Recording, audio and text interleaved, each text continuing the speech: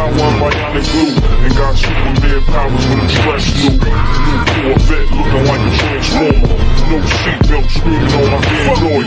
Damn, I'm knee deep in the projects, and Hollywood ain't accepting no nigga from the project. New Corvette looking like a transformer. No seatbelt screaming on my damn lawyer. Damn, I'm knee deep in the projects, and Hollywood ain't accepting no nigga from the project. New Corvette looking like a transformer. No seatbelt screaming on my damn lawyer. New Corvette looking like a transformer. No seatbelt screaming on my damn lawyer. New Corvette looking like a transformer. No seatbelt screaming on my damn lawyer. Damn, I'm knee deep in the projects, and Hollywood ain't accepting no nigga from the project. New Corvette looking like a transformer. No seatbelt screaming on my damn lawyer. Damn, I'm knee deep in the projects, and Hollywood ain't accepting no nigga from the project. New Corvette looking like a transformer. No seatbelt screaming on my damn lawyer. Damn, I'm knee deep in the projects, and Hollywood ain't accepting no nigga from the project.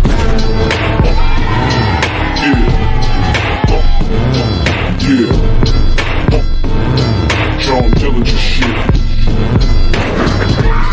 Corvette looking like a transformer. No seatbelt screaming on my damn lawyer. Damn, I'm knee deep in the projects, and Hollywood ain't accepting no nigga from the project. New Corvette looking like a transformer. No seatbelt screaming on my damn lawyer. Damn, I'm knee deep in the projects, and Hollywood ain't accepting no nigga from the project.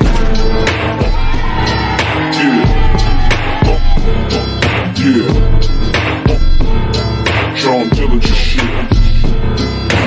Niggas in the hood wanna see my cars on flatbed. Hey, this a recession, selling that crack dead.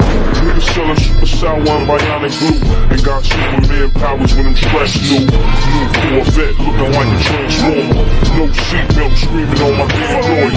Damn, I'm knee deep in the projects, and Hollywood ain't accepting no niggas.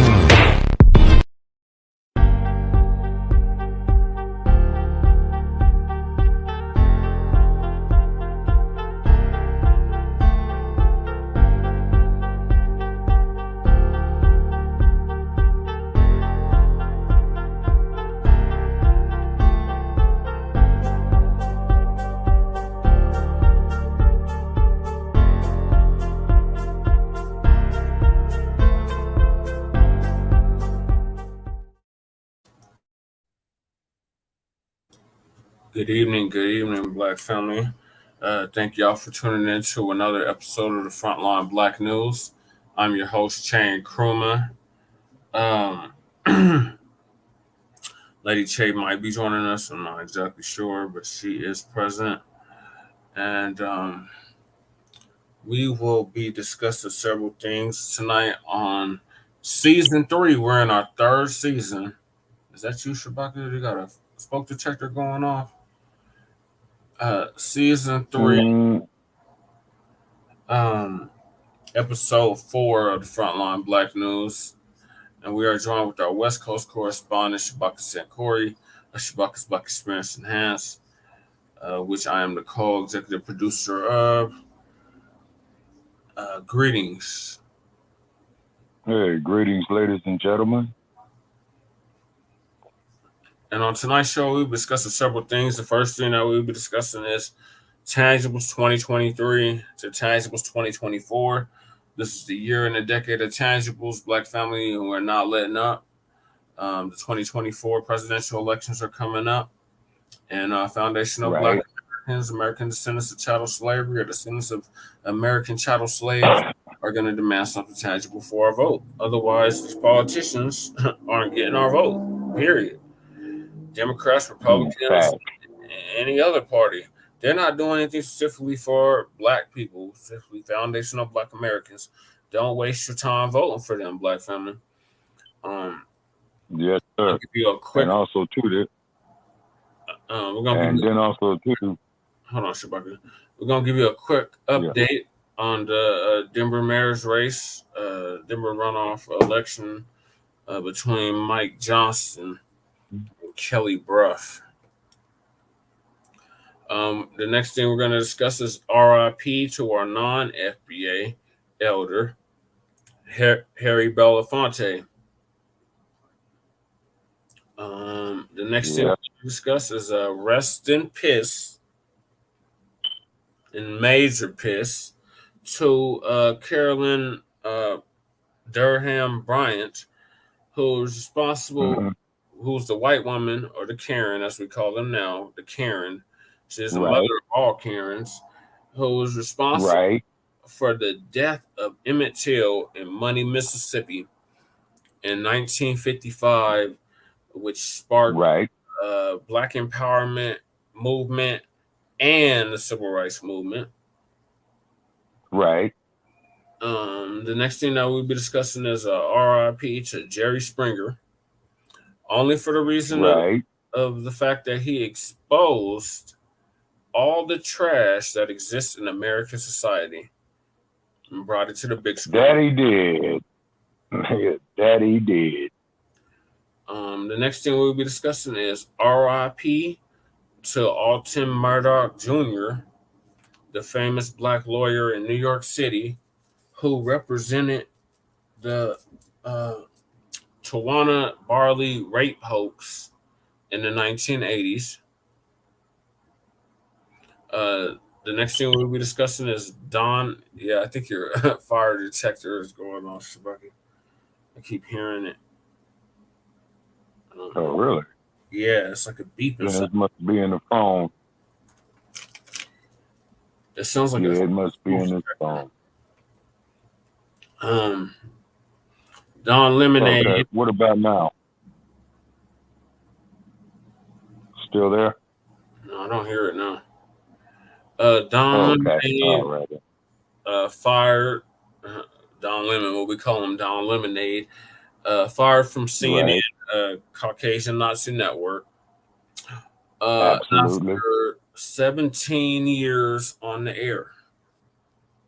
And then he was recently hired all in the same week, Black family, like literally like 2-3 days apart. He ended up getting hired at B.E.T, which stands for Black Entertainment Television, but it hasn't been Black owned in over 20 years since Bob Johnston sold it. He was hired to B.E.T for $50 million for 3 years. Oh, okay. Well, he made his living. Tucca the Succa fired from Fox News, and now great news. And now he's in rehab. And rehab for what? Yeah, we're gonna dive into that. And then we got last but certainly not least, we got our Unhoused Neighbor News and our Unhoused Neighbor Streets. Yes, sir. Okay, and if I may go in a little bit there, Brother Che, is because this phone probably has a spy app in it, but for some odd reason, this phone keeps overheating. So I'm gonna try to get as much as I can, because it will shut down. And I took it off the electric plug-in. It's on its own battery now, hoping that if that there would work, because I feel it getting warm now. But anyway, first was Mr. Belafonte. Yeah, he did a lot in our people's history for the civil rights movement. He did march with Dr. King. He was at the March on Washington, and he was an activist for civil rights. Also, too, as you had pointed out, Brother Che, the civil rights era, and you did have the Black militancy era, or the Black empowerment era, branch off of that, starting with the Deacons of Defense with Mr. Robert Williams down in North Carolina, is that when our people were being brutalized by these white racist terrorists, Mr. Williams had advocated, and he did show our people how to defend themselves. He was a World War II veteran. He was also a prelude to the Black Panther Party for self-defense, as we all know. And Mr. Belafonte, he was a calypso star. He was a stage actor. He was also a movie actor in his most famous role where he played Joe in the Carmen Jones movie starring Dorothy Dandridge in the title role. The year was 1956. and I believe it was Otto Preminger who had made the film. But also, too, from what I understand, I got unconfirmed reports, is that he was involved in an affair with Miss Dandridge. And, of course, as you know, she had married a guy by the name of white dude, by the name of Jack Dennison, and who had took and squandered off her money. You know what I mean? And from what I understand, Miss Dandridge, was pretty much bad shape financially on her passing in the year 1965, and I believe it was in Los Angeles. Okay, Yeah. But however, one of my friends. On that note, one of my friends, he's related to her. Oh, okay. My condolences to Miss Dandridge family, on her untimely passing. His name is Marcus Danridge. Oh, okay. So there's definitely a first or second cousin or a sibling, or probably, she was perhaps his aunt or great aunt. But however, though, Mr. Is what now? She could have been his grandmother, too. Oh, okay. And then also, too, we're coming to you from Las Vegas, Nevada here on this end. Two ladies and gentlemen, and just came across some information is that Lena Horne, who had performed here in Las Vegas, I believe in the 1950s, right around the time that Mr. Till was murdered savagely in Mississippi, is that they didn't even allow black people up here on the Las Vegas Strip. They had their own section of town called North Las Vegas. Yeah, North far Las away Vegas. from the Strip. Yes, sir. And then on top of it as well, too, when Lena Horne did come to Las Vegas, staying at one of the major hotels at that time, because the Sands, the Frontier, they're gone. The Dunes, gone. Was sitting up on top of where they used to be. There's places like the Venetian, the Bellagio, let's see, the Luxor, I believe, okay. Because Paris, I've been coming in and out of Paris. Yes. Which I will never, ever go to ever again in life. They had us waiting. Our last name is Paris. And they had us waiting to be served for like almost an hour. Wow. And then keep in mind is that Nevada is an open carry state in certain parts. Keep in mind it is a conservative state. Okay. Because California will go. Yeah, because California could go either way. But Nevada is strictly conservative, particularly when you get into the rural parts. It's because they only got two major cities in Nevada, Las Vegas and Reno, Nevada. Mm-hmm. And then, of course, I always take great pleasure. I would say three, Carson City, Reno, and Las Vegas. But I was in a town called Austin, Nevada. I distinctly remember that town because it had nothing but Trump and Confederate flags everywhere. Right. Oh, yeah. Okay. Clark County is pretty much, a red zone, but the rest of the state is all blue. It's all Trump supporters in Nevada. You mean all red? Too, that wouldn't be all red. I'm sorry. Yeah, I stand corrected. Or Denver. But also, too, yes, sir. And then keep in mind, I take great pleasure of going through Reno, Nevada, is because when I go through Reno, Nevada, I stand there and I listen to the wind. And I look at all the white folks that came up there July 4th, 1910, to see the great white hope James A. Jeffries get beat down like a dog by the first black heavyweight champion of the world, Jack Johnston. And then another heavyweight champion who has fought here in Las Vegas, as a matter of fact. Muhammad Ali had fought a guy from Denver, Colorado here by the name of Ron Lyle. Yep. Okay, here in Las Vegas, Nevada. He fought Leon Spinks here in Las Vegas, Nevada. He also had fought Floyd Patterson here in Las Vegas, Nevada twice. And in 1965, when the sports press was hitting on Mr. Ali, they called upon Floyd Patterson to, quote unquote, to take the heavyweight championship of the world from Muhammad Ali for the American people. And then, of course, we will never refer to Mr. Ali, by the slave name of those that owned his family, particularly on this day of April 29th.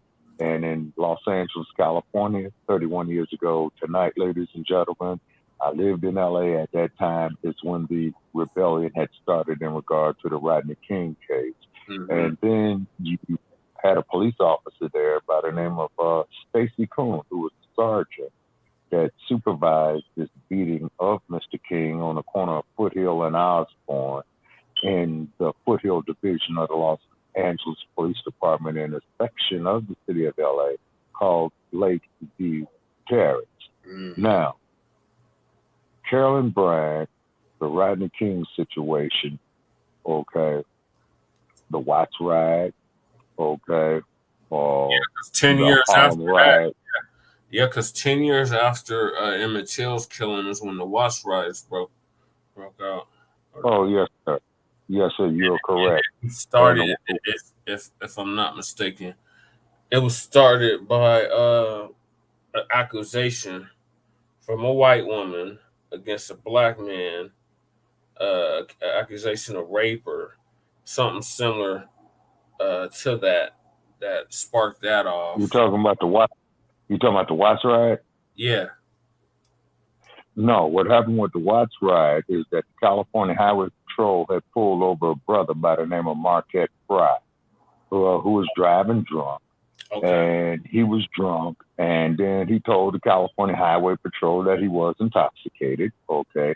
But he had requested that somebody will come take his vehicle and take it to his relative's house, which was like about 2 or 3 blocks away. And then from what I understand, all of a sudden the California Highway Patrol had started beating on a black girl. And then Mr. Fry himself was struck, and seeing an old news clip about the 1980s, I believe, when Marquette Fry had made the statement, is that he was pulled over. The California Highway Patrol hit him with a baton. And Mr. Fry said that when he hit me with the baton, I dropped him. And then it was on. You see? And this is where the classic term of burn, baby, burn originated.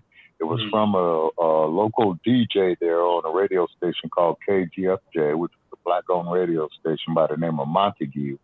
And anytime that Montague played a hit, Smokey Robinson or Gladys Knight or the Four Tops or what have you, the soulful sounds of that time in 1965, he would always say, burn, baby, burn. And he was relieved of his post at the radio station for the simple fact is that they stated that he had was inciting the Watts riot, with burn, baby, burn. Now, keep in mind is that the Watts riot was mainly confined to the South Central LA and Southeast LA and the Watts area, which starts there on 103rd Street and Central Avenue and by Will Rogers Park. And keep in mind, Fred Sanford, I've yet to see his store over there, Sanford and Sons Junk, because as you know, they stated on the show that they sat there on the corner of 103rd and 103rd and Central Avenue. And no, what you have right there is Will Rogers Park, not Fred G. Stanford Esquire selling junk. No. Or didn't see him or his son Lamont either, for that matter. But moving right along. So where was the tape? Because what? It was taped where you just said, but where was the tape? No, at NBC Studios in Burbank. Okay. Same place where they taped the Cosby Show, the NBC Studios in Burbank. The CBS taping studios is up there in the Fairfax district off the corner of 3rd and Fairfax in the western part of Los Angeles, okay? And that is where they brought you such shows as All in the Family, Good Times, The Jeffersons, mainly the Norman Lear productions, okay? And what had happened is when Queen Latifah, Kim Coles, what was the other one? Kim. Okay, I'm trying to remember her name. You talking Okay, well, anyway, Kim Fields. I'm sorry, that's her name, Kim Fields. Yeah, we were just talking about earlier. Limit and yes. The single. Yes, sir. Okay, and what had happened is that when Ms. Latifah, and she has a star on Hollywood Boulevard, by the way, and so does John Singleton. Okay, is that they were saying it was just too much blackness on television at that time, and that's why they canceled all those shows. Yeah, because we Living had Single. It was a gang of shows. We had Living Single. Yeah, we had the Cosby Show. Yeah, the Cosby Show. A Different World. Yeah, we had Hanging with Mr. Cooper. We had Martin. We had 227. Yeah, 227. But with Marla Gibb.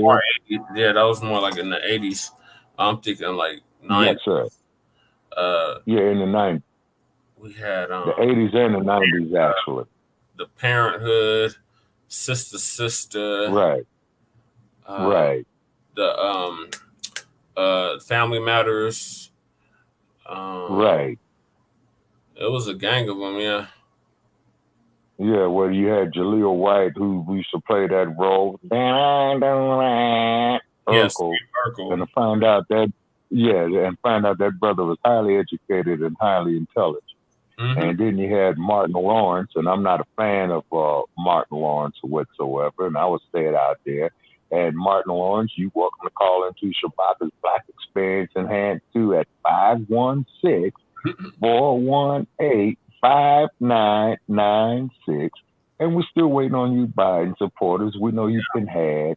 We know you've been took. You know you've been hoodwinked. And then also, too, I want to say here tonight, too, Brother Che, that all these Cash App scams that's coming to me on my Facebook page of Shabaka Nkrumah, if you got a Cash App scam, unfriend me, okay? Right. Because I've blocked people on that is because people have lost money on that there left and right. People have lost and I've lost the whole Facebook page behind it.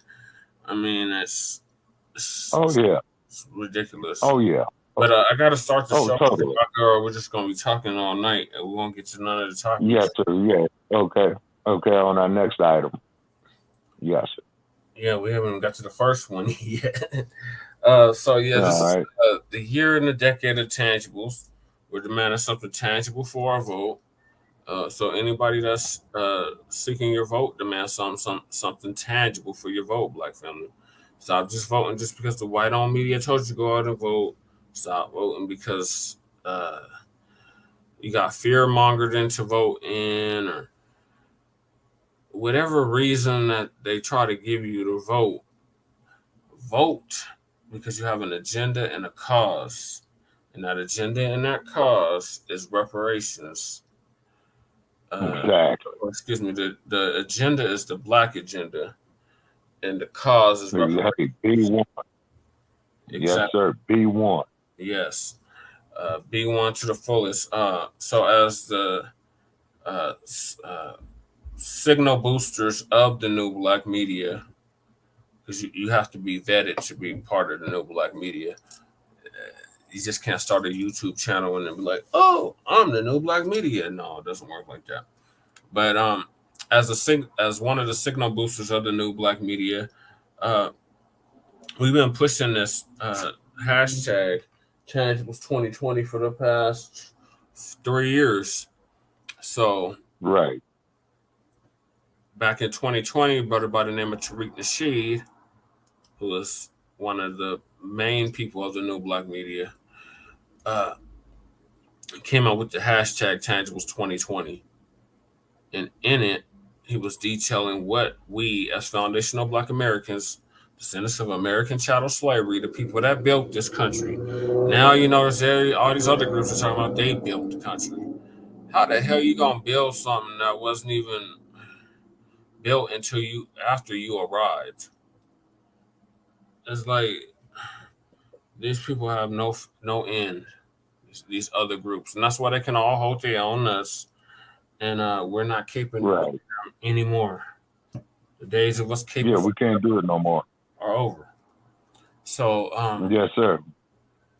basically everything's the same except the year. Can you see the screen, Shabaka? Right. Yes, sir. Tangibles 2020. Yeah, so we're gonna change tangibles 2020 to tangibles 2024, but everything else remains the Right. same. So, Yes, sir. the 2024 presidential elections are coming up, and foundational Black Americans are going to reject the 50-year-old plus now.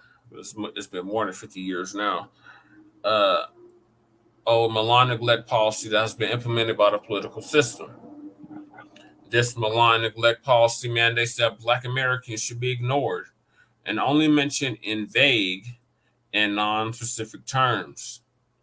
Lumping foundational Black Americans into groups with minorities, immigrants, people of color, etc., has only hindered the progress of Black Americans as a group while providing tangible benefits for other groups. In this election cycle, Black Americans are going to insist that our needs are specifically met by politicians who are seeking our vote.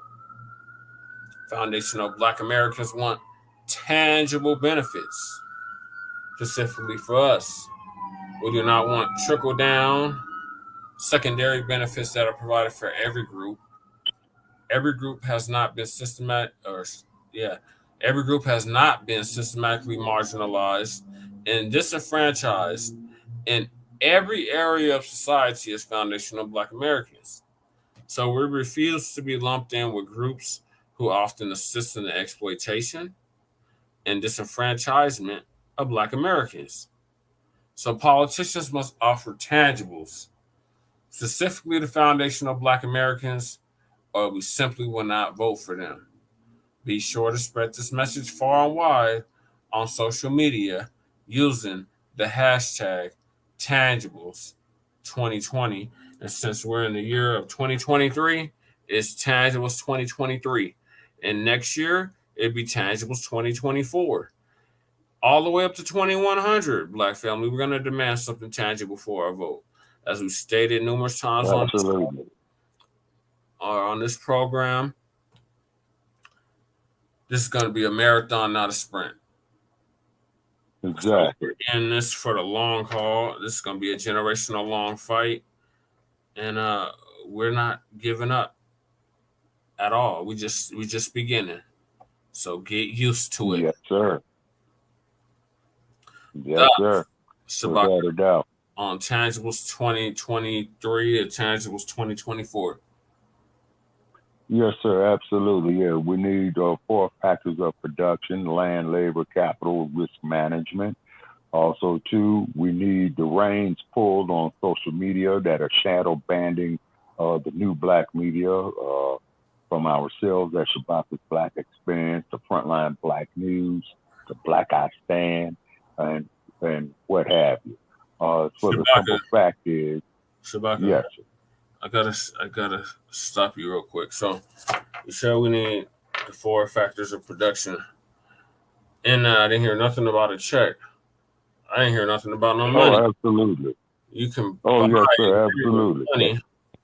Yeah. And as far as social media, with the money, we could create our own networks. We could create. Yes, sir. Exactly. We need to create. Yes, sir. We could create our own 4 factors of production.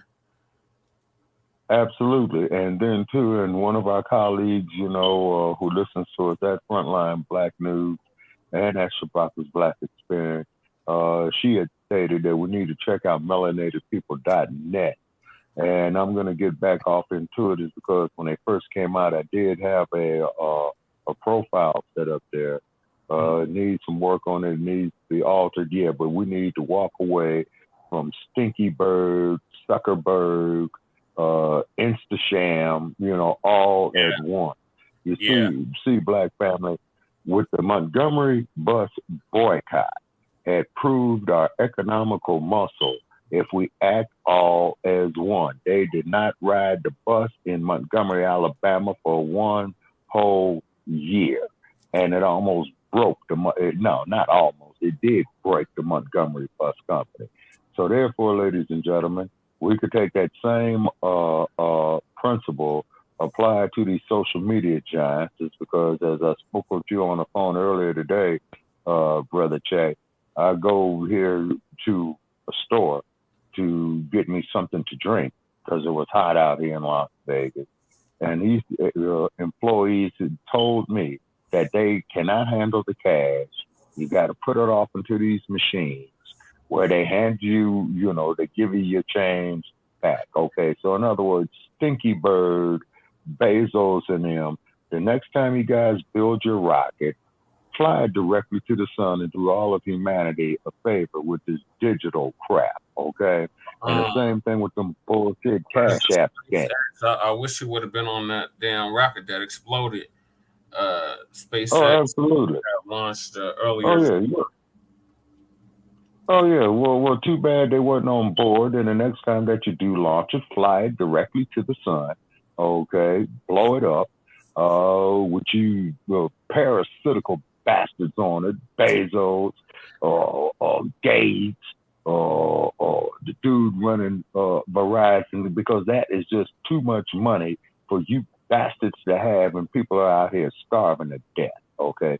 We got elderly people out here, unhoused and what have you, okay? Like So I was reading something that, like, just a couple $1 billion would end world hunger. Yes.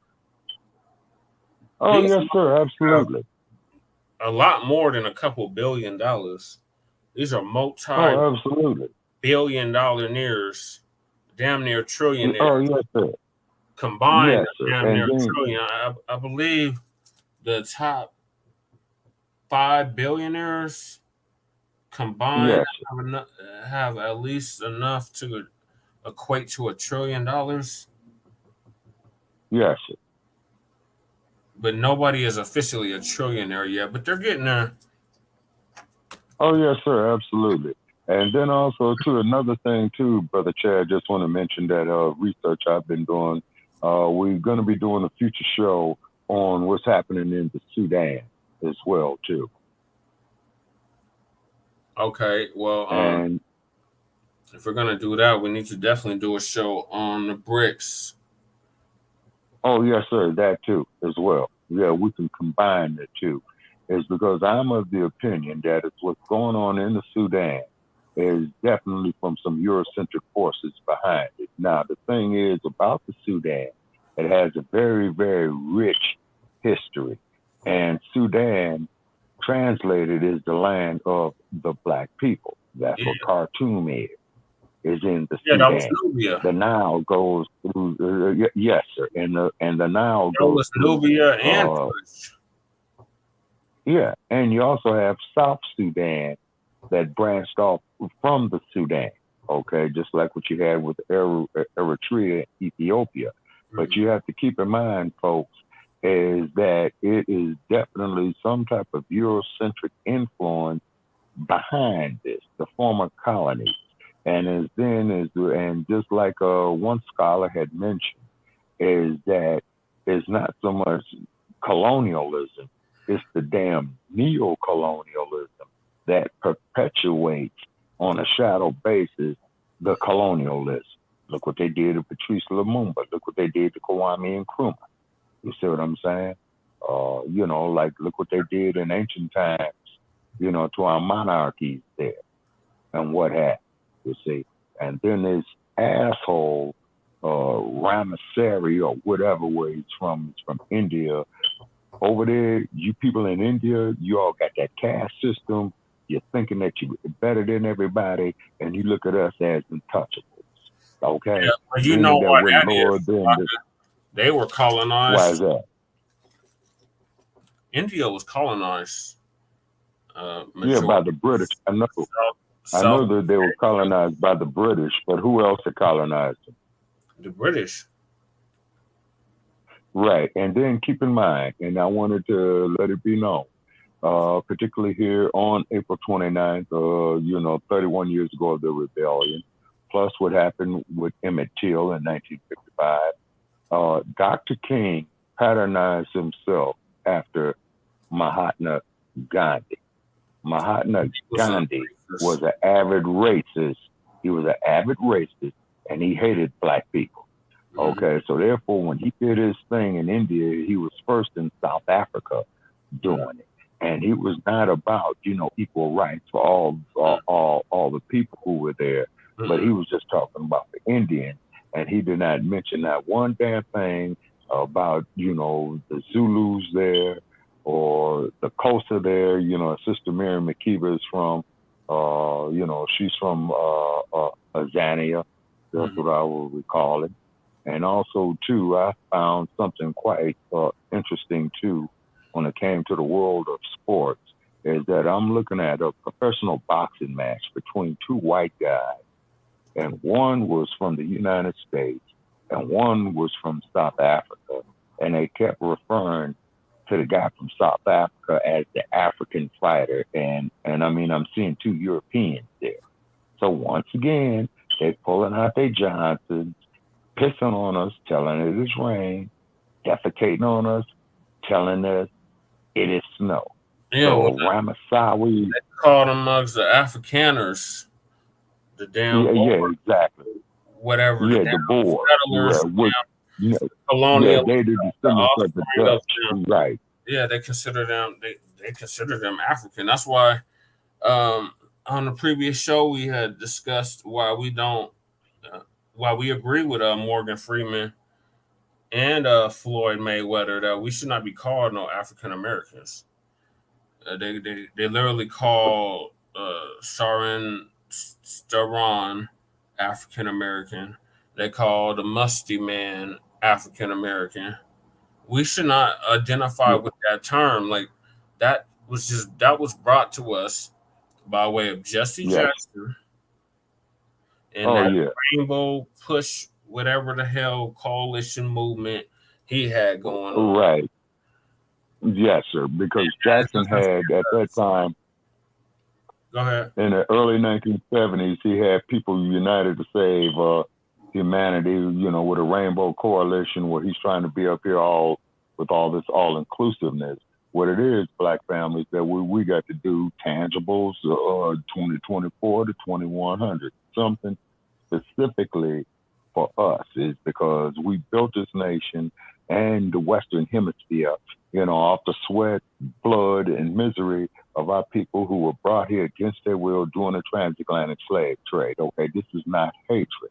So that Vivek Ramaswamy or whoever, that Don Lemon checked, and rightfully so, okay. And he told him, well, man, how the hell are you going to tell me my people's history here, man, in the United States? You know what I'm saying?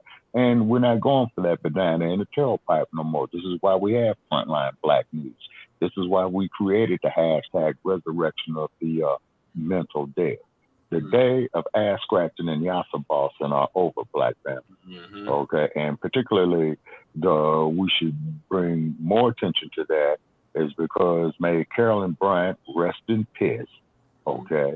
Also, too, look at the ancestors of whose memory. We try to get to all these topics, so I just wanted your thoughts on the tangibles. Is that absolutely. Yes, sir. Okay, moving right along. Next item. Okay, so the next topic is update on the mayor's race here in Denver. The two white people that made it to the runoff. They're caping for all these other groups, and me and Lady Che did a whole show yesterday, asking you black Denverites, you black voters, why you were supporting the white candidates, and none of y'all called in. Right. Shout out to Brother Nas out of ATL, he called in, but he's not in Denver calling in. We specifically sent out a call out to people in Denver to call in. Crickets. So, I mean, we tapped them all. All of Jeff's crew, all that. Crickets. So, as you don't have an answer, and y'all are just caping as usual. So, these mugs are over here talking about they want to protect DACA recipients. But they didn't say nothing specifically. They was for Black people. Right. And Okay, so then that there should be the handwriting on the wall right there. Right, and I'm literally the only candidate that ran on a B1 agenda, and y'all, Yes, sir. to hell with us based off the results, and went with these. Right. Right. So the 38% of you that voted, I mean, I don't even think it was 38% of Black people that voted, but the 38% Wow. of the registered Denver voters that voted, y'all went with these two. So I'm gonna read this article real quick. Sure. This is from Newsbreak. Alex Edwards from 2 days ago says Mike Johnston, Kelly Brough commit to protecting DACA recipients if elected Denver mayor. Days after an immigration bill cleared the Colorado legislature, Denver mayoral candidates Mike Johnston and Kelly Brough tackled immigration issues at a mayoral candidate forum Thursday night in Denver. Both committed to supporting DACA recipients and working with undocumented immigrants who now call Denver home. House Bill 1100 was approved last week and awaits Governor Jared Polis' signature. If signed into law, it prevents or prohibits state and local governments and other agencies from entering into or renewing contracts with U.S. Immigration and Custom Enforcement, otherwise known as ICE. Yeah. Brough and Johnston recounted their previous experiences working with undocumented people. That's what they're calling these illegal immigrants that are literally fleeing here from south of the border. They're calling them undocumented people and migrants. Yeah. With both coming from different backgrounds. Brough relied on her time as president and CEO of the Denver Metro Chamber of Commerce to draft her response. We led that work across the nation and tried our best to influence Washington. I would commit to continue that work, and get our private and non-profit sectors to make the same commitment to our kids. These aren't even our kids. These aren't even citizens. They're literally people that have literally broken the law, came over here, and they expect them to stay because Obama, when he was president, old Sambo, came up with this damn crap. I forgot what it stands for, direct arrival, some shit. But basically, these anchor babies that are over here now, for them to stay, and we're just going to, as the taxpayers, are just going to continue to support them. But we can't even support our citizens in this country. Exactly. And then look at the citizens in the U.S. that is out here home. So that sounds totally to me like a managerial problem right there. Yeah.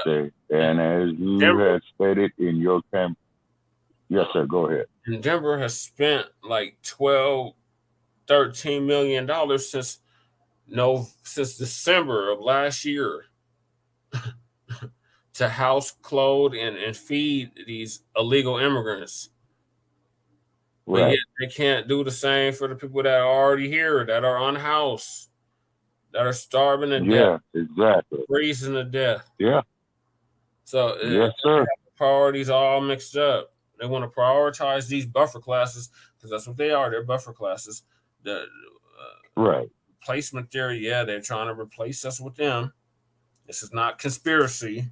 This is really what's happening. Right. And you've been warned. We've been warning y'all for 3 years now, at least 3 years now.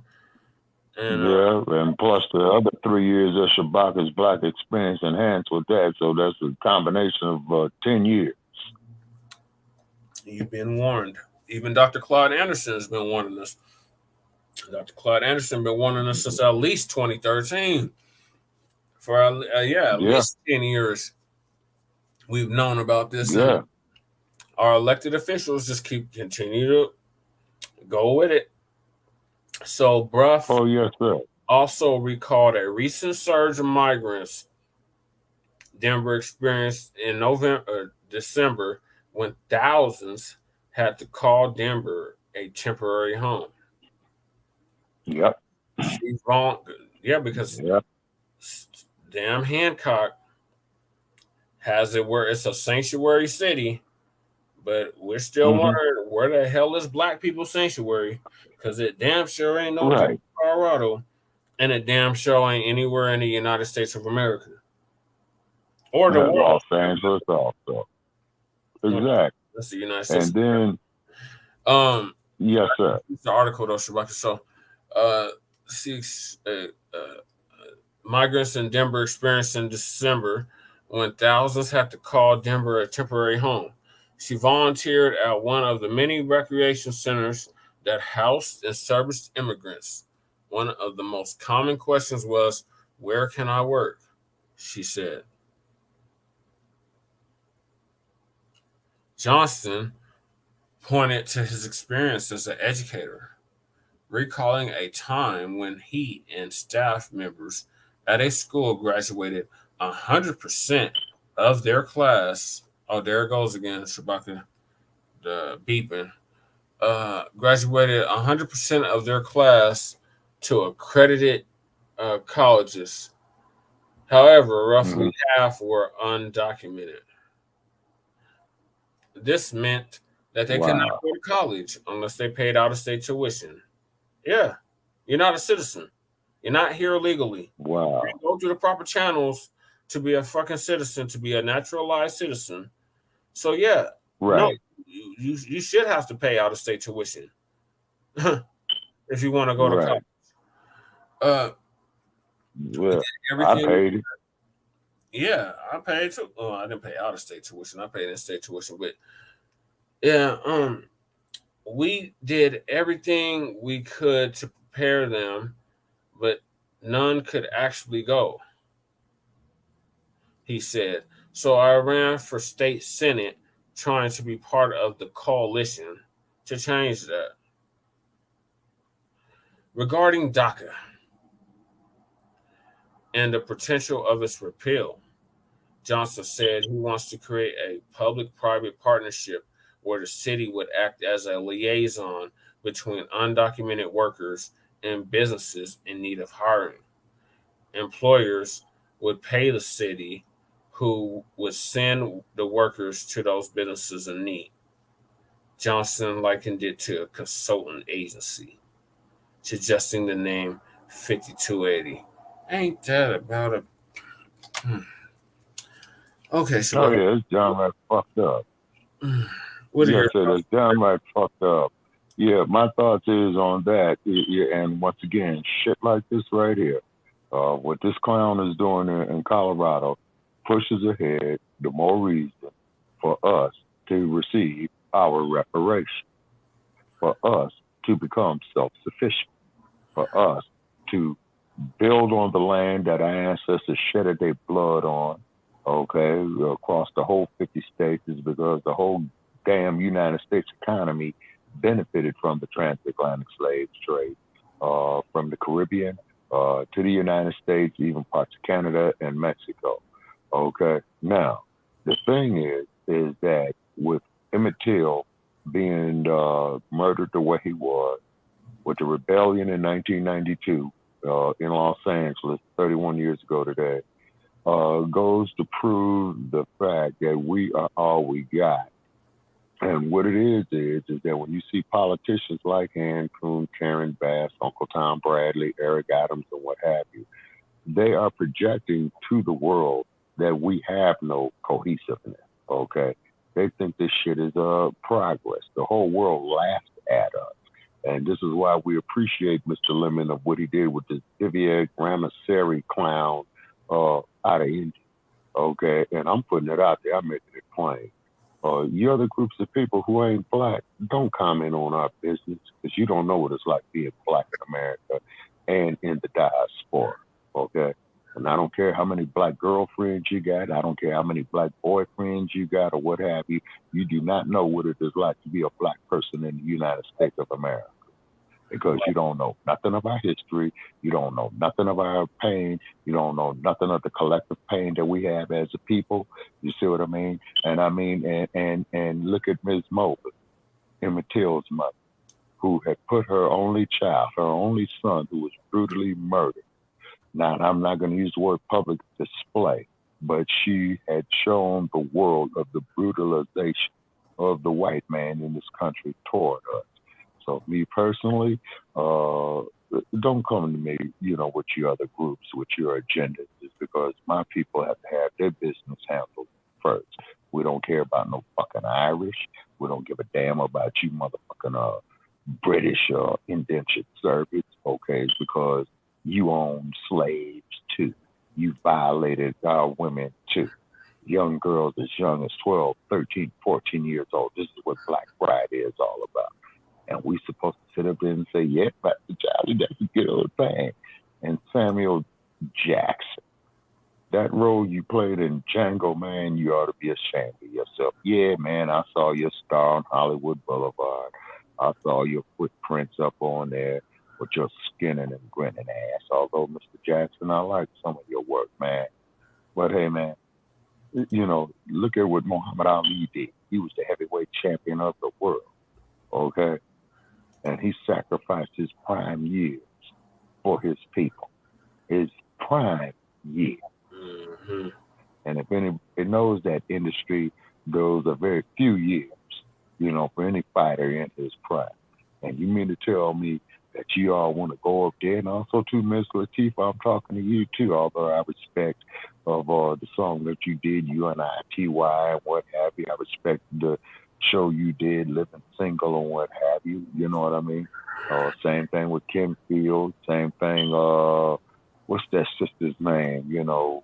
Kim Coles, who was on there. But the other sister, Erica Alexander, if I'm saying her name right, if I got it right.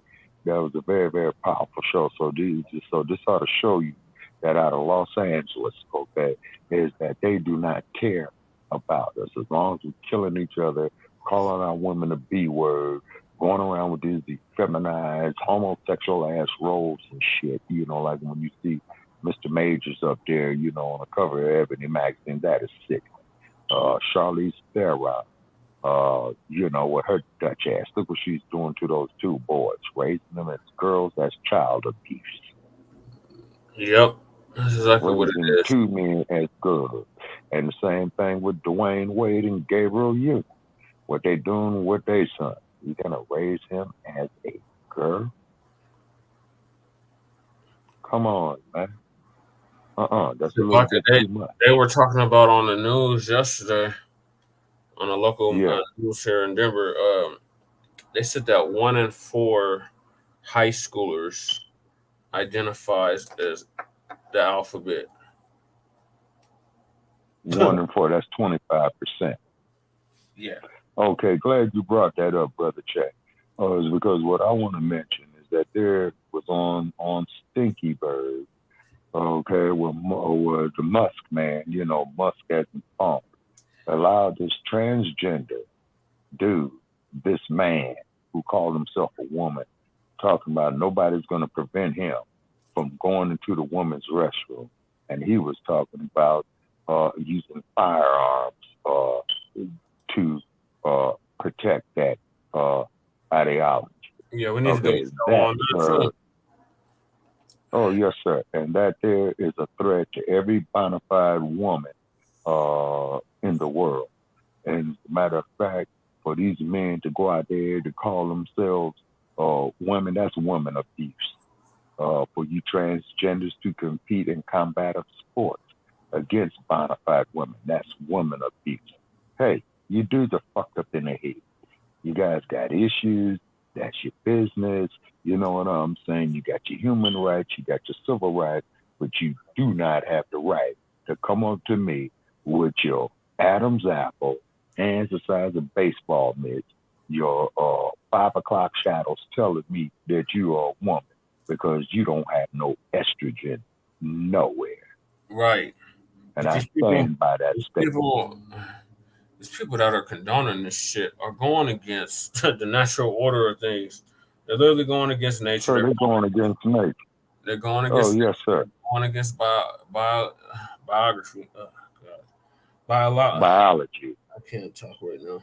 Yeah, biology. You already biology. They're just going against what they call it heteronormativity. They're going against. Yes, sir. And this is all by design. This is all an agenda. As we touched on numerous times before, there's a whole gay manifesto. If you don't know about it, look it up. Oh, yes, sir. Why? And look where their headquarters is. and look where their headquarters is. Look where their strongest base is, right there in the heart of social media. Mm-hmm. So it's no coincidence that you see these goony bird, ugly ass bastards up here with this crap. Why do you think social media bans you? You know, and like I said, I've been banned on social media and got so many other notices and stuff like that.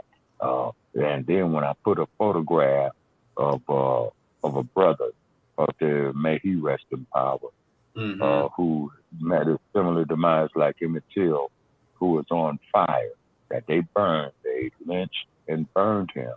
And I put it out there too, the panty. Yeah, Rick the panty. I don't respect you as a man. I'm saying that you are panty-wearing motherfucker is what I'm saying. Yeah, Chewbacca St. Corey on said that.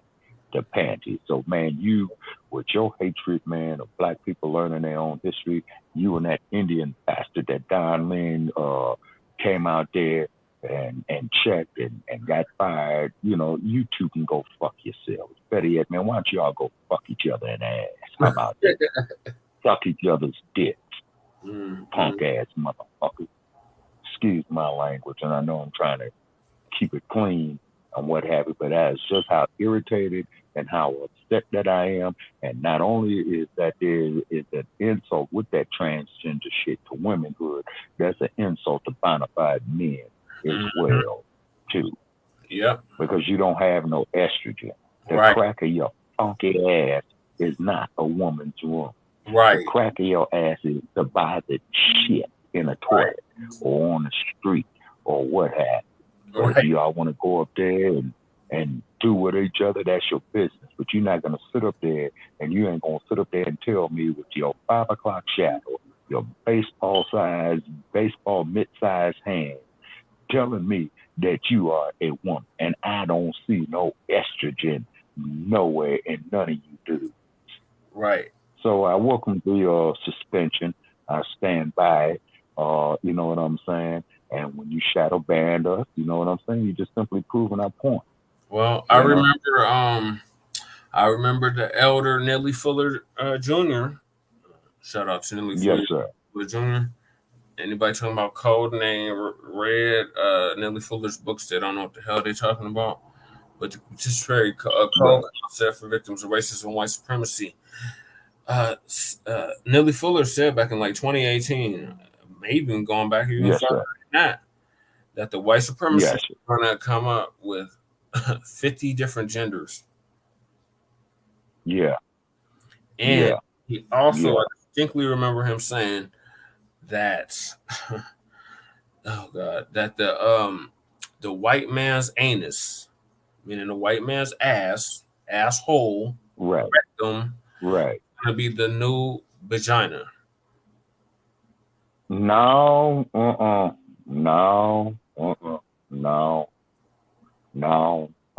It's still a rectum. It's still full of shit. Okay. It is an insult to our intelligence. Okay. To sit up there, Brother Chaz, you know, and I'm sure you would agree with the statement. It is an insult to our intelligence for them trying to put that shit on our children. Now, when they try to force that shit on our children in these damn public indoctrination centers, sir, that is child abuse.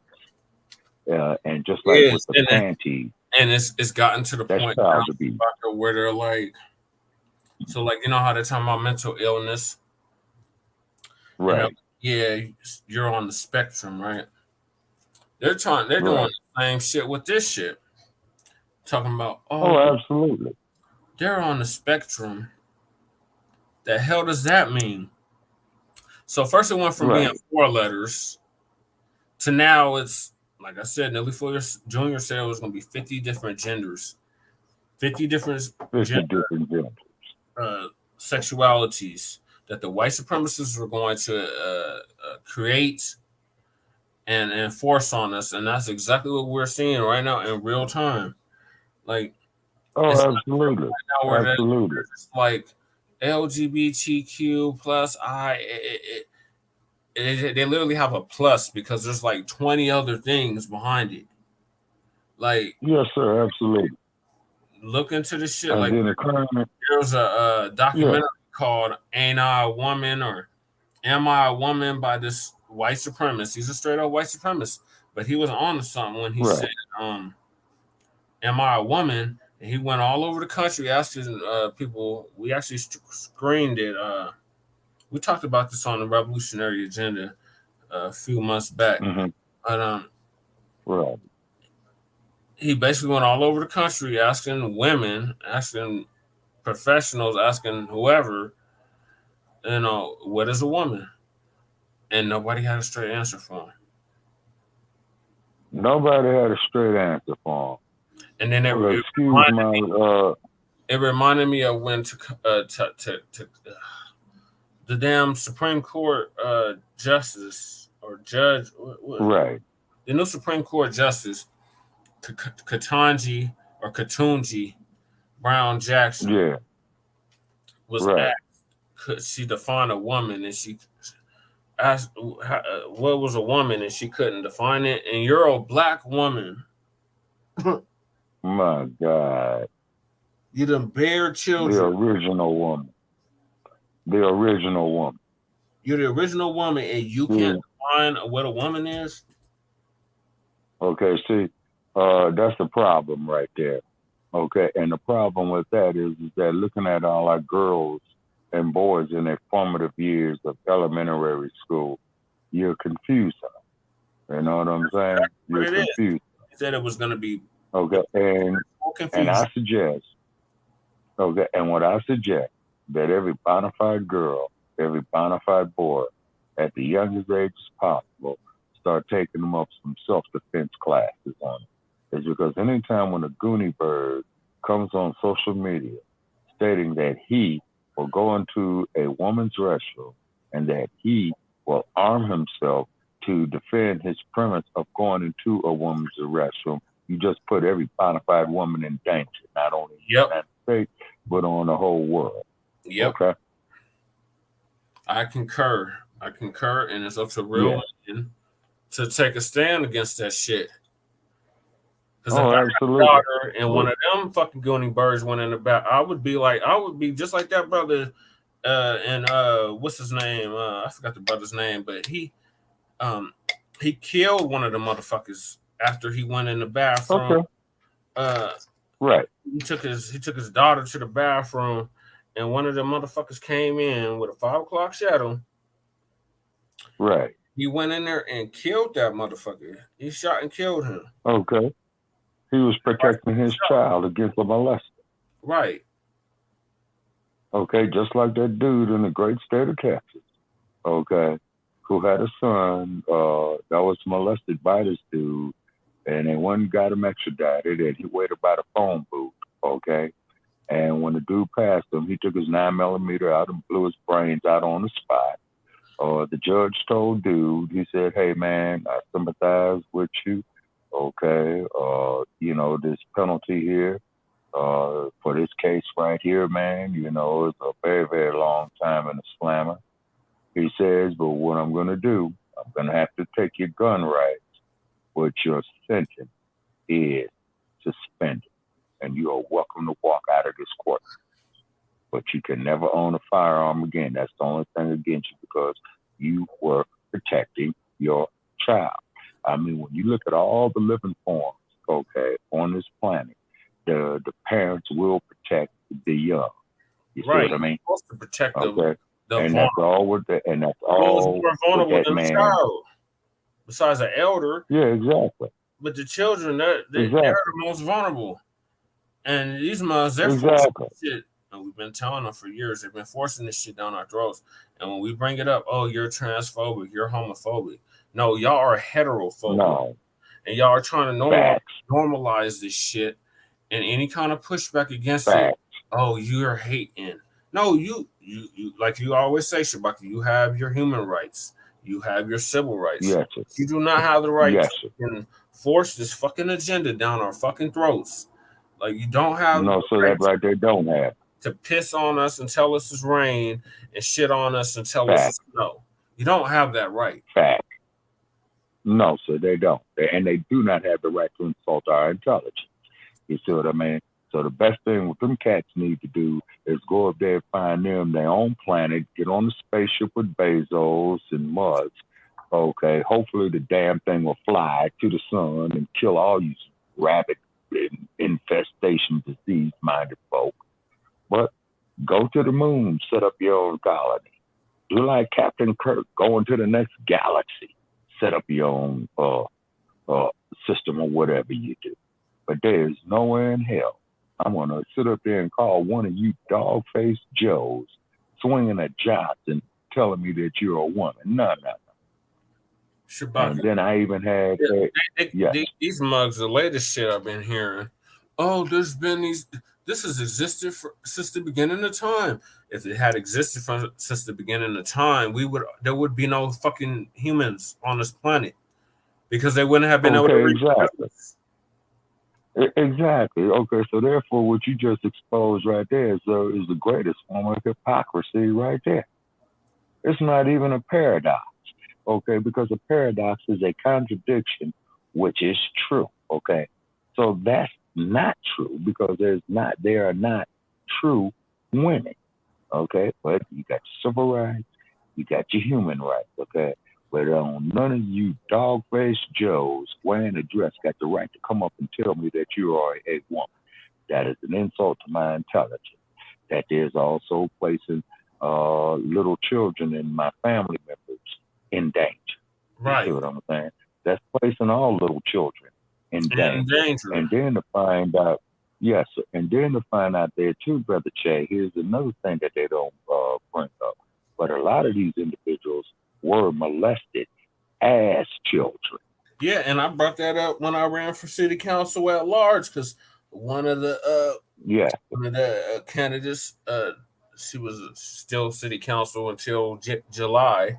Robin Kinich asked me a question on stage talking about you made some vociferous statements about the LGBT, the alphabet community, and I said, yeah, and I stand on that.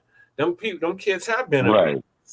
Them people have been abused. Right. I have a cousin. He's not my blood-related cousin, thank God. But I have a cousin, and he identifies as that. And we've known he was like that since he was a little kid.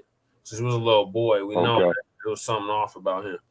And he had been abused and all kinds of shit. And now he go by she and all this other shit. And oh man, I just know him as Dante. No matter what he call himself Tay now. I'm like, no, you're still Dante. Like, we still remember you as Dante. Like, but if you call them by their actual name or identify them as their actual biological born gender, they call that dead. You're dead naming them. Oh boy, that sounds like that garbage that Gavin Newsom with his gruesome ass passed in California, stating that, and he did sign an executive order, or he did sign an official state document that went through the California state legislature, stating that they do not have to put the sex of the child on the birth certificate when the child was born. Yeah, they just put an X. he did that back into was it 2020? He did that. He passed that. Right. I gotta move us Right. on, Shabaka. We're just gonna be talking about this all night. Yes. Yes. So the next topic is rest in power to our non-FBA brother, Elder Harry Belafonte, activist and entertainer with a rebel heart. He died at 96 this week. Yes. And they said it coming through condolences to the family. Fours, and one of the four we are singing "All Happy Day" behind because it's been long overdue. But that'll be our next topic. Right now, we're going to talk about Harry Belafonte. This is courtesy. Oh shit! I haven't even been sharing. I haven't even been having the copyright up. I definitely need to put the copyright up now. Okay. Right. So yeah, copyright disclaimer. YouTube, PubeTube. Right. Content, news reporting, criticism, comment, news reporting, teaching, scholarship, education, and research. So let's do it. So I'm gonna play this video from Caucasian Nazi Network, otherwise known as CNN. CNN. Oh yeah. On Harry Belafonte. Oh yeah.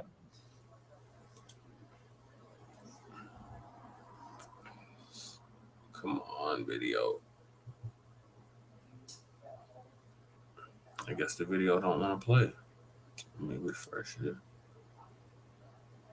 Okay, come on. Okay, buffer.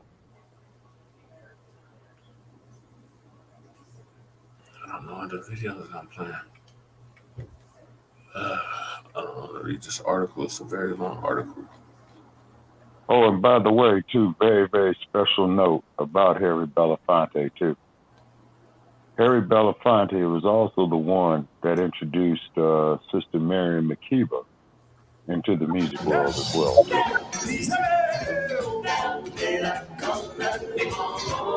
The Banana Boat song opening line, Deo, put Harlem-born Harry Belafonte on the map. The son of Caribbean immigrants worked hard to pull himself out of poverty through music and education. I and my brothers and sisters were the first to be educated. Belafonte's humble and sometimes rough beginnings in New York City helped shape the man who later would have a major impact on American music and drama. I went to school here, drama school. My classmates were Marlon Brando, Sidney Poitier, Walter Matthau, B. Arthur.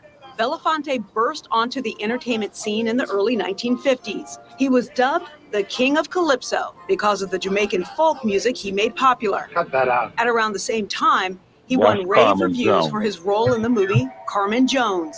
It was one of the first films with an all-black cast to garner box office success.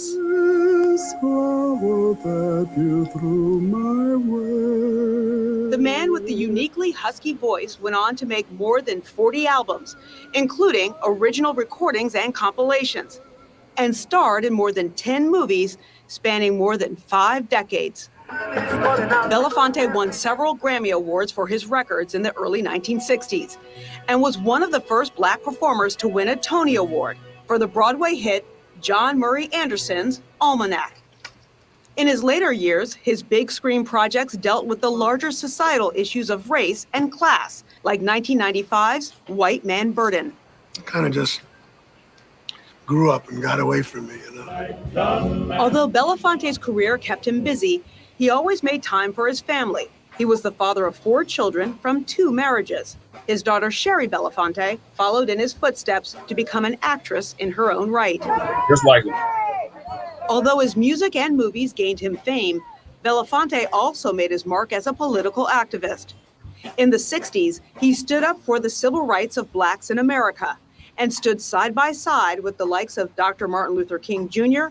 and Bobby Kennedy, both later assassinated. 2 decades later, he turned his attention to the poor and powerless abroad, especially in Africa. In 1985, Belafonte initiated the U.S. for Africa recording of We Are the World with some of the world's most famous entertainers. The song raised over $63 million for African relief. And for his humanitarianism, the artist received numerous awards from the Kennedy Center, the ACLU, the American National Medal of the Arts, and the Thurgood Marshall Lifetime Achievement Award. Mr. Harry Belafonte. Damn, so they died Later a year in life, apart. Belafonte further sealed his legacy, and starting his own foundation, Sankofa, Yeah. focused on social justice. In the documentary Harry Belafonte Sing Your Song, he contemplated his life of accomplishment and the work that lay ahead. I try to envision playing out the rest of my life almost exclusively devoted to reflection. But there's just too much in the world to be done. My social activism, things that I believed in politically, and although I took a lot of heat for what I did then, I'm taking heat again for some of the things I say and do, but if history is any measure, then I probably wind up on the right side of the equation.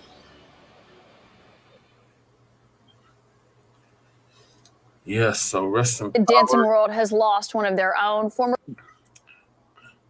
Yes, sir. And then, too, about Harry Belafonte, there was something else significant about him, too.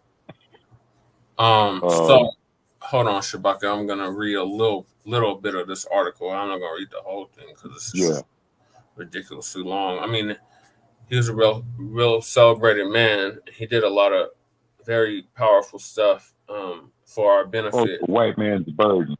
Yeah, White Man's Burden. Okay, Brotha Che. That was made in the about 1995, I think. And what it was that I never seen the film. It was about how black people and white people had changed positions in the American social order when it came to racism. Yep. Okay. And then from what I gather is that John Travolta killed him in the end. It's because of the quote unquote racism. But the irony of it is that when Dr. Newton had went out and did his thing in 1966, okay, they followed all the principles of the U.S. Constitution, but then they came under the scrutiny of the one and only who himself was a homosexual and a transvestite by the name of John Edgar Hoover, okay? And Robert Kennedy and John Edgar Hoover hated each other. You see what I'm saying? They really did. I thought it was J. Edgar Hoover. Yeah, John Edgar Hoover. That's what the J is for, John. J. Edgar Hoover. Okay. Okay, yeah, that's his full name, John Edgar Hoover, avid racist. Also, too, is that we all know is that we had stated on our platforms, he declared the Black Panther Party public enemy #1. Also, too, is that he came with the counterintelligence program, which in itself was illegal. Okay, he did wiretaps on Dr. King. He had also sent tapes to Mrs. King of Dr. King with other women. Then, of course, he had hated the Nation of Islam as well, too. And he had hated any black person who was organizing, period. Because Hoover had stated that the organization, just the organization of quote-unquote Negroes was a threat to national security. And Mr. Belafonte, was involved in the civil rights movement as he has shown so well here on this documentary on Mr. Belafonte. And of course, our condolences go to his family as well too for their loss. But however, Sidney Poitier, Harry Belafonte, they did live full and complete lives because both of them were over the age of 90. That is a complete life. That is a life to be celebrated. Both of them were non-foundational Black Americans. They both had immigrant backgrounds, and they were riders. They were not tethers. They were riders. Yes, sir. But Mr. Belafonte, Black society in America, they seeked to make things better for Black society in America. Yes, sir. And worldwide. And Mr. He went worldwide with it. He went to Africa and raised a bunch of money for Africa. He did a lot of stuff abroad as well. So I wanted to read part of this article because I'm not going to get to the whole article, but I want to read a part of it, letting the viewers know, what he died from and some of his accomplishments. Okay. Harry Belafonte, a dashing singer, author, activist who became an indispensable supporter of the civil rights movement, has died. His publicist, Ken Sunshine, told CNN. He was 96. Belafonte died Tuesday morning of congestive heart failure, Sunshine said. Belafonte was dubbed the King of Calypso after the groundbreaking success of his 1956 hit, the Banana Boat song, and Right. Deo. They like Mm-hmm. make me wanna go home.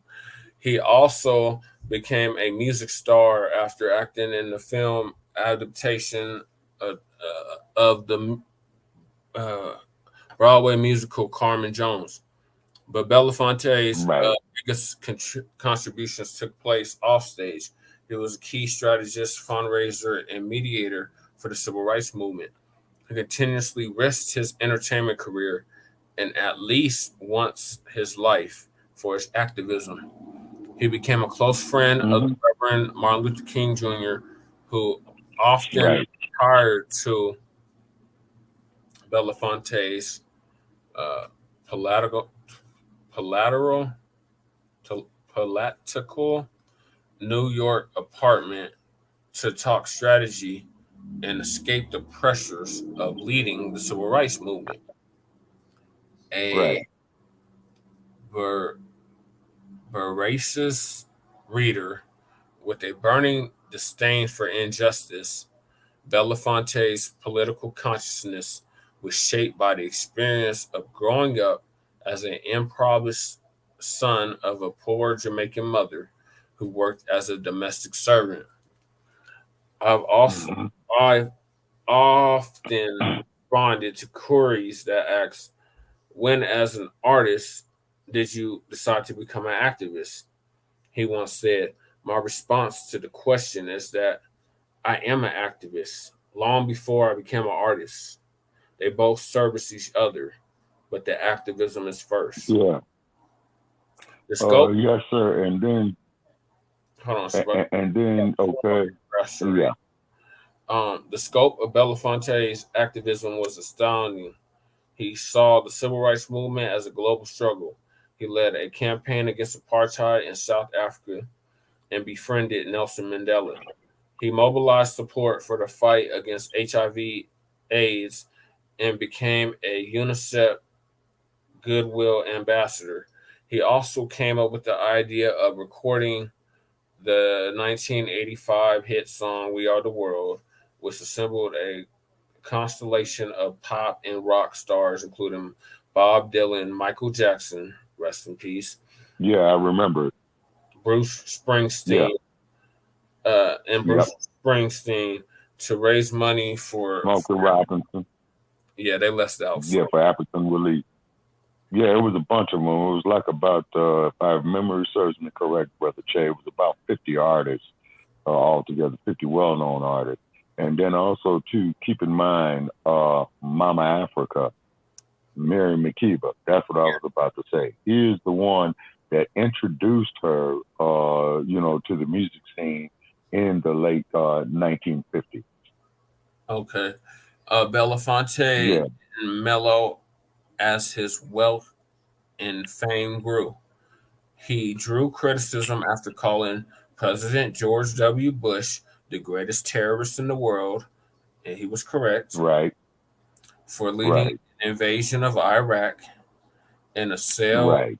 black celebrities such as Jay-Z and Beyonce for not taking bolder stances on social justice.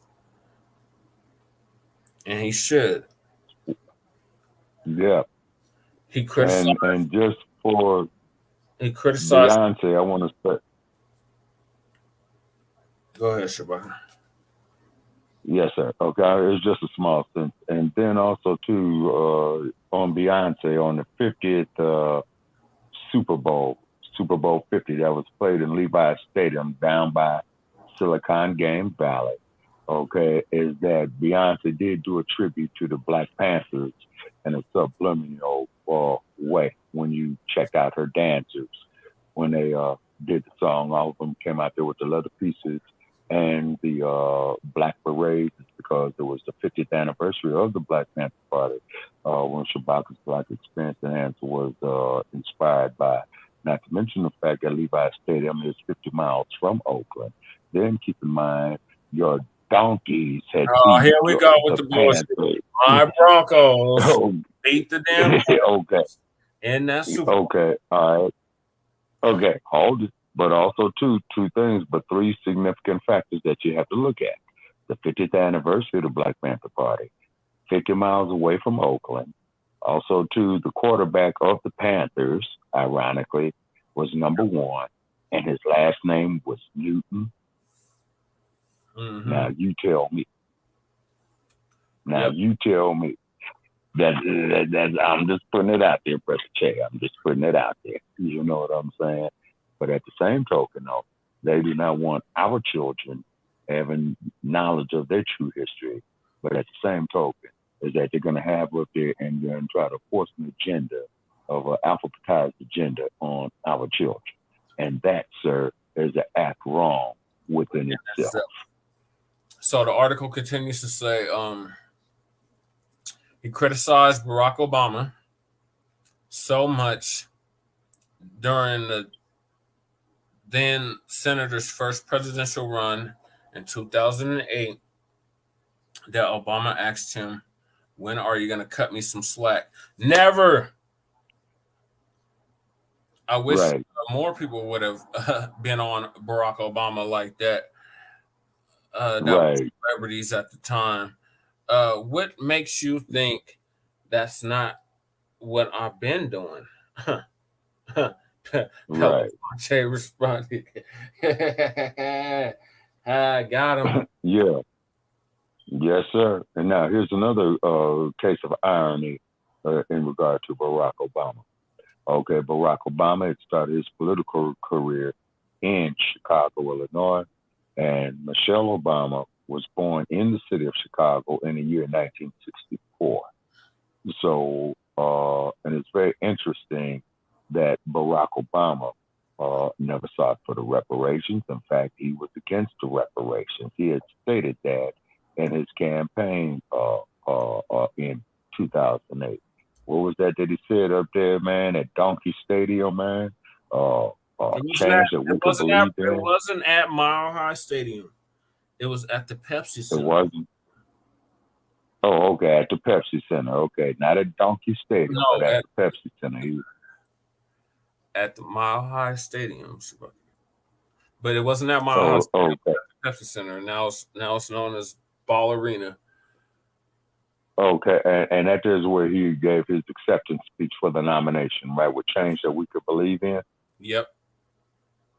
Okay, all right, because I do know that day I did travel to Denver, and I noticed that all the traffic in downtown Denver was jammed up pretty bad. And I'm saying, man, why is this traffic all jammed up? Oh, well, Barack Obama's going to do his acceptance speech tonight here in Denver, Colorado, and I forgot about that, you know? Yeah. Belafonte, Sidney Poitier. Yes, sir. And that's Belafonte right there. I believe he was on NBC a few times.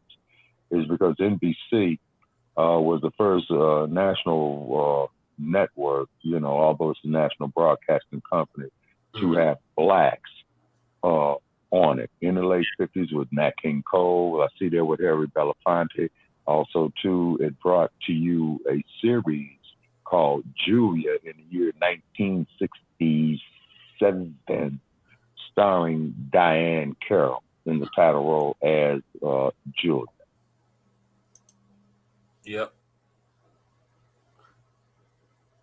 And then Lionel Richie, the USA for Africa. Diana Ross was there. Lionel Richie was there. Smokey Robinson was there. Bruce Springsteen. Like I said, it was a whole stage of it. Michael Jackson was there. I know that. Yeah, and it was about 50 artists. Diana Ross right there, and Diana Ross is right to him, and Lionel Richie's right next to him. Lionel Richie, right. And I believe that there's Whitney Houston over there to the left wearing a blue dress. Right here? No, I think she's in here somewhere. But yeah, Yeah.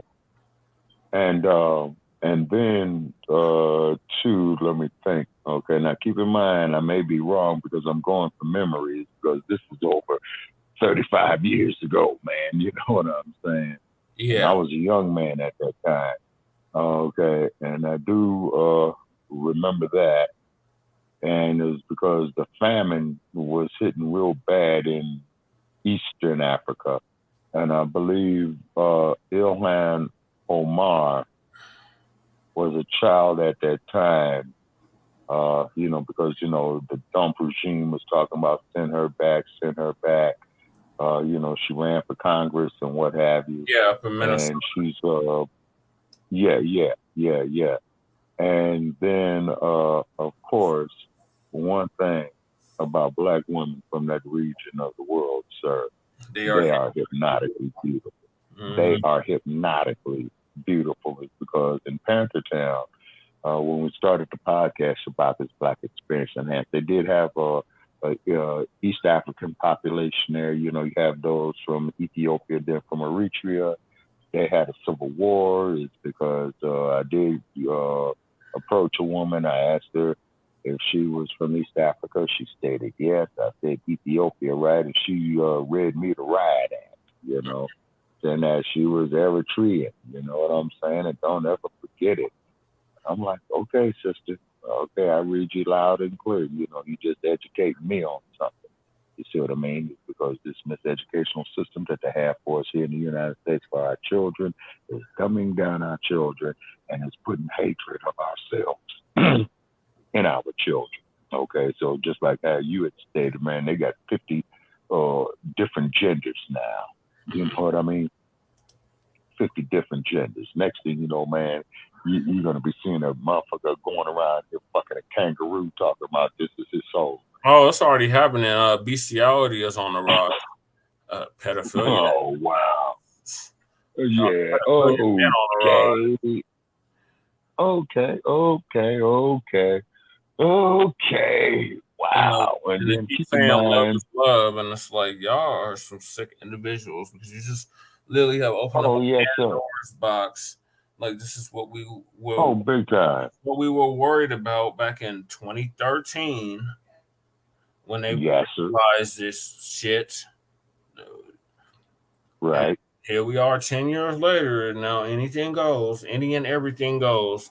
You can identify as whatever you want to identify as, whatever you feel like identifying as for the day. That's what you are. And if they don't call you by that, then they're dead naming you. They're not allowing you to have your self-expression and all this crazy shit. And it's like, nah, man, we got to take a stand. Yeah, that's a little bit too much. That's too much.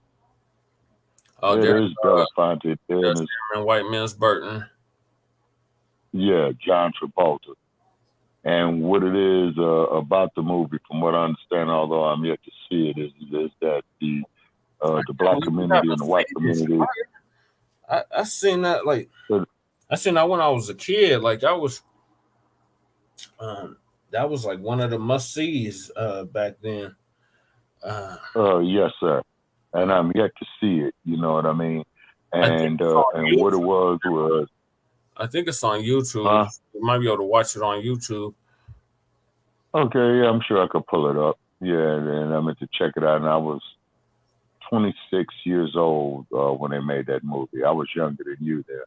Yeah. And there's Belafonte right there again. Where Barack Obama's family's from. Yeah, Kenya. Yeah. That's where Brother one of our Sankofa brothers is out there. Marais, he's been out there for 2 years now. Yeah. And from what I understand, I always see the brother there. He was doing live feeds where he was building a home there. And he definitely much power to that brother. He's literally got a whole. Oh, it's done. Yeah, it's done. He got a whole compound out there. He got a house for him and his wife and his kids, and then he got 2 apartments on top for people to live. Oh, okay. It's like a whole complex. So what he's doing is doing the reconnection, as Sister Marimba Ani has described in her book, I believe, called The Urugu. And Dr. Marimba Ani, as we all know, is a student of John Henry Clark. And for her doctorate study is that she did go to Africa, and she's immersed herself into the culture for 15 years. Uh-oh. This next picture is going to be kind of disturbing. Who is that? Oh, no. No, he didn't. No, he didn't. No, he didn't. No, he didn't. No. Mm-mm. No. But, however, they have their human rights. They have their civil rights. You cannot take Mr. Belafonte away from his contributions to our history, although we don't agree with that. And isn't that old Messy Jesse up there with him? In the parade or with the Blasio? With Bill de Blasio, because I think I see that fool Sharpton up there. And also, too, Al Sharpton, you know, please listen to it. You're a joke, man. And, you know, you're a waste of time, in my opinion. People have put it to me, well, Shabaka Sankora, what do you be done? Al Sharpton has gotten out there. Yeah, I've gotten out there, too, in my own way. You know what I'm saying? But Mr. Sharpton and myself, we disagree. I just hope that we could disagree agreeably. And then also, too, Al Sharpton, you and Mr. Jesse Ferguson, Missouri. It was very interesting of how you pulled up in the town in your van and how the young men had stepped you with the RPG and they said, look, man, check this out. You guys are not welcome here, and we're going to give you about 5 minutes to get up out of here. Right. Okay? Otherwise, we're going to start putting hands on you. And they ran them out of town. That's beautiful. Also, too, a shout out there to the brother by the name of PK Boom. I called up a podcast, and I think, Brother Che, we were in season 3, and I just missed PK Boom, man, by like 30 seconds, because I wanted to congratulate Mr. PK Boom on the great work that he did, is because he was in the community there in Baltimore. Guy coming up there, you know, with that bullshit, and Mr. PK Boom, and he made a video on it. Just told dude, look, man, check this out. You're not going to disperse that garbage here, man. Not this time. Okay, because enough is enough. And then on top of it, Mr. Boom did tell him, hey, man, I'm telling you as a man, you know, you're taking your life in your hands, man, coming up here with that shit. And Mr. Boom stood on the square, and he ran that dude up out the neighborhood with that garbage. So I have to give Mr. Boom his with that. I think Mr. Boom ended up dead years later, though. If I recall, I think Mr. Boom ended up dead years later. A lot of those actors, Ferguson ended up dead years later. And then also, too, I remember that there was a black police captain who had marched with the protesters as well, too, in Ferguson. Then all of a sudden, Ferguson, all of a sudden they stopped reporting from Ferguson. And from what I understand is that they had put Ferguson under martial law. So we need to find out. Yeah, that's old knocked in the head, good trouble right there. The head, knocked in the head, stretched out at the Edmund Pettus Bridge, talking about good trouble. Wow. But however, though, Brother Che, we only been out of slavery 150 years. And that's very, very old for a person, but that is still very, very young for a nation. We haven't been out of slavery longer than what we were in. Meaning child slavery. Oh, yeah. Because we're still in slavery. Oh, yes, sir. Never ended. Oh, yeah, because the chain is on the front. That, and they transferred it to the prisons and the jails. Well, that too. Now, this is where I got into a huge debate with a guy by the name of Scotty Reed, okay? I had to unfriend Mr. Reed. Okay, and the reason being is because I'm trying to explain to Mr. Reed of the brutalization that happened to our people, and he's going up here telling me about other groups. We don't have time for that now, particularly in these times here. You see what I'm saying? It's a B1 agenda because we're all we got. It's up to us to save ourselves. Okay. Right. Now, for OTBs, this does not mean this does not mean that we hate you. But if you think we do, we really don't give a damn at this time in history. We don't. Because we are all we got. Because we went out there, we shared with you, you stole our culture, you stole our ideas. You see what I'm saying? The imagery that you project of us in that cesspool called Hollywood, California. You see what I'm saying? So I don't think you all are with us, which is fine. It's because it's up to us in the diaspora to take care of ourselves. We have to bring together the concept of the explosion of the fist. As one of our elders said, hey, if I slap you with these separate 5 digits, it would sting. But if I want to put you in your place, let me bring the digits together. Okay? And then he had a colleague at this contemporary times who was the heavyweight champ, who exercised that principle for a living. He was quite effective with it. You saw what happened with him, what they did with him. They stole his prime years from him. So, and by the way, that video I did from Hollywood last year, it came to my attention that the heavyweight champ star they took off the side of the wall. Oh, they took it off the side of the wall. Where is it now? Yeah, because I don't know. It's because when he had was presented with the star, he said is that it must go up on the side of the wall because I don't want everybody walking over my name. Yeah. Okay. And I do know that upon his transition, man, they must have had 1 million flowers out there that covered that whole courtyard over there on the corner of Sunset and Vine, where his star was. You see, because the Walk of Fame goes up Vine Street from Sunset up to Franklin Avenue in front of Capitol Records, where it's at.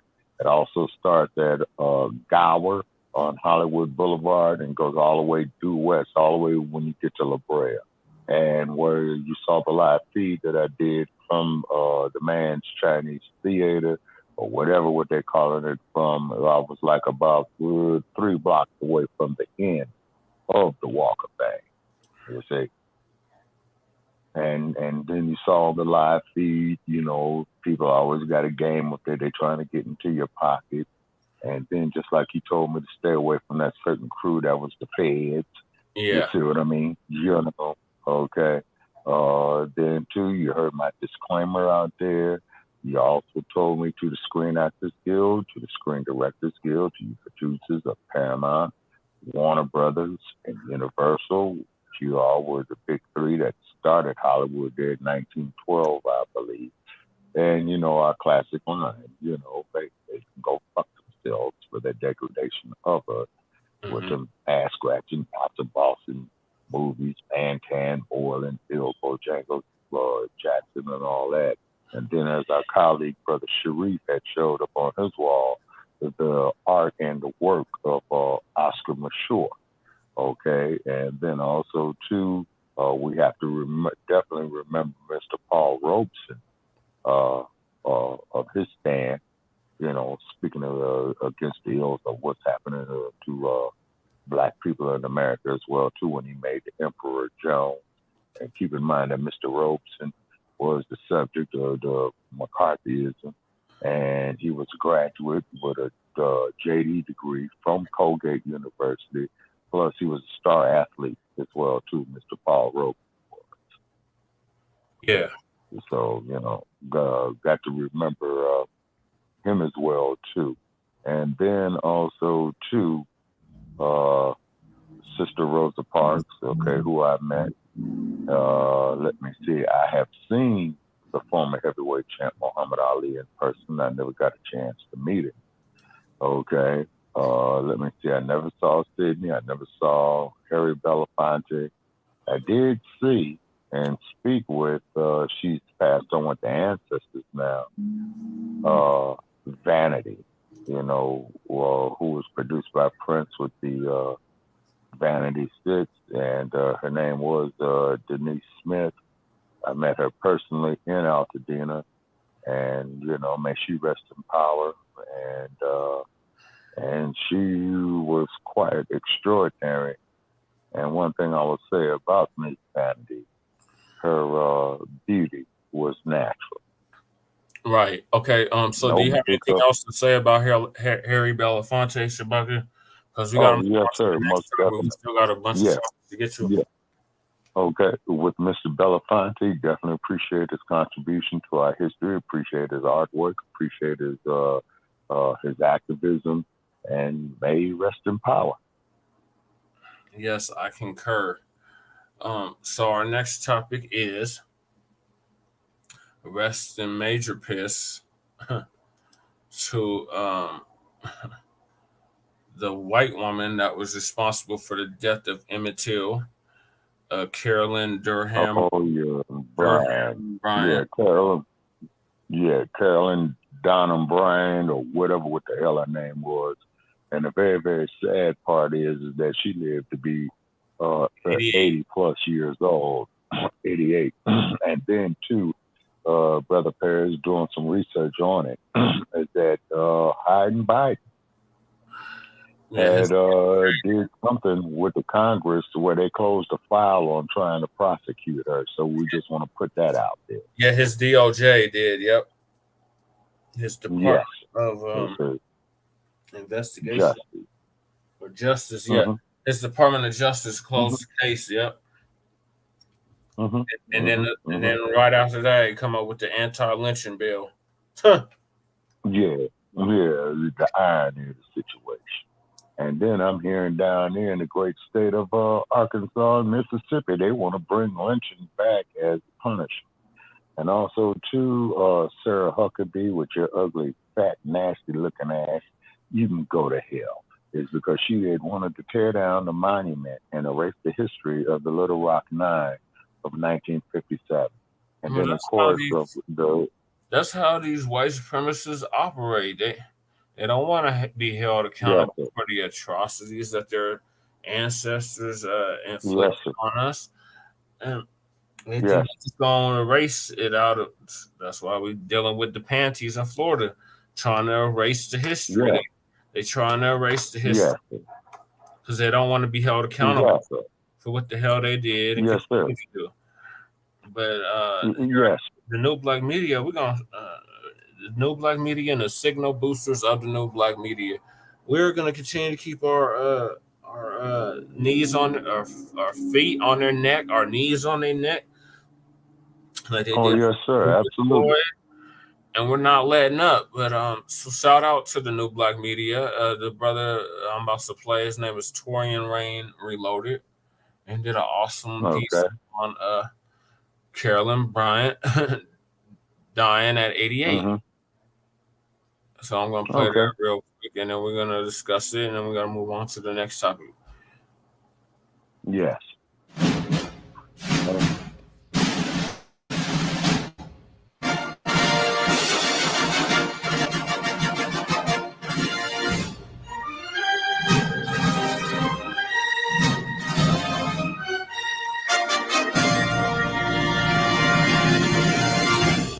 Man, there's a lot of stuff going on in this week. First, we get news that Don Lemon and Tucker Carlson get fired from their respective jobs on their days off. Well, one was on, one was off, but either way, both of them are gone. Then, earlier today, as I'm recording this video on April 27, 2023, we get news that Jerry Springer passed away. But I think this one right here might eclipse all three of those, because this one right here has been long awaited. And this is actually going to be a pretty bittersweet Triple P, because we wanted this woman to meet her demise in a cell. So in case y'all have not heard, but of course by now y'all already heard it, because it's been about 24 hours. Carolyn Donham Bryant, the witch that was responsible for the murder, the brutal murder of Emmitt Till, has died. at the age Great of 88. news. And we knew that they wasn't going to arrest her. Excuse me. We knew that they weren't going to arrest her, even though they should have. Everyone else around her, you know what? Let me take that back. They didn't really get dealt with either. There really was no justice when you think about it when it came to Emmitt Till at all. Everyone who kicked the can and met their maker, it happened just because they just ended up dying. You know, the two men that were responsible for brutally beating him and murdering him, and now her. The only one who met their end in a very vicious way was the victim, and that would be Emmitt Till. I hope this woman is burning right now. And I think many people are hoping that as well, and maybe even worse. And you know what? We all have a right to feel that way. Absolutely. Carolyn Bryant-Donham, the white woman, the white hag at the center of the Emmitt Till lynching nearly 70 years ago, has died. The 88-year-old had been battling cancer and was in hospice care. That's how we knew she was on her way out. But honestly, she was in hospice a lot longer than most. Yeah. Mississippi Today reported Thursday, Donham had been accused of setting off the 1955 lynching of the 14-year-old Emmitt Till. Accused of, she is the one that did it. Right. It says her death comes after a Mississippi grand jury declined to indict her in August last year over Till's death. And that's the part right there why I say it's bittersweet. Because although we are glad that this hag is out of here, she is cleared off the table and she has gone to be with the Grim Reaper.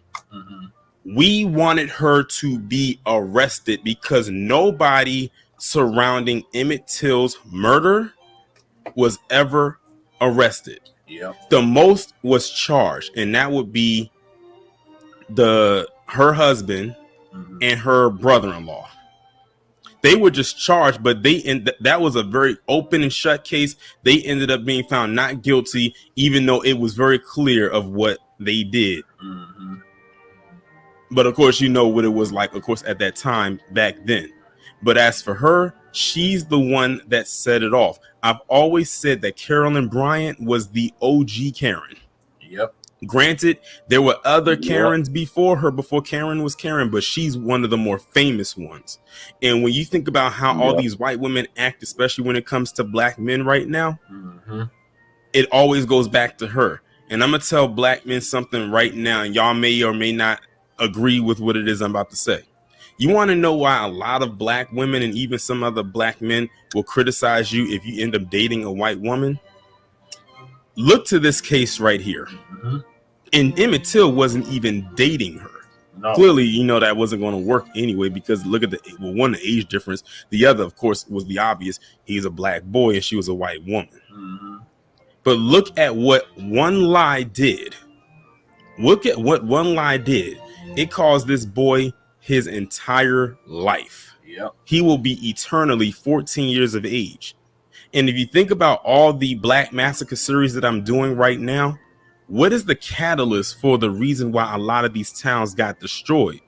A white woman or a white girl lying and saying a black man violated her, a black boy or a black man violated her. And not only did it cause that black man or black boy to end up getting murdered, but it ended up destroying the town that he lived in. If he had a family, they took his family out, his friends, anything connected to him in some capacity. So when you hear a lot of people look at black men with white women in such disdain, it usually goes back to this situation right here, just in case many of you were not catching on. You can be with whoever you want, but there are so many examples throughout history that shows that this white woman, and I'm not just talking about Carolyn Bryant, I'm just using her as the blueprint, has been known to set off to help destroy black economies, black families, in the black family structure, even down to feminism, aided in that, who was spearheading that. So this is bigger than just Carolyn Bryant. She's just the OG Karen. But there are so many that were before her, and there are so many after her, and there are still more around with her today. I mean, not with her today, but that are still flourishing today. They have that Carolyn Bryant spirit about themselves. So she did leave a legacy, all right. A legacy of lying on black men to get them set up, hemmed up, and killed. So with that, I will say this. I feel absolutely nothing and I forever about this woman. Right. I don't know how the Till family, you know, his relatives are feeling about this. Probably, if I was them, I'd probably be throwing a parade. I've already seen some comments of where people said that they need to find out where her funeral is going to be located. I'm not going to say why they said that. Who knows? They might try to cremate her and put her in an urn somewhere. I don't know. They probably going to have it very private because they know people are going to be trying to find it. Because people, they feel like, listen, all these years this woman went unscathed and untouched. Like no one actually put hands on this woman for what she did. Not even Emmitt Till's mother. And I'm sure Emmitt Till's mother wanted to get out of her comfort zone and put hands on this woman back in the day. I know Mammy Till wanted to. It's just unfortunate that this woman, Mammy Till, went to her grave not getting justice for her son. And then she went to her grave before this bitch did. Right. So either way, this heifer is gone from this world. I can't wait to see what y'all say down in the comments. Lord,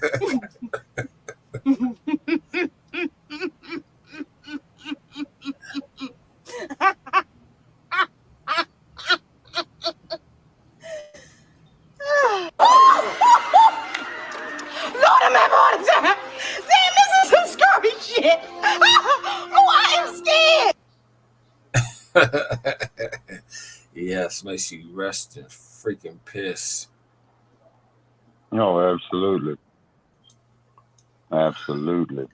And like I said, and I hope the spirit of Muhammad Ali is taking his benches up beside her dome. Right. Right. Sting like a big combination. I hope the spirit of Huey Newton is stomping on her. I hope the spirit of Malcolm is stomping on her. I hope the spirit of Dr. King is stomping on her. Right. I hope. Hold it. You remember Tales from the Hood? Hold it. You remember Tales from the Hood? Yes. The shit. Oh, yeah. The shit, the doo-doo. Oh, yeah. Let her get the shit. You know what I'm saying? Oh, yeah. There's a meme floating around about that. Yeah. And I hope that the spirit of black women who are violated, who were murdered on the plantation system, on the passage, you know what I'm saying, is stomping a mud hole in this raggedy heifer. And by the way, Facebook and YouTube and Silicon Games Valley, this isn't hatred. You know what I'm saying? It really is. Imagine if it was something related to you.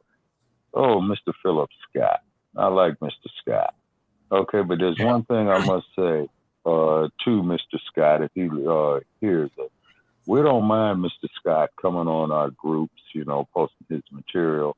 But Mr. Scott, you're going to have to start making some type of donations. Okay?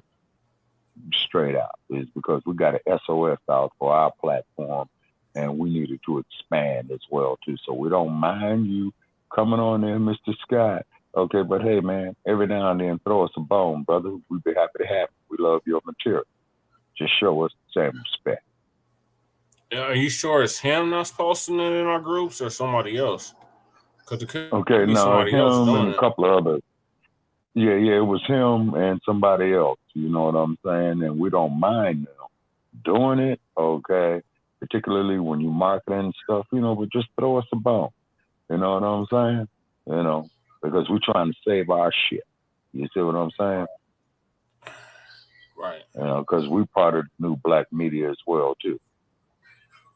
Yeah, I thought so, too, but then I kind of got checked the last time I called in the Jason Black show.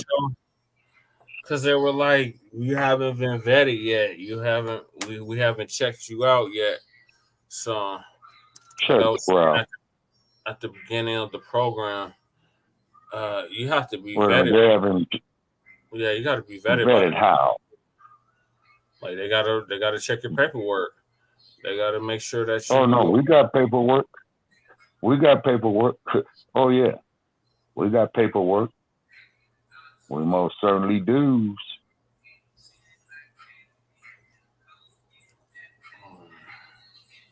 Here we go.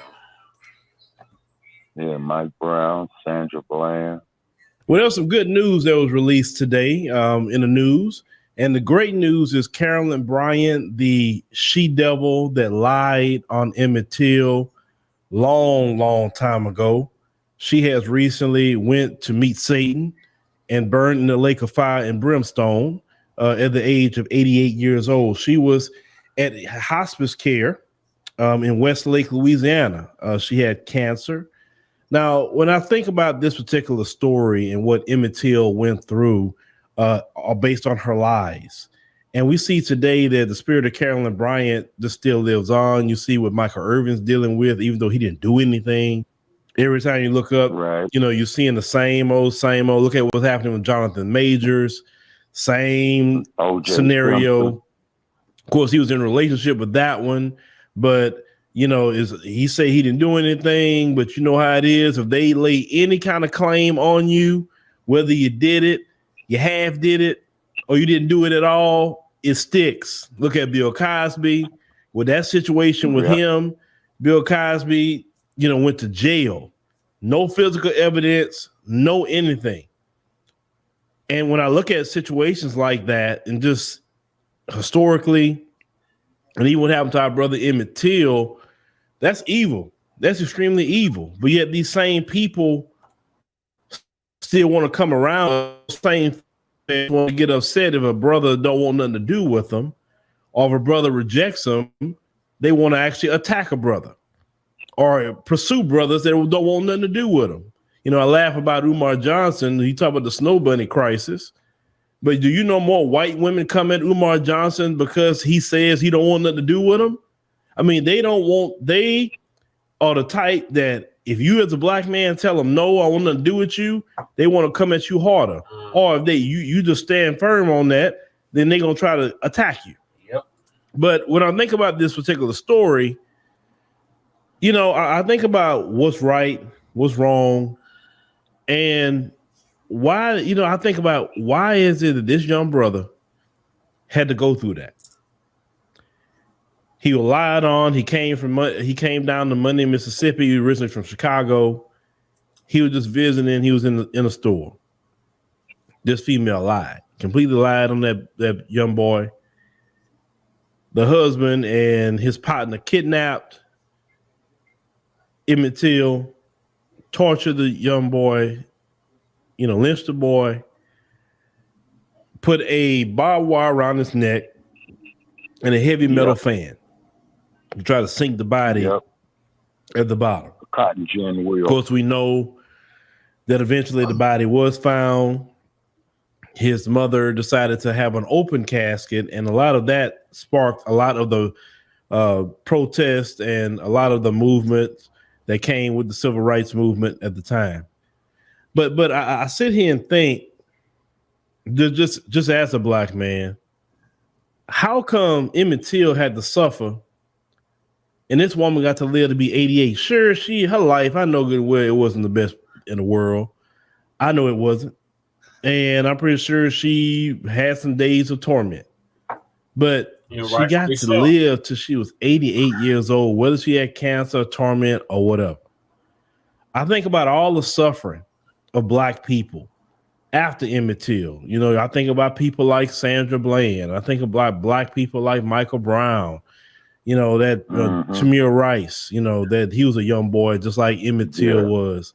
You know, I think about, you know, Corin Gaines. I think about so many different black people who have suffered at the hands of these people, and they get to live their life. You know what I'm saying? Like for hundreds and hundreds of years, our people have suffered. And our people still try to make a way. Our people never really wanted nothing more than just to be left alone, let us live our life, etc. And yet these people, if you look in 2023, the same spirit as in Carolyn Bryant is the same spirit in the people today. Nothing has changed with these people. They make sure to maintain a demonic system verbatim. And when I have told y'all that the best peace that you can get as a Black person is getting into nations where people look the majority like you, 90%, being in nations that's 90% that look like you, 80% that look like you. I tell Black people, just go go visit wherever. I don't care if you go to the Caribbean, Turks and Caicos, if you go to Barbados, you ain't got to go far if you don't want to go to the continent of Africa, and you will see how peace of mind, because let me tell you something, to be that doggone evil and to maintain that evil. See, it's not that Carolyn Bryant and those in that time period did what they did and these today are so far removed from it. They never did it. They never participated in it. It's in the past. No, the Carolyn Bryant is living today. With her spirit is in them today. They are just on AI with it. They put her spirit all on the apps. Her spirit is still roaming around today, just in modernized clothes. Nothing has changed. And I have came to that conclusion, at least for my personal self, because I know when I speak to the whole, a lot of you don't get it. But you have to learn to remove yourself from that evil, because that evil is so encompassing. And that evil, as I'm doing a lot of research, put a lot of stress on us, destroy our health. Just don't know if we coming or going sometime. Like even we try to get by ourselves, even in America, to mind our business, that same spirit will come around and try to infect what we got going on to get us fighting. That's how demonic it is that spirit is in Carolyn Bryant and her people. They want to keep Black people fighting no matter where we come from. Have you noticed that? Have you noticed when Black people are being by themselves, they're getting along, everything great, and all of a sudden interject Carolyn Bryant and her spirit in the mix, and all of a sudden the Black people fighting? Have you noticed that? I've seen that so many times. So many times. Black folks got our own issues and problems that we need to solve. We don't need our historical and demonic enemy to come in our midst when we need to be healing.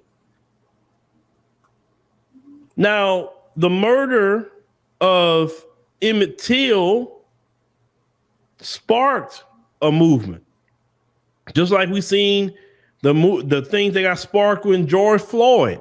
Listen, the same spirit that was in Roy Bryant and J.W. Millam, it was in Derek Chauvin when he did that to George Floyd. These people, I'm telling you, they are the same. I never let them tell me they're not like the same. Why you think what you think they mean when they say, I'm talking about those who are Looney Tunes. They say they want to make America great again. When was it great? You had a few of them slip up and say the 50s. Well, how was Black people in the 50s? Black people were subjugated. Black people was harmed. Churches being bombed. They can display anything they want to you, and that's good for them. Our oppression is their pleasure. Understand? So when you see people like Carolyn Bryant die, it's a beautiful day for us. But I think about all the people that have suffered in our community. And it do get old, folks, because I've been doing this for a long time, and it gets old watching our people suffer like that. Now, some people say, well, you can talk about other things. I'm like, sure I can. And I do talk about other things. I got other channels, other subject matters that don't talk about this sort of stuff. But somebody got to talk about it. Somebody got to bring it up. Mm-hmm. And I know part of my lot in life is to lead my people out of Babylon into lands where they can be at peace. Because what's coming down the pipe and what's even starting to happen now, their comeuppance is happening. And I don't want my people being caught up in the mix. Don't have a love for Babylon unless you take on its judgments. Understand? Because one thing I know, even studying history, nothing lasts always. Their world is coming to an end. Trust me. This is why they fighting so hard. This is why they creating them robot dogs. This is why they creating all this AI to try to be racist against us. This is why they're trying to create robots to do this and all that, because they numbers, because they have a curse that's been put upon their reproduction. That curse didn't come by me. Right. It didn't come by you. It came from the Lord, because only God can curse the womb. I can't. You can't. Right. But the womb of the black woman cursed. She's still having children in spite of everything they're trying to do to harm black women. They have admitted that the most dangerous place for a black woman to have a child is in the United States of America. Mm-hmm. Horrible. But man, we've been knowing that for the last 400 years. And that time, their time is growing short. That's why you see them more desperate. Data on it, and they're going to get more and more desperate. They're going to be more and more hateful to people because they. It's one thing if me, you, and Lady Chase say it. It's a whole other thing when these cockazoids are saying it out their own mouth. Like, yeah, the worst place for a black baby to be is be born is in the hospital in America. Yeah. And then too, we'll see. Time is short. Hold on, I got like 3 more minutes of this video, and then we can. Oh yes, sir. Go ahead. Yeah. And just you even talking about reparations and talking about justice. Okay, great. Different things that we talk about tortures them because they know they're the only group that owes all that. Nobody else owe it. But Carolyn Bryant and her spirit has to be judged, and it's definitely going to be condemned to the burning pits of hell. And that is the salvation. But in the meantime, we can't move around and go to other nations to even just get some peace. If you want to come back here, it's fine to get some peace. With me personally, I told y'all before, I'm not going to put up with them my whole life. I mean, you want to do that, that's you. But at least get peace from these people, because the more I think about our people and what we're suffering constantly, we need some peace. Now, if you say, well, we can't afford, no. You can afford a whole lot. You just have to appropriate your funds. You have to not be wasting money on things you don't need. Cook at home. Don't be just, you'll spend all your money and then what do you have? Shopping for things that you don't need. Instead of saying, let me apply myself. Right. And try other things, at least for my children. Look at the education system. Horrible.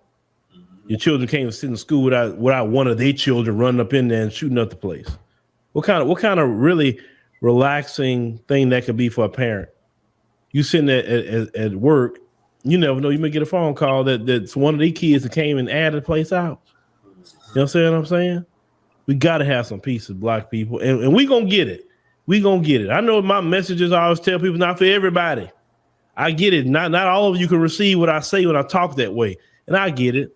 I used to get mad about some things with that, but I get it. It's just not for everybody.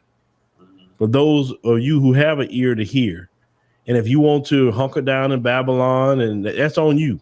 Only thing I will say is don't call us when we got a way to move around. Don't call and say, hey, could you help us? Like we told you behind a long time ago, and you played around, you listen to other people tell you to play around.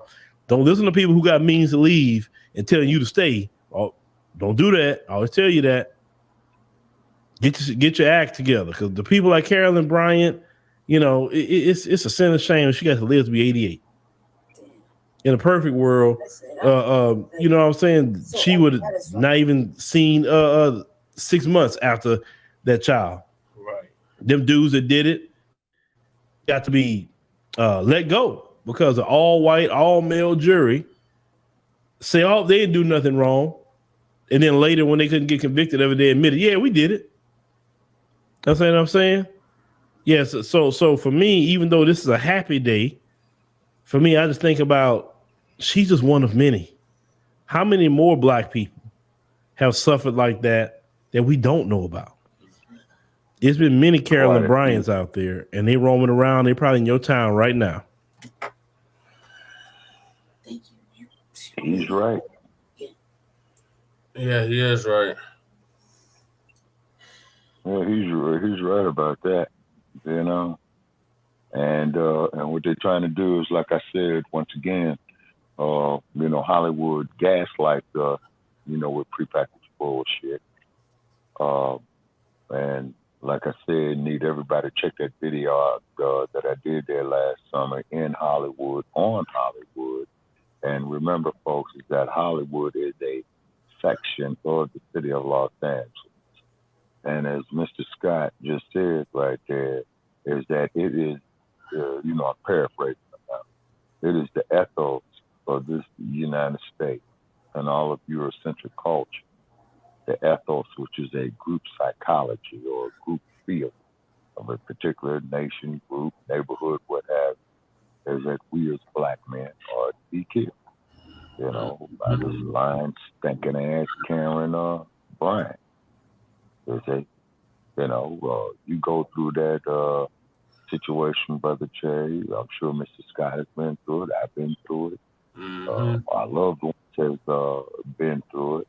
Now, here's one for you. I'm walking down the street one night. Karen comes up to me. Oh, man, I locked my keys in the house. Could you hop the fence and go in the window? Oh, no. Hop the fence, go in the window. And that there would have been a classic case scenario for any law enforcement agency to come up there and put two bullets in my head saying that I'm trying to do something to this woman or I'm doing a burglary or what have you. And the cold part about it is that the juries, judges, the judicial system of Los Angeles County would have went ahead with that bullshit. You see what I mean?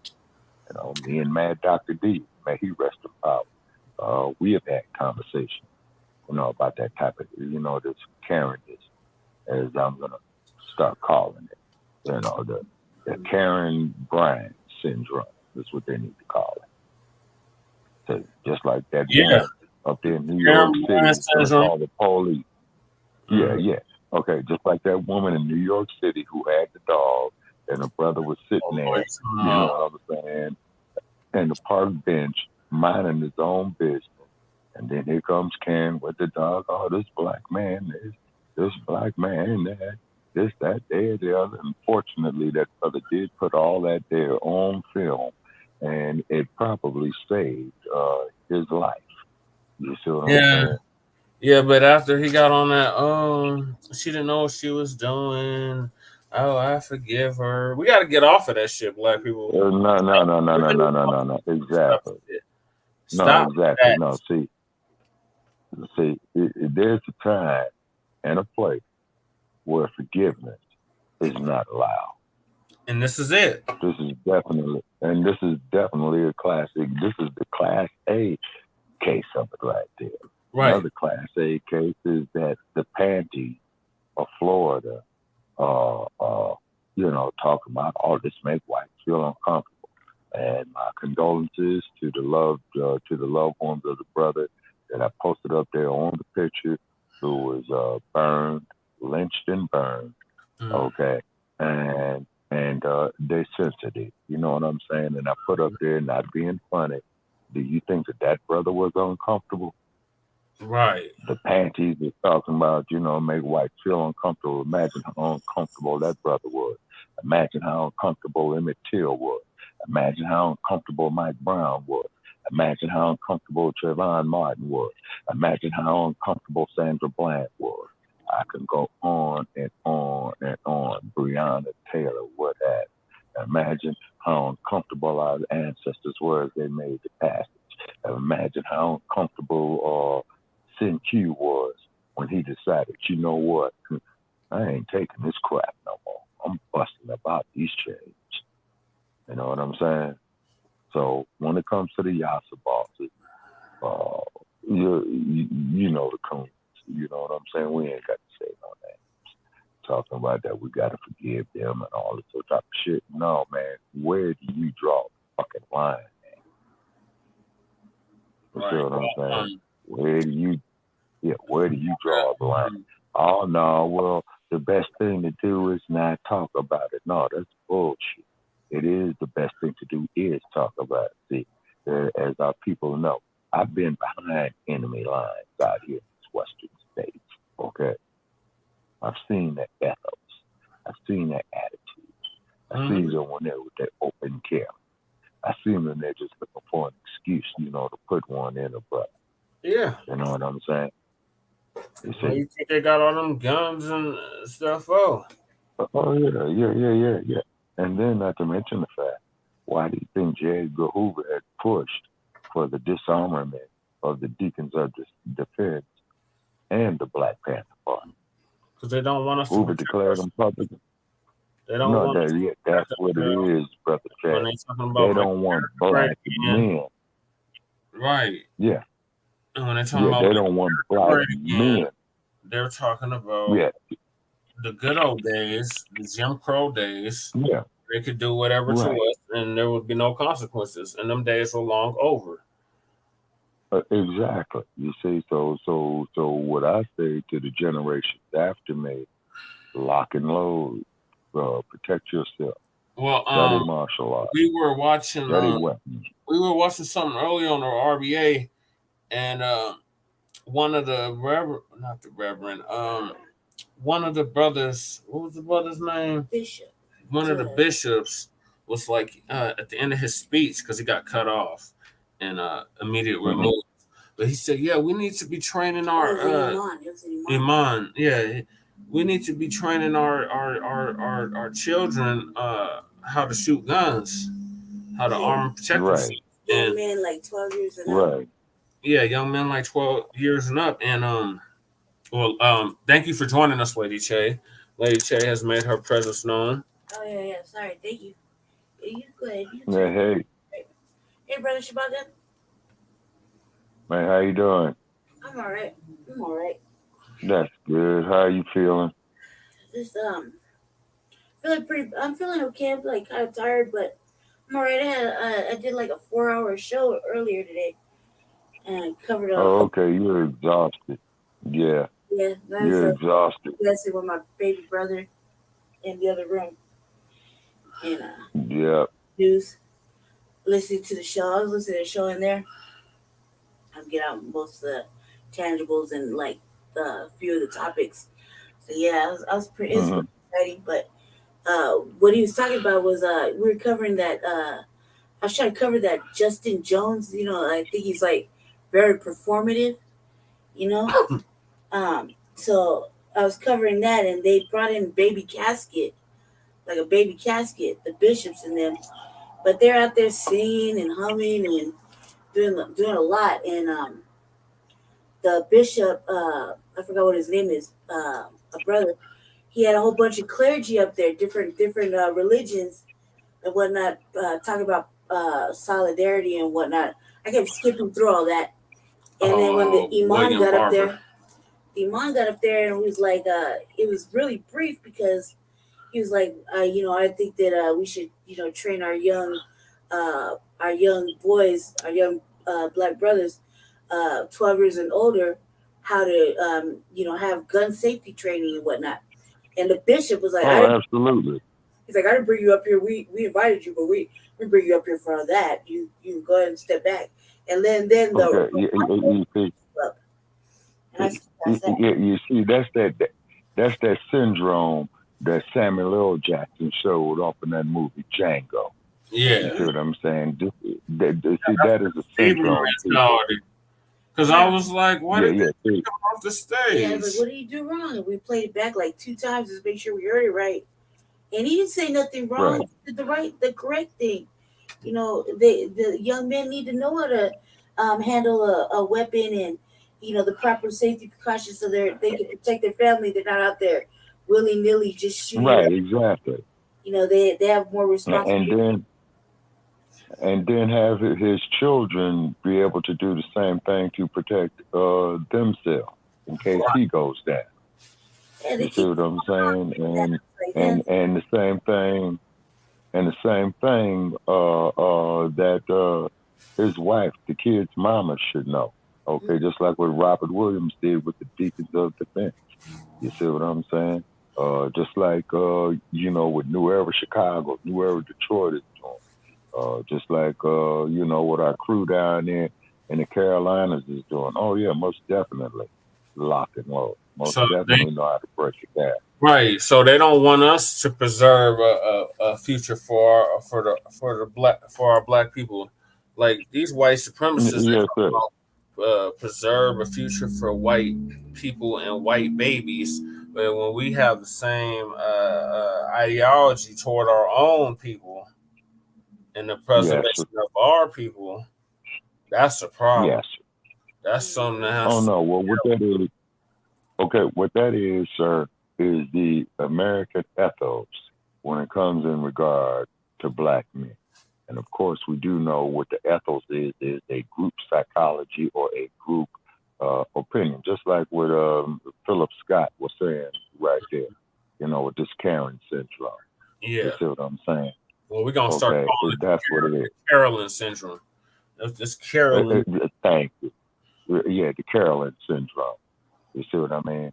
And then on top of that, and may that stinking bitch rot in hell, and may every demon fuck her in her ass, stomp her. There's no wrong that could happen to that individual spirit for perpetuating such a lie.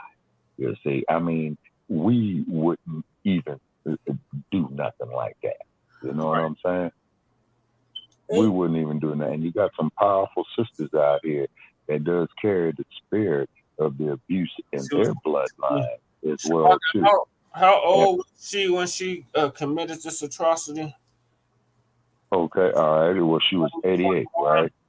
Yeah. Okay, so 70 years. Okay, so she was 88, and this chick had to be in her late teens, early 20s. Yeah, I think she was in her early 20s. Yeah. And let's do some math. Okay, so this is 23, right? Mm-hmm. Okay, so this heifer was in 2023.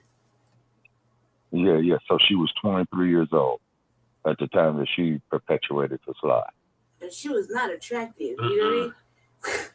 She was not attractive to make these kind of accusations. And from what I've heard recently is she was real flirtatious.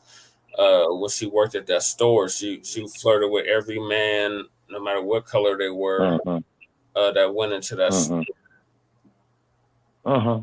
Okay, so once again, as I stated before, on Shabaka's Black Experience in hand, and I will say it again here too. Okay, a loved one of mine, she is with the ancestors now. We had this conversation, and what it is that she says is that the white woman used to rape the black man, and it took me years to figure it out. And when the white woman would say to the black man, well, if you don't fuck me, I'm going to tell the master that you raped me. Okay, so this is extortion. Now, the former heavyweight champion, Muhammad Ali, had brought this here to the public's eye when Ken Norton made a movie called Mandingo, where he was a slave. And there's a scene in that movie of where he is standing there on the auction block, and this Karen or this Carolyn goes up there and grabs the man by his private parts. Okay.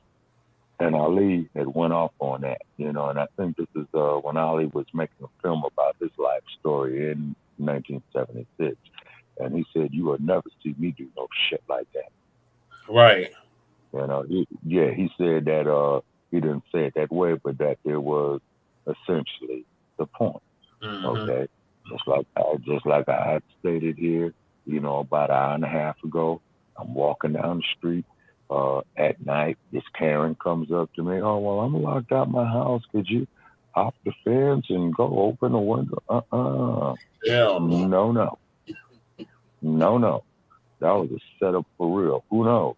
Now, keep in mind, okay, and this is why I really would like to have a psychologist with us, one of the doctors, okay, is that this is a psychological thing, okay, and the psychological trip is that this Karenism is a syndrome, and the Karen person, in my opinion, is probably getting sexual gratification. Yeah. they did. Watching a brother be That's tortured. why I'm Buck talking about. is a must see. Yeah. All that. Breaking. There's but it's specifically on this subject that you just were bringing up, Shabaka. Buck Breaking touches on all of this, so make sure y'all get that at FBAstream.com. Shout out to Tariq Nasheed for that. But we haven't heard from Lady Che at all. You said it was an awesome film. Yeah, and I recommend it to any black person in the sound of my voice. Lady Che, what are your thoughts on this witch finally kicking the damn bucket? Like I said earlier, I believe that broad needs to rest heavily in a fucking river of piss, and I hope that she's surrounded by nothing but, black people in hell that are in hell. I hope that she's getting tortured. I pray that she has to be haunted by the poor little spirit of Emmitt. Right. We haunting her for every day on repeat. That she doesn't, that she's just living an immense amount, whatever hell is, that it's times like 150 trillion universal fucking punishments. She's been whipped and lived every other eye blink. You know what I mean? The same torturous atrocity that she endowed with, she gave that young man.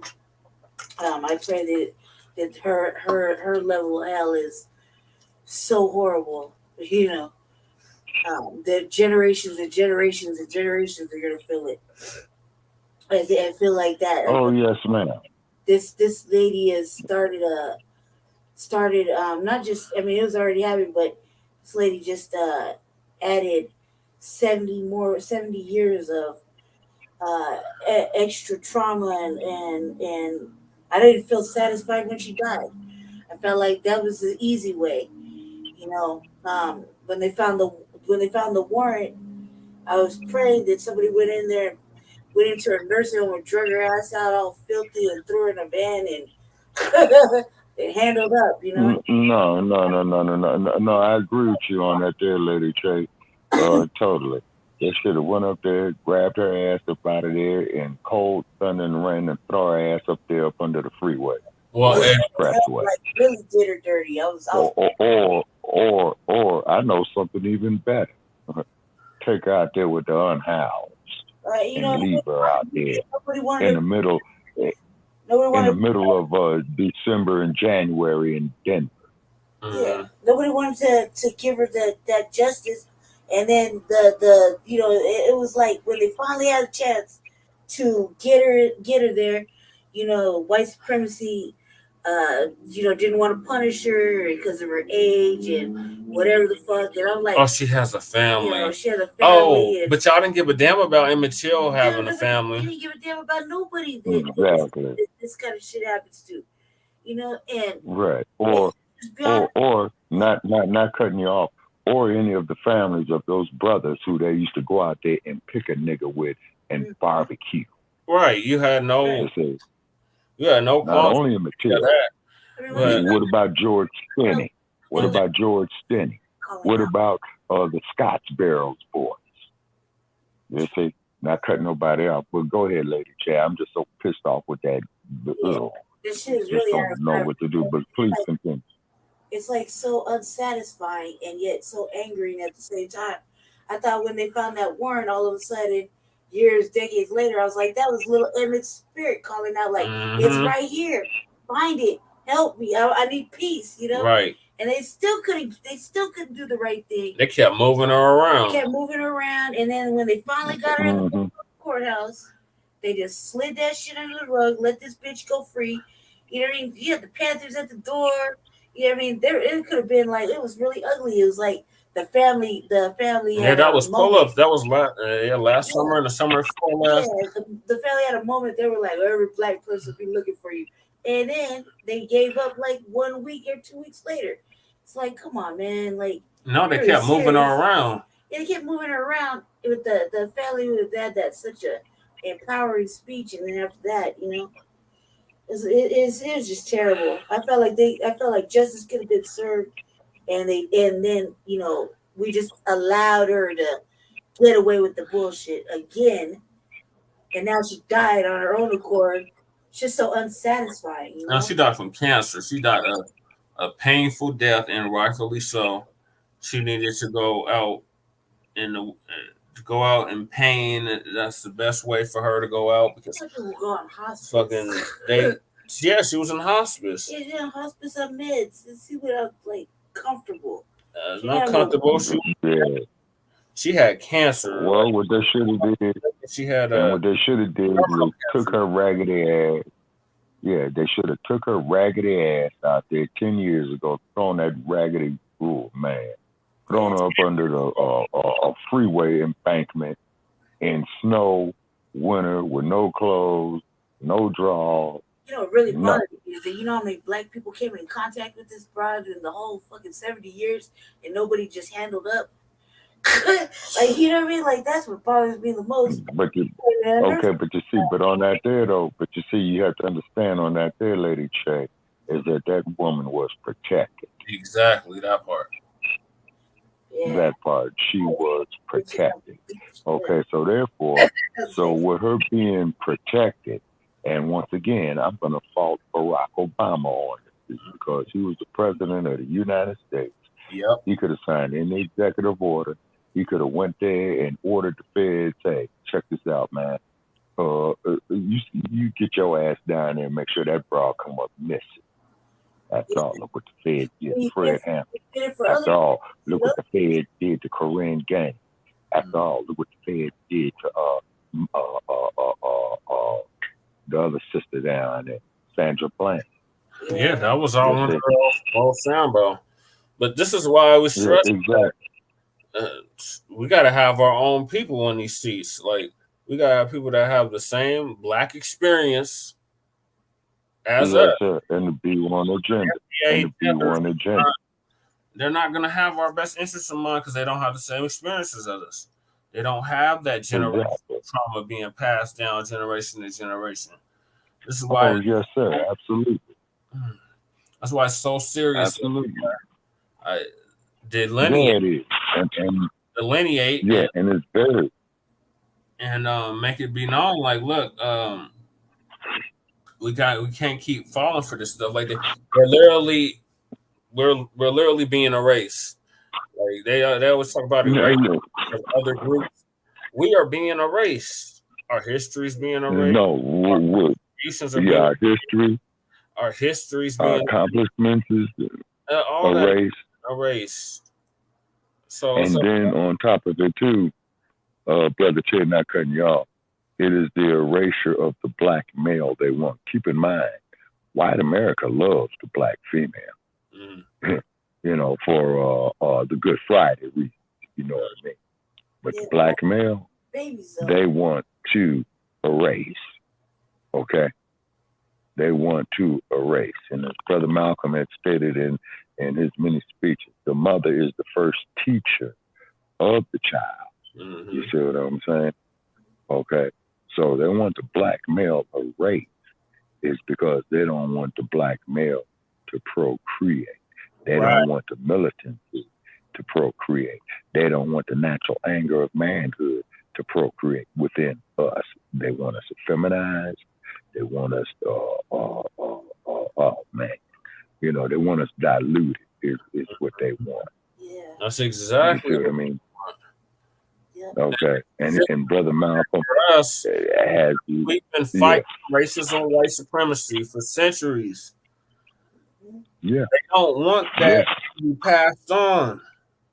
They want to nip that in, and they figure they could do it in the hospital, on the delivery table. Yes, sir. Yes, sir. Planned Parenthood, that's the majority. That Carolyn Bryant's first cousin, probably who she was. What's her name? Margaret Sanger. Yes, Hillary Clinton's idol. Yeah, exactly. You see, and then keep in mind that there was photographs of Hillary Clinton standing with the Confederate flag. And keep in mind that Hillary Clinton was also the first lady of Arkansas when Slick was the governor of Arkansas. And Slick also, too, Slick Willie, that is, he was also the attorney general of the state of Arkansas before he became governor. Okay? Okay, so keep that in mind. Now, when 92 had went down, you know, the rebellion that is referred to as, okay, it brought all that there to a head. But what had happened was through systemic forces of mass incarceration, as what Gary Smalls had said, is that his name, Brother Che? Gary Smalls? Gary we mentioned Operation Gary Webb, okay?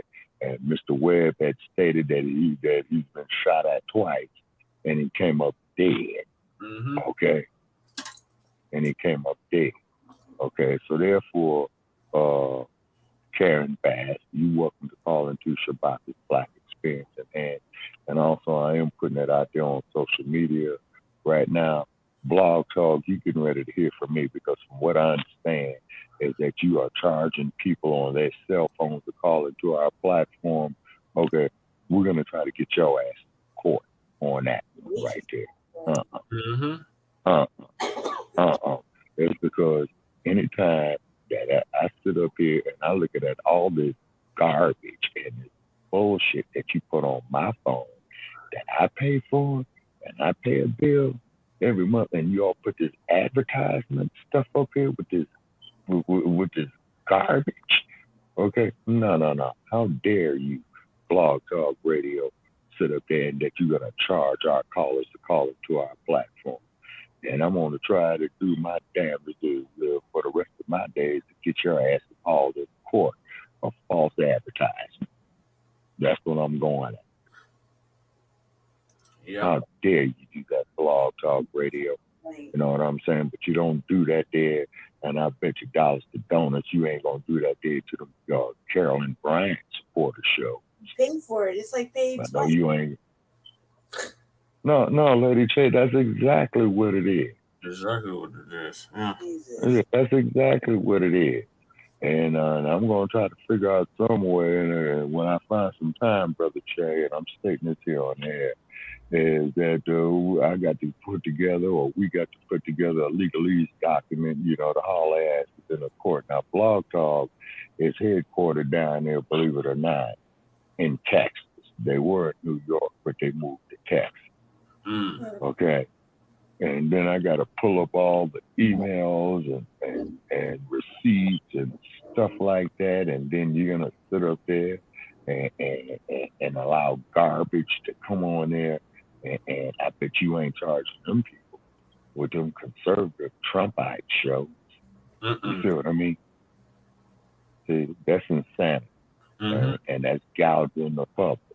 You see? And then where are our residuals for the 7 years we've been on it? Because you had commercials on our platform. You know, so where's our pay for that? Right. So I'm putting it out there, Blog Talk. So I got a whole lot of work to do on that there, Brother Che. You know, that missionary is going to take every bit of 30 days, man. 30 days. Okay, at a minimum. But also, too, reparations, yeah, we all for it. State of California, yeah, you owe it. Whole United States of America, yeah, you owe it. Because look at all the other cases of Emmitt Till that went on before.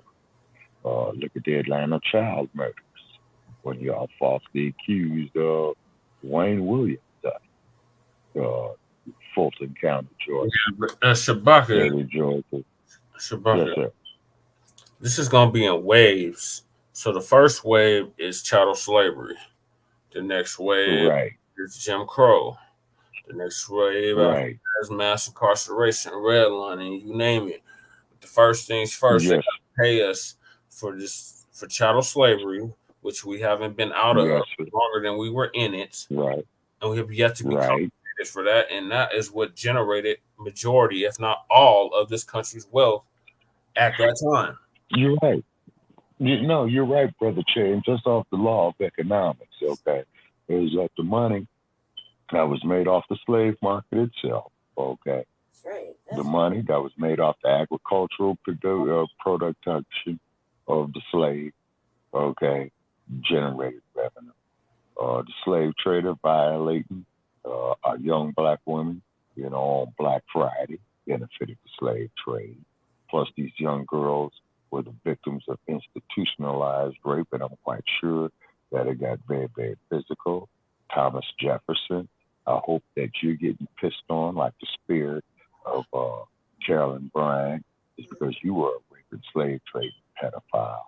And then the cold part about it is they tried to sit up there and normalize this bullshit, to normalize this horror, to normalize this heredity. You see what I'm saying? And you sit up there and wonder why we don't love you.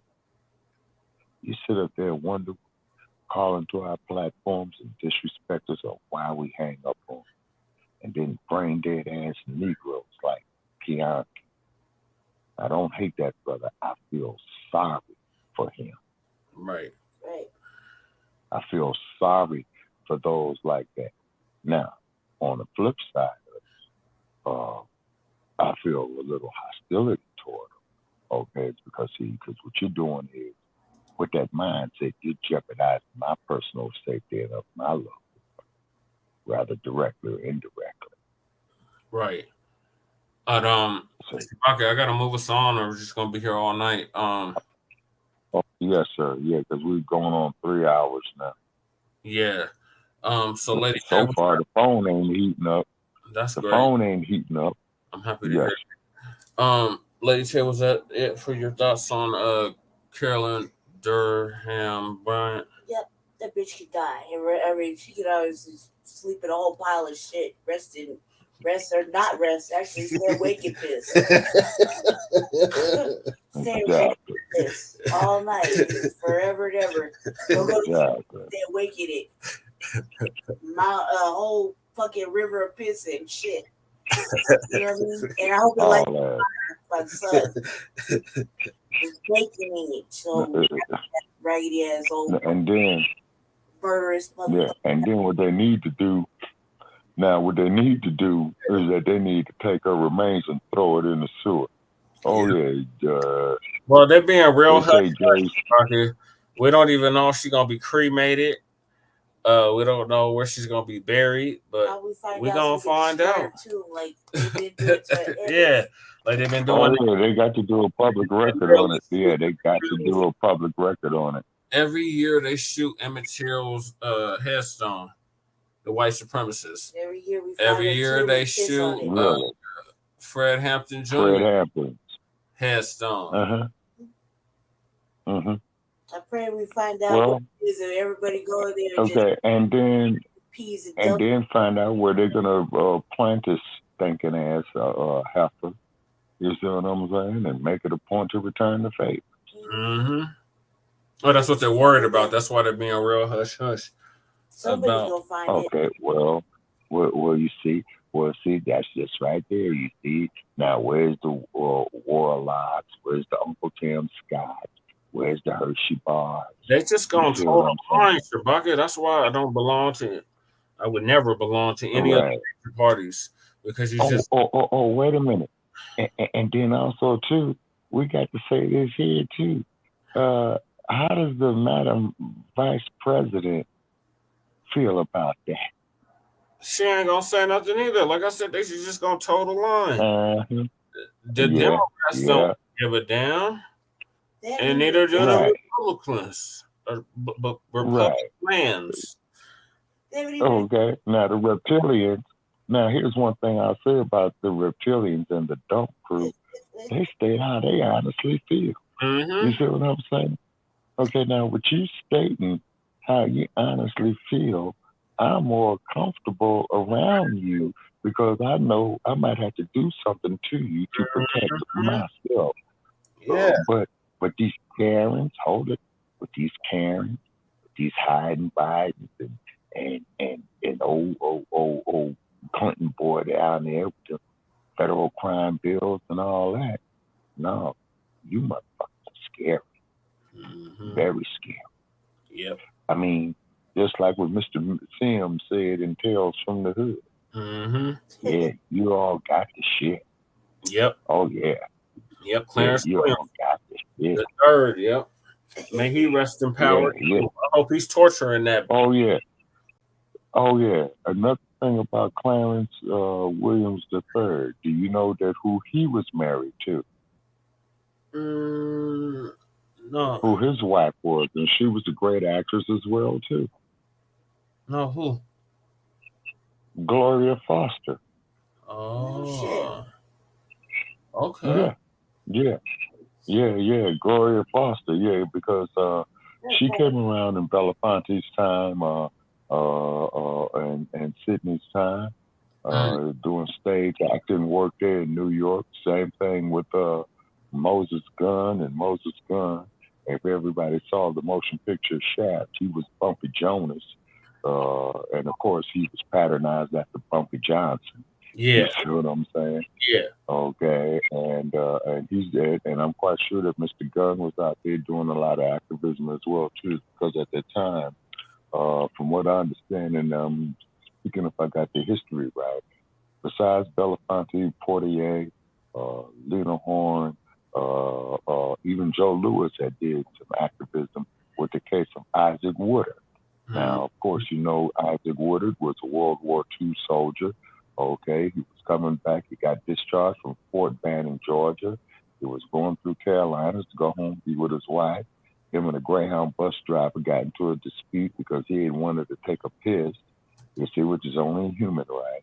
So what had happened was, got on the bus, the white bus driver for Greyhound got in touch with the sheriff at the next town, and the sheriff pulled that man off and hit that man in both eyes with the butt end of his nightstick and blinded him.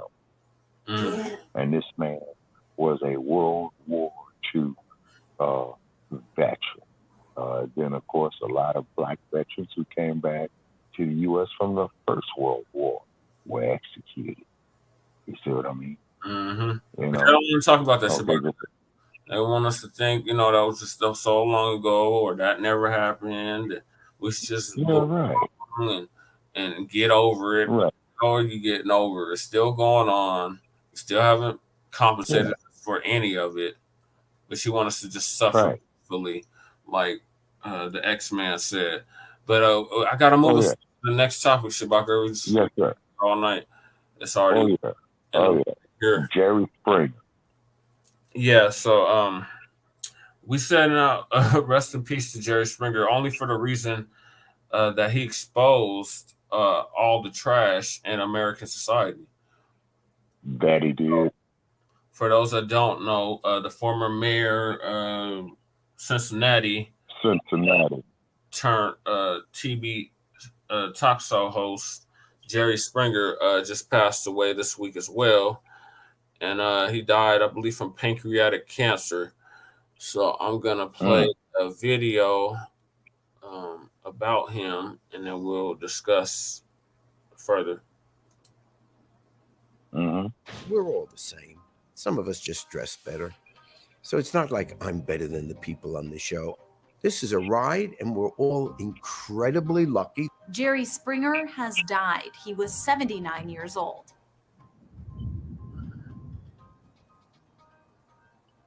A family spokesperson says Jerry died in his Chicago area home after battling a brief illness. I've always defended the show because they may do things that are inappropriate or wrong, or they may be poor, maybe uneducated. They're not trash, they're human beings. Let's not be too quick to judge. Jerry hosted his hit syndicated talk show, The Jerry Springer Show, for 27 years, known for its outrageous guests.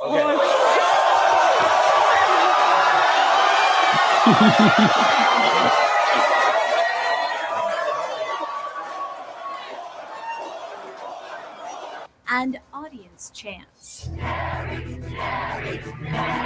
But before he was a TV icon, Jerry was a politician, running a failed campaign for U.S. Congress in 1970. I was very active in the anti-war movement, and that was my passion. Right out of law school, I went to work for Bobby Kennedy. I decided to run for the United States Congress as an anti-war candidate. The day before, were the shootings at Kent State in Ohio.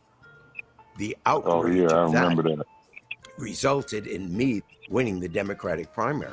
He was elected to Cincinnati's City Council in 1971 and became their mayor in 1977, serving one term. When that term ended, NBC had come to me and they said, why don't you anchor our news in Cincinnati? The Jerry Springer Show debuted in 1991 and originally focused on political issues. The NBC affiliate there. They owned Phil Donahue, Sally Jesse Raphael. And one day the CEO took me out to lunch and said that we're going to start another talk show and you're going to host it.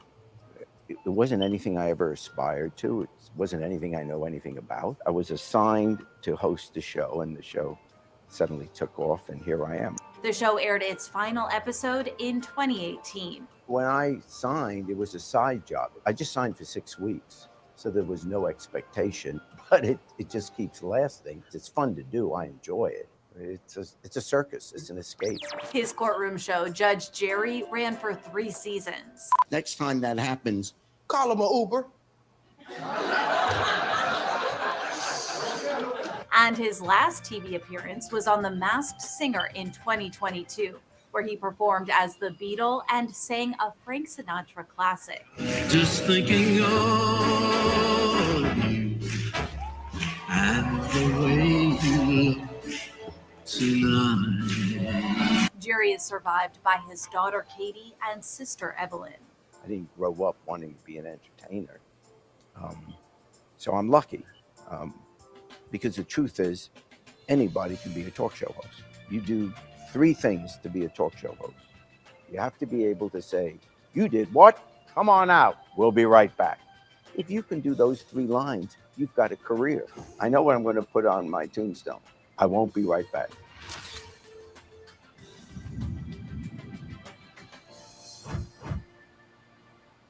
Jerry Springer. Yep. We had an outfit change. Outfit change, yeah. I had to get. Okay, Jerry Springer. I remember watching many of his shows in the 1990s. In fact, me and Mad Dr. D used to sit up there and watch it, and we used to have a ball. I bet you Mad Dr. D. I know y'all got it. And keep in mind that they had interviewed Jerry Springer, and let me see, okay, I think this is about 95, 96. And they said, well, where's the main place where you get the majority of your audience from? And I give you one guess where he got the majority of his audience from. L.A. You know it.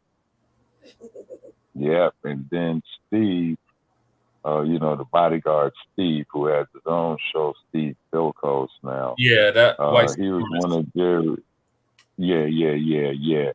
Chicago police officer. He's a big dude, and he had security on there. And then I remember on quite a few of Jerry's shows, there was this one episode of where his brother was there with this woman, and it was quite obvious when I'm about to tell you that he never been with this woman, but he was so much in love with her and all this old type of stuff. To find out it was a him. Yeah, it was a man. So Jerry Springer. Yeah, so he went up there. That shit. Like, I think the first time I ever heard of a trans any fucking thing was on Jerry fucking Springer. I mean, yes, sir. grew up on Jerry Springer. When Jerry Springer came out, I was a kid. I was like, 91. I was your age. 4. So from like age I was 32 4 in 91. Yeah. Yeah. So, I was 32, and then and what would happen is that I remember one episode where there was another talk show called Jenny. Wait a minute. Jenny she had Jones. Sidekicks. Exactly. And and you know why her show got canceled, right? Plus they got sued. You know why, don't you? Why? I can't remember off the top of my head. Okay, I'm about to tell you. Okay. And once again, we tell these trans people, go get you some. All right, there was this dude that comes on there, and Jenny Jones says, yeah, man, somebody's got a crush on you. They've been checking you out, this, that, there, the other, blah, blah, blah. So the man comes out, and he's all happy to meet, you know, the person that has a crush on him. Keep in mind, I said the person, not the woman. It's a dude that comes out, and this man was so appalled and was so humiliated and was so embarrassed is that he found out where this fool was, and he went and shot and killed him. Yeah, that's okay. And they gave Jenny Jones the axe, and they sued the shit out of her, and rightfully so. You see, you know, for all you alphabetized individuals, okay, what you're doing is a thing called deceit. And over the course of my lifetime, it's a setup. And then on top of it, when a person sits up and tells you that, hey, we don't want to be bothered with this bullshit, then you press the issue. Now you just trespass against on the heterosexual side. Okay? Just like you and I discussed this here too, Brother Che, on our previous shows a couple of years ago, where the police chief of Dallas, who was a black woman, who stated, well, there's a high case of the murders of transgenders in Dallas. Here's my scenario. My scenario is that these transgenders go out after heterosexual men, okay, probably take advantage of them, have them under the influence or something like that. And then when dude goes up there to grab a field, he's reaching, grabbing something bigger than his. So quite naturally, of course, he is going to be upset with it. So quite naturally, of course, this could go homicidal. So quite naturally, of course, he was set up in, if any damn thing, that man was a victim of deceit and lies. You know what I'm saying? Well, just like the trans terrorists. They got that term, and they call it sex work now. They call them sex workers. But in prostitution, they got that term, turning tricks. So these mothers is getting turned out, and they think they're getting something that they're not getting, but they're under the deception that they're getting something that they was gonna get, and they end up getting something that they wasn't expecting to get. And then what kills me about this shit is they're always talking about all these murders of these transgender people, but they never talk about who's killing them. Exactly. And then keep in mind that there's what they would call a legal term, I'm sure that you are familiar with, Brother Che, fraud in the inducement. Yeah, but not to cut you off, Shabak. I got another video I was gonna play, and then we gotta move to the next topic. Oh yeah, go ahead. Okay. Jerry Springer again. Yeah, it was some of the outrageous moments. Oh yeah, he had some knockdown blackouts. Yeah, so Jerry Springer exposed a lot of shit that a lot of people didn't want to know existed in America, or just kept turning a blind eye to. So this is some of the outrageous moments throughout the 27 years of it was on air. Right.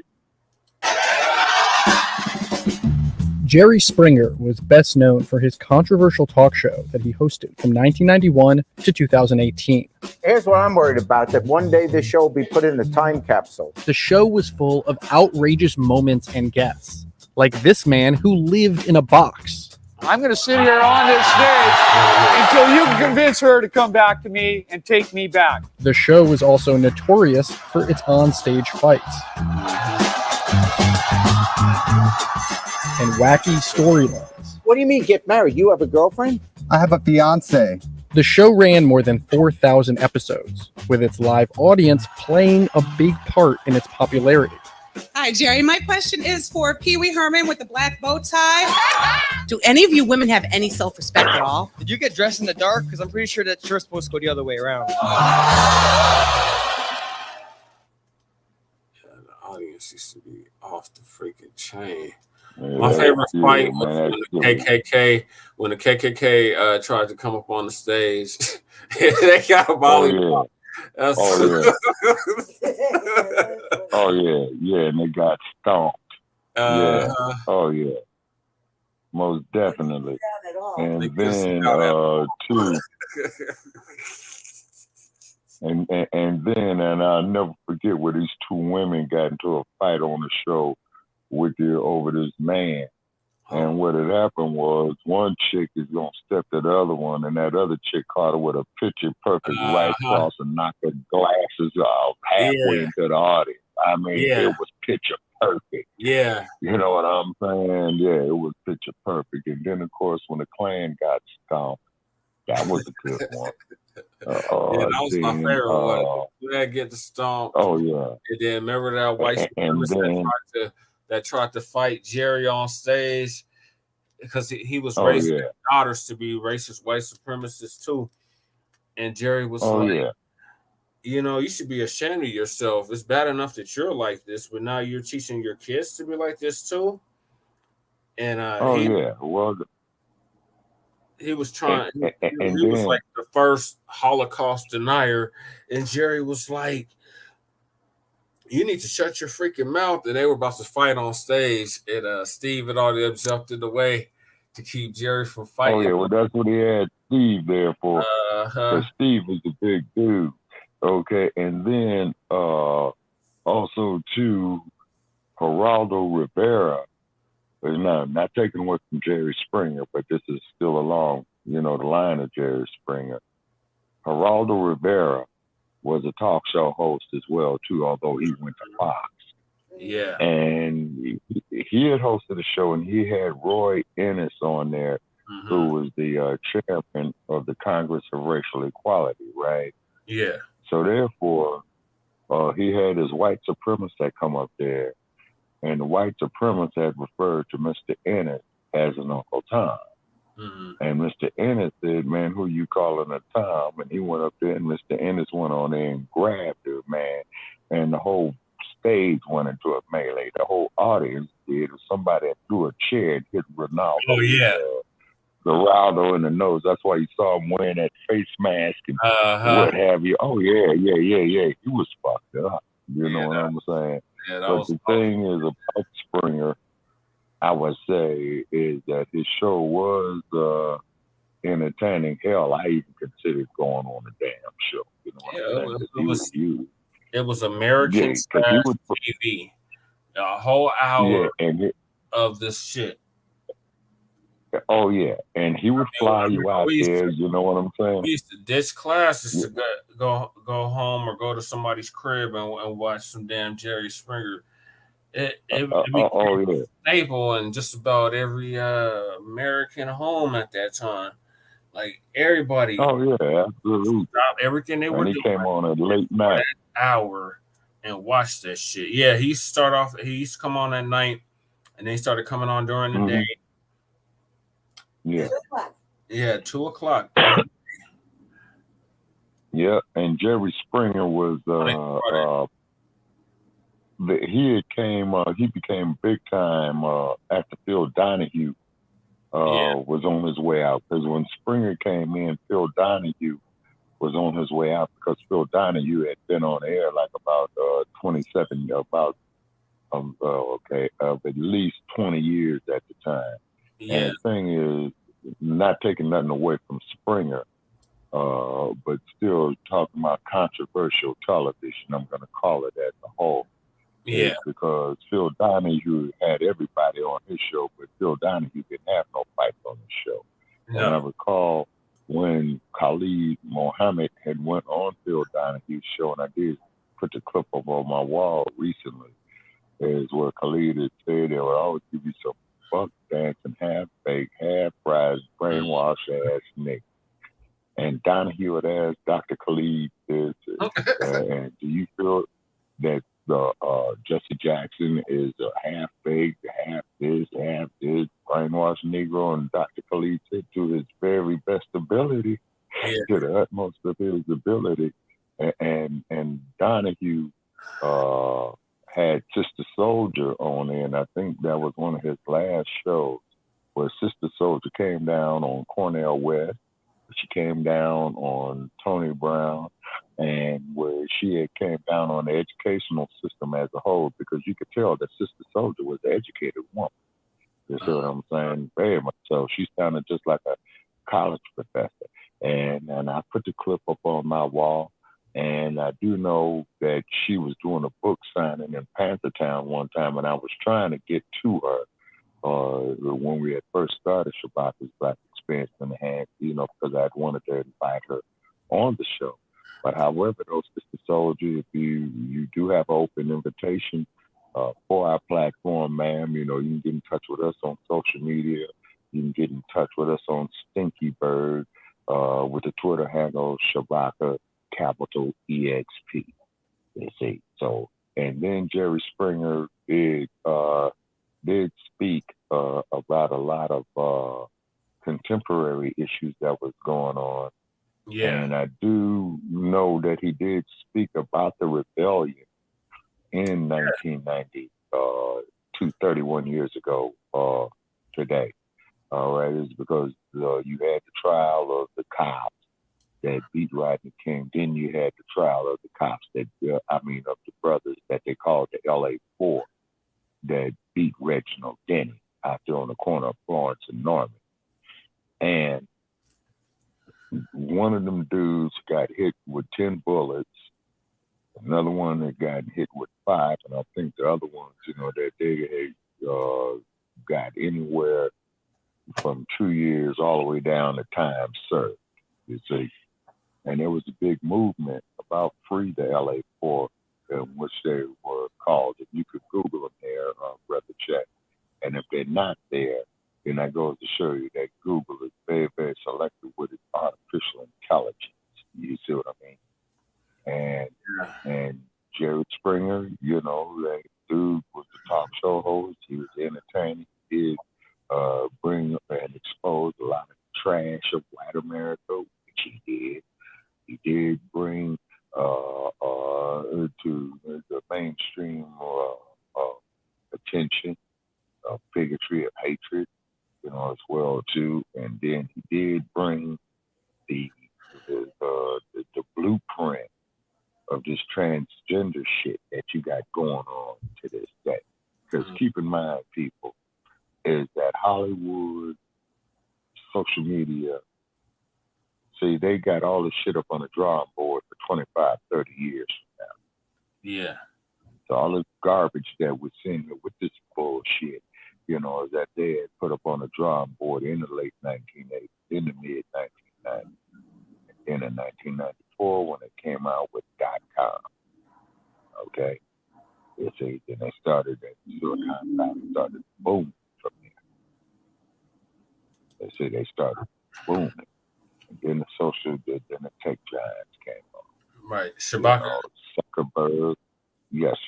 I gotta close out the screen and come back in because the computer started and it won't let me load up the next videos or shows, subjects. Because we shadow banned, man. This is the shit that I'm talking about. They probably got some motherfucker sitting up there right now, man, throwing monkey wrenches in all our works.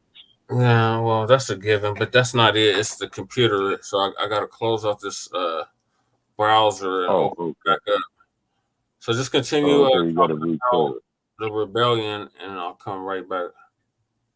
Oh, yes, sir, absolutely. Okay, so what had happened was it started on a Wednesday. I remember that, okay? No justice, no peace. People got in front of Lapdog headquarters from the hood, from the valley, from the west side, you know, San Bernardino County, and what have you. Everybody got their chant, no justice, no peace. And this is April 29th, 1992. But the real damage came April the 30th. Now, what had happened is in the nighttime hours, between the 29th going into the 30th, okay, people were calling all over Los Angeles, well, you got this, you got looting going on. And the first time in history, to the best of my knowledge, the Los Angeles Police Department states to the general public, we're not in service. Yeah, they stated that we're not in service. So then the very next day, April the 30th, Los Angeles looked like Beirut. Mushrooms coming up everywhere, all the way from downtown, all the way out there to Venice Beach, all the way from Hollywood, clear out there to Inglewood and LAX, what have you. Then that's when they had old Rodney King come out there on May the 1st. Okay. Well, can we just all get along with that line? They would beat the shit out of journalists because people was up there openly looting, okay? And the news crews there is just filming. And people's tearing in the stores, going grocery shopping without paying for it. And then all of a sudden, the sheriff of LA County at that time, who was Sherman Blockhead, as I call him, they start going out making massive arrests. Okay, they had booked 12,000 people into the LA County jail, like about a 24-hour period. And then they asked the sheriff, how did he get so many arrests? He said, because people get up there, say their names, which they did, and they standing there with stolen shit. And anytime that you participate in a urban riot, not only is it against the laws of the state and county and city that you, it is also a federal offense. So I'm quite sure that out of those 13,000 people that were put into the LA County jail, I'm quite sure a lot of them were booked into the feds. And I wonder what old Biden was doing back there at that time. Okay, Brother Che, you there?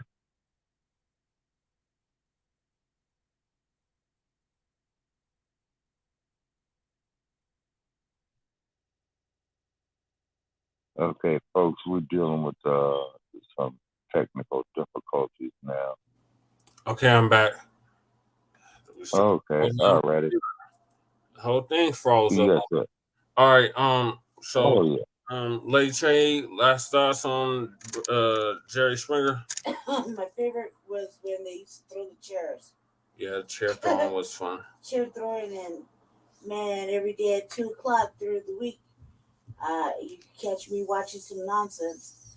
And I really like, I really learned about trailer trash and motherfucking the dysfunction of couples and how nobody knows how to keep their hands to themselves and be faithful, as everybody's cheating on everybody, and so it's some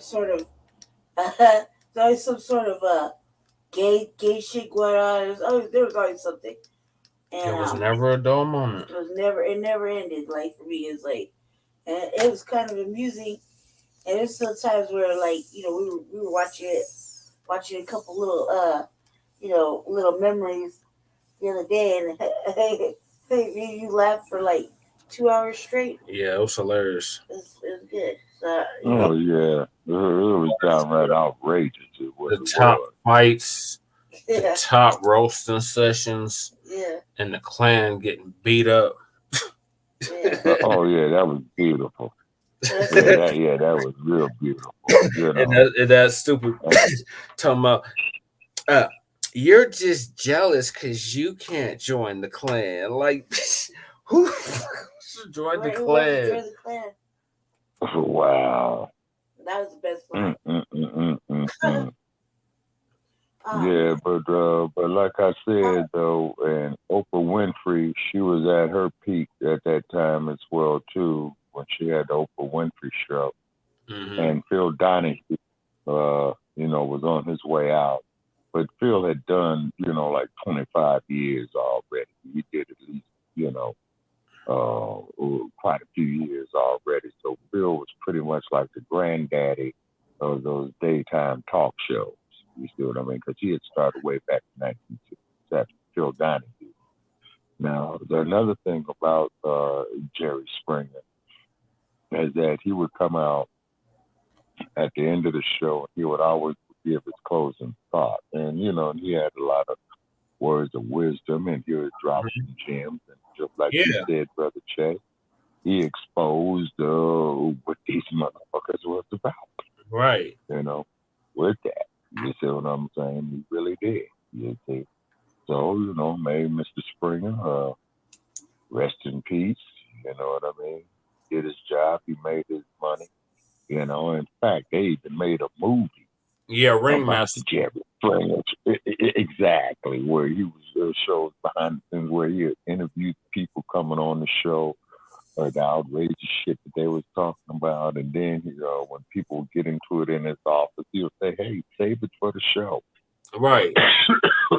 Had to sign a disclaimer. That's when it came out that the shit was fake. They were all acting. And right, in which they. But some of them people got hit for real. Oh, well, yeah, back in the 90s, that shit was real. From 91 to like 97, all those fights were real. But in 98, that's when they came out and said, oh, no, they're signing a disclaimer and that we're not responsible for anything. Because them people hell no, man. They were getting beat up. Oh, yeah, getting beat up bad. You know what I'm saying?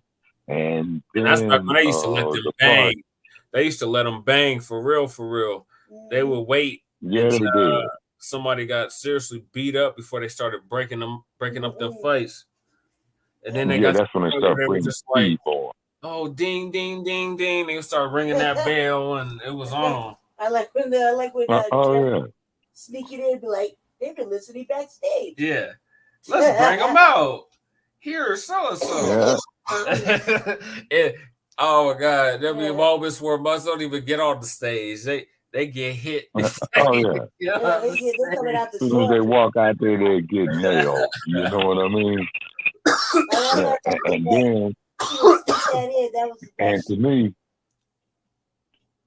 to me, the best fights were the cat fights. That's where the women, you know, would fight each other. You know what I mean?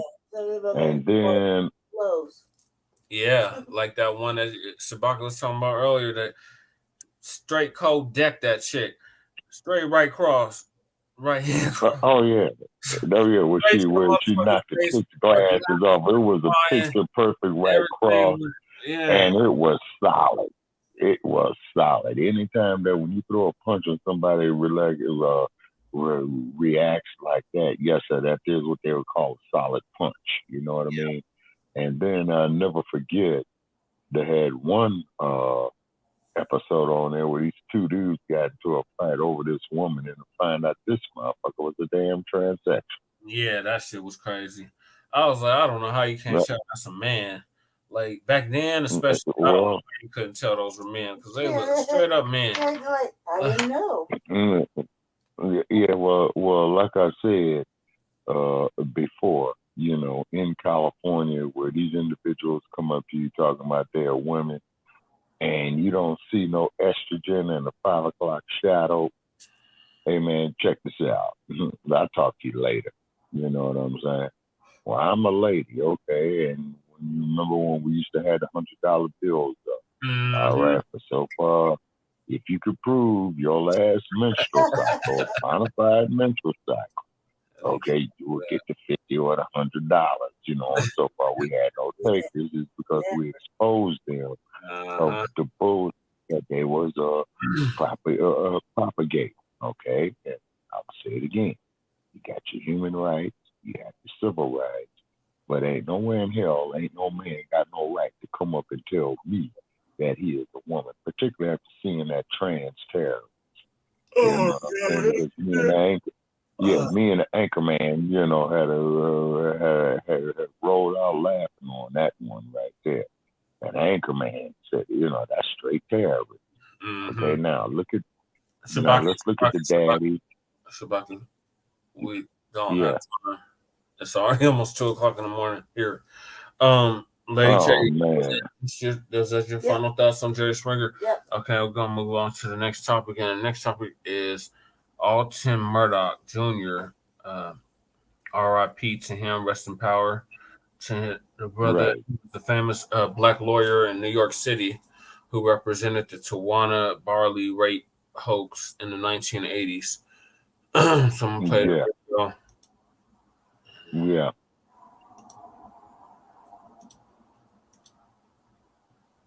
This is from Fox News. Well, of all people.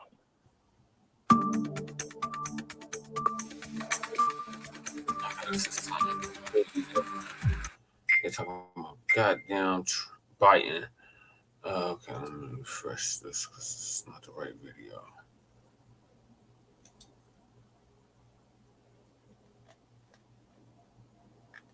Oh, yeah, Alton Maddox. Yeah.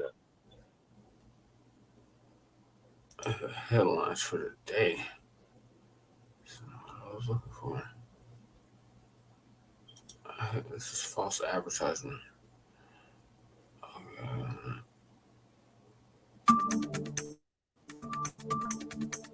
It's one of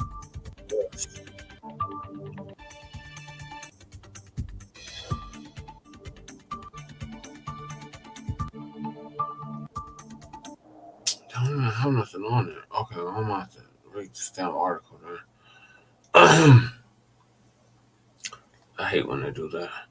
Civil rights lawyer Alton Maddox Jr., who gained notoriety for representing Tawanna Brawley, a black teenager who falsely accused a group of white men of a 1987 gang rape, has died. He was 77. Maddox also represented victims in other prominent cases, including Cedric Sanford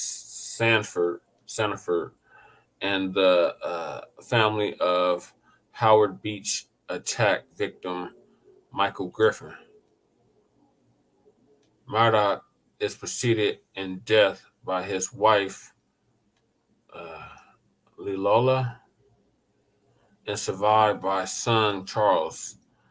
Civil rights lawyer Alton Maddox Jr., who represented victims of several notorious racist attacks in New York in the 1980s, has died. He was 77. Maddox died Sunday in a Bronx nursing home. Funeral director Isaiah Owens said, Maddox represented Tawanna Brawley, a black teenager who claimed that a group of white men had abducted and raped her in 1987. A grand jury determined that Brawley's story was a hoax, and former prosecutor Stephen, what is his damn name? Pagonis sued Maddox. Fellow attorney C. Vernon Mason and Reverend Al Sharpton for defamation for accusing him of taking part in the alleged attack. A jury ruled in 1998 that the three men had defamed Pagonis and ordered them to pay $345,000. Maddox also represented Cedric Sanford, one of the three black men who were accosted and chased by a group of white men in Queens neighborhood of Howard Beach in 1986, as well as I remember that case. As well as the family of Michael Griffith, who died after he was struck by a car during the Howard Beach attack. Maddox and other attorneys working on the Howard Beach victims demanded a special prosecutor be appointed to the case. Charles J. Hines was appointed special prosecutor and later served as district attorney of Brooklyn. 9 people were eventually convicted of various charges in Griffith's death. Maddox also represented the family of Yusuf Hawkins, a black teenager who was shot to death in a predominantly white neighborhood of Bensonhurst, Brooklyn in 1989. Joseph Fauna, who fired the shots that killed Hawkins, was convicted of second-degree murder and sentenced to about 32 years to life in prison. He remains in custody according to the website of the State Department of Corrections and Community Supervision. Murdoch grew up in Georgia, attended Howard University, and received a law degree at Boston College. He moved to New York in the early 1980s. Murdoch's survivors include a son, Charles, and his wife, Leola, who died in 2017. All right, so you said you remember that case. What are your thoughts, Rebecca? Okay, on the Tawanna Brawley case, yeah, she had a very strict father, and from what I understand, that he was NOI, and Minister Farrakhan had given some speeches at that time about this, stating that, yeah, if you go rape something of mine, I will kill you, and that's what the minister stated. And the white fellas were shitting their pants is because it was in the news. It was real bad. These white fellas were getting death threats, and they even came out on the news themselves saying that we are scared, but we are innocent. We are innocent. We are innocent. We wouldn't do nothing like this. We wouldn't do nothing like this. But we are scared. Okay, it's kind of like a reverse scenario of what Carolyn Bryant did. You see what I mean? Now, first place, to falsely repeat, to falsely repeat, to falsely repeat, to falsely accuse a man of a sexual violence crime such as that, the woman belongs in jail 30 years of life with no parole because you ruined that man's life. Right. He would no longer be safe. He would always be looked at with scrutiny. Okay, then he would have to hear on an arrest record for this. You see what I'm saying? Yeah. Okay. And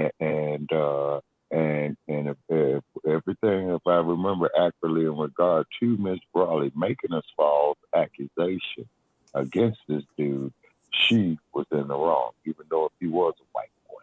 You see what I'm saying? Okay. He was clear from what I understand, you know, beyond doubt. Okay. He was clear.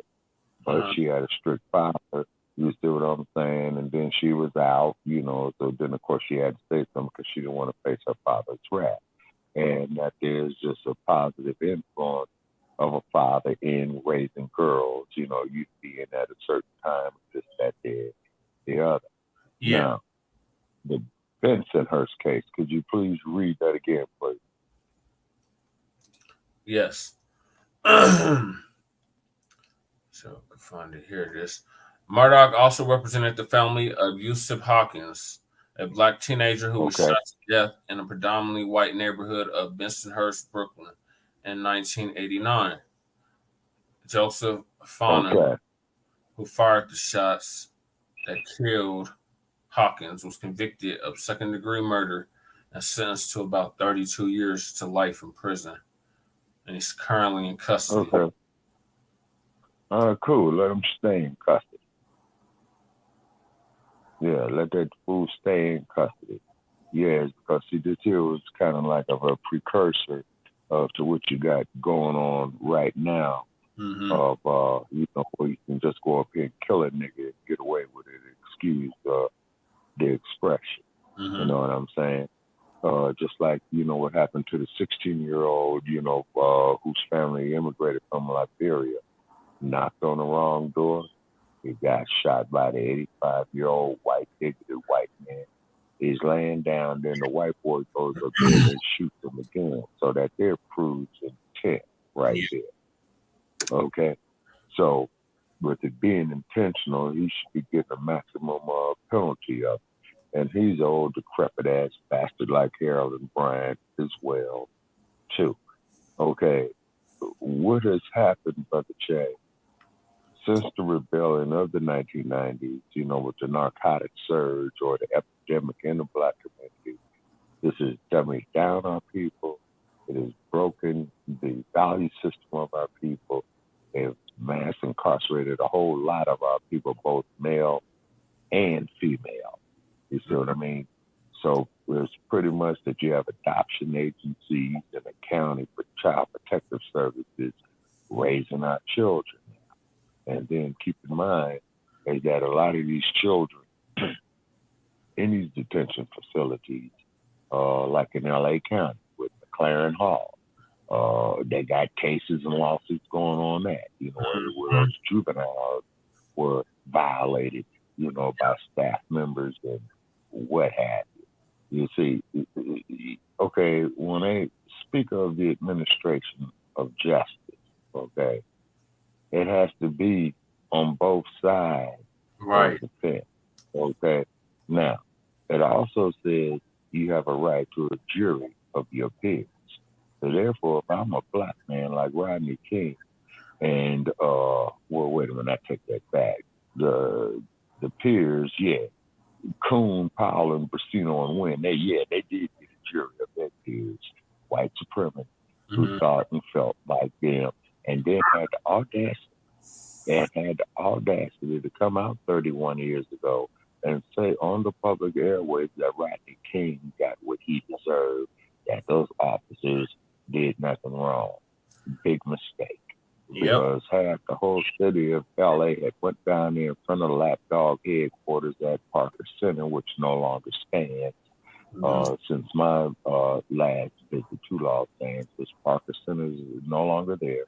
But they did build a police headquarters that is a half a block across the street from it, which is more sophisticated than the first one. So I can only imagine what type of technology they got in there, terrorizing the citizens of Los Angeles. Okay, I can only imagine what the type of material the police cars got on it, because they were supposed to have, like when they had the body cam cameras come out, right? There were LAPD officers who was tearing down the apparatus on the car that makes the body cam function. You see what I'm saying? And then keep in mind on these body cams is that you need to have citizen oversight committees monitoring these body cams as incidents go down, not the police. Right. You see what I mean? Because they got their code of conduct, they got their loyalty to each other. You see what I'm saying? But one thing that's in common, they all hate black people. I honestly think that is a prerequisite to be a kid. Yes, sir. Is you gotta have anti-black racism. Yes, sir. And you did right, and you said it right in the campaign, Mr. Mayor, defund those bastards, And then another thing that I want to say about them, of all these police agencies, okay, when a cop is doing misconduct, and a cop was so arrogant and said, well, sue the city. No. Don't sue the city. Sue your ass personally. Well, that's why you're getting that qualified immunity, because that qualified immunity protects them from being personally sued or actually charged and convicted for wrongdoing. We ended it here in Colorado, but then it's ended in every state in this country. That shit needs to end. Oh, yes, sir. Yes, sir, absolutely. And guys like Derek Chauvin, guys like Stacey Coon, guys like Mark Furman, guys like the cop that shot Tamir Rice, I forgot his name, cops like Darren Wilson, you know what I'm saying? Throw them in jail in the general population. George Chauvin, throw him in jail with the Derek Chauvin. I stand corrected. Yes, throw him in jail with the general population. Now, what the state is going to tell you, any of the DA, that's putting his life in jeopardy. Hey, Mr. DA, don't you know that any and everybody, when they go to jail, their life is in jeopardy? So it makes this practice special. Anytime that you are arrested and go into a jail facility, your life is in danger. Yep. See. So, and what they say, equal protection under the law.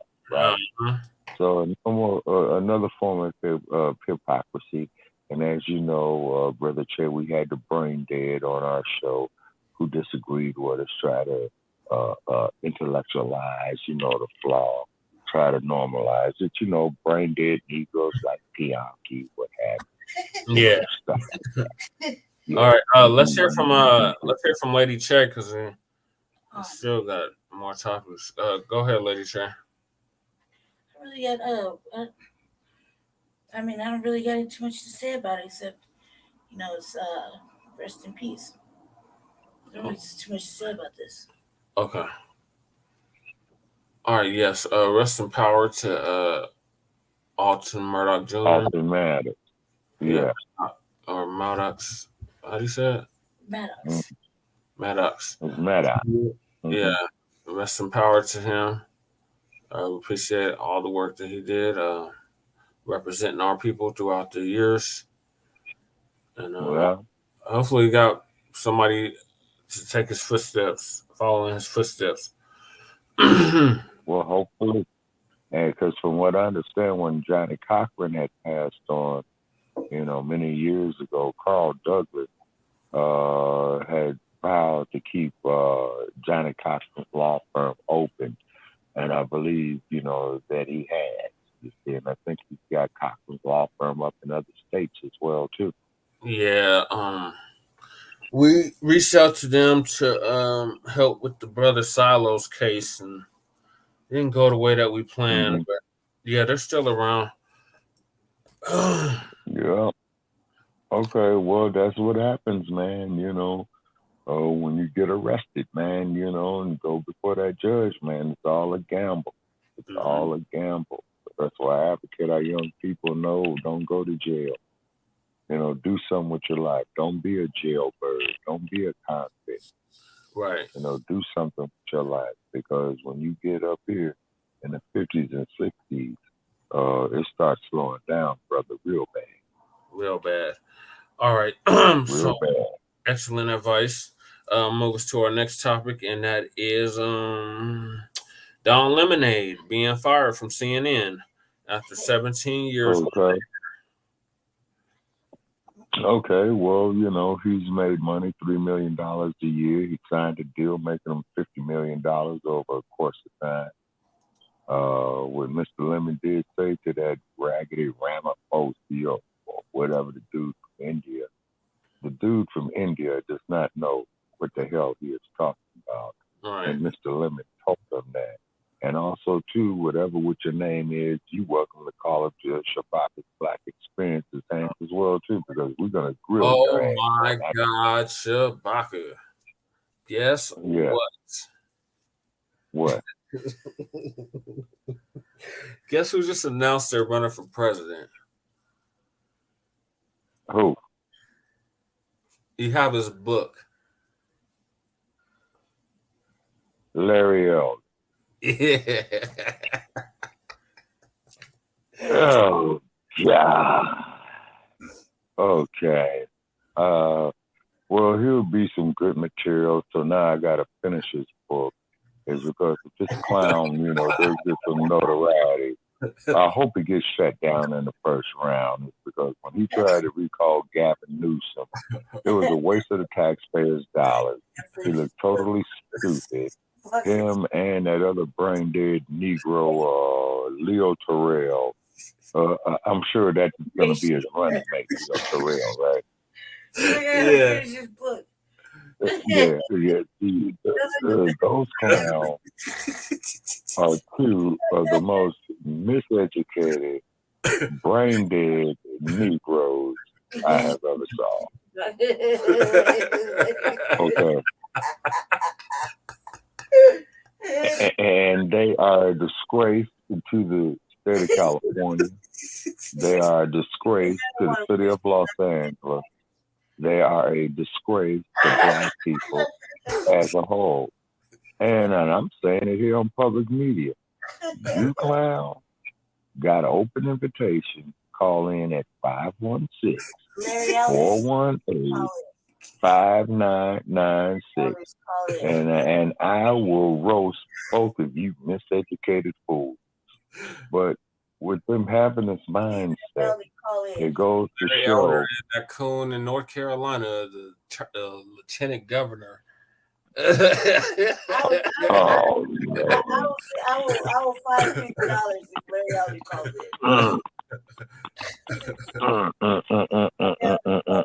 That is sickening. Okay, see, when you look at these clowns, when you look at Cop Mala, when you look at elders, Hold on. I said, we I got never did my whole year Chicago if Larry Elder calls it. Talk about the Black experience.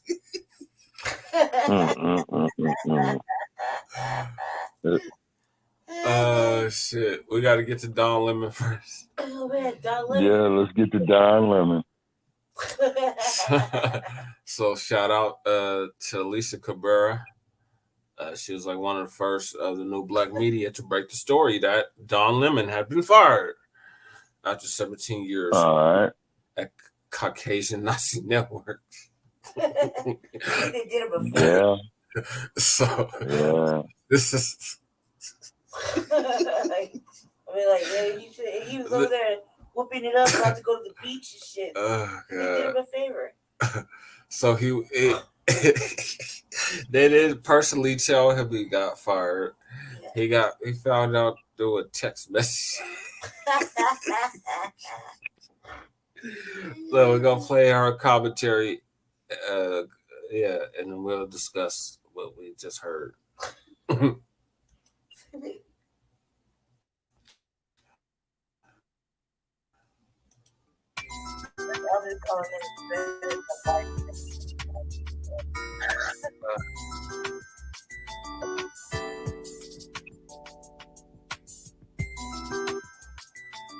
would break out the fuck Trump hats. Y'all, when it rains, it pours. First, Tucker Carlson was let go from Fox News, and Don Lemon just informed everybody that he's been fired from CNN. Woo, man. Well, it's a good start. There's plenty more that need to be fired out there. Right. But let's get into this story. It was Bloody Monday, or what was it? So, Don Lemon says he was fired from CNN.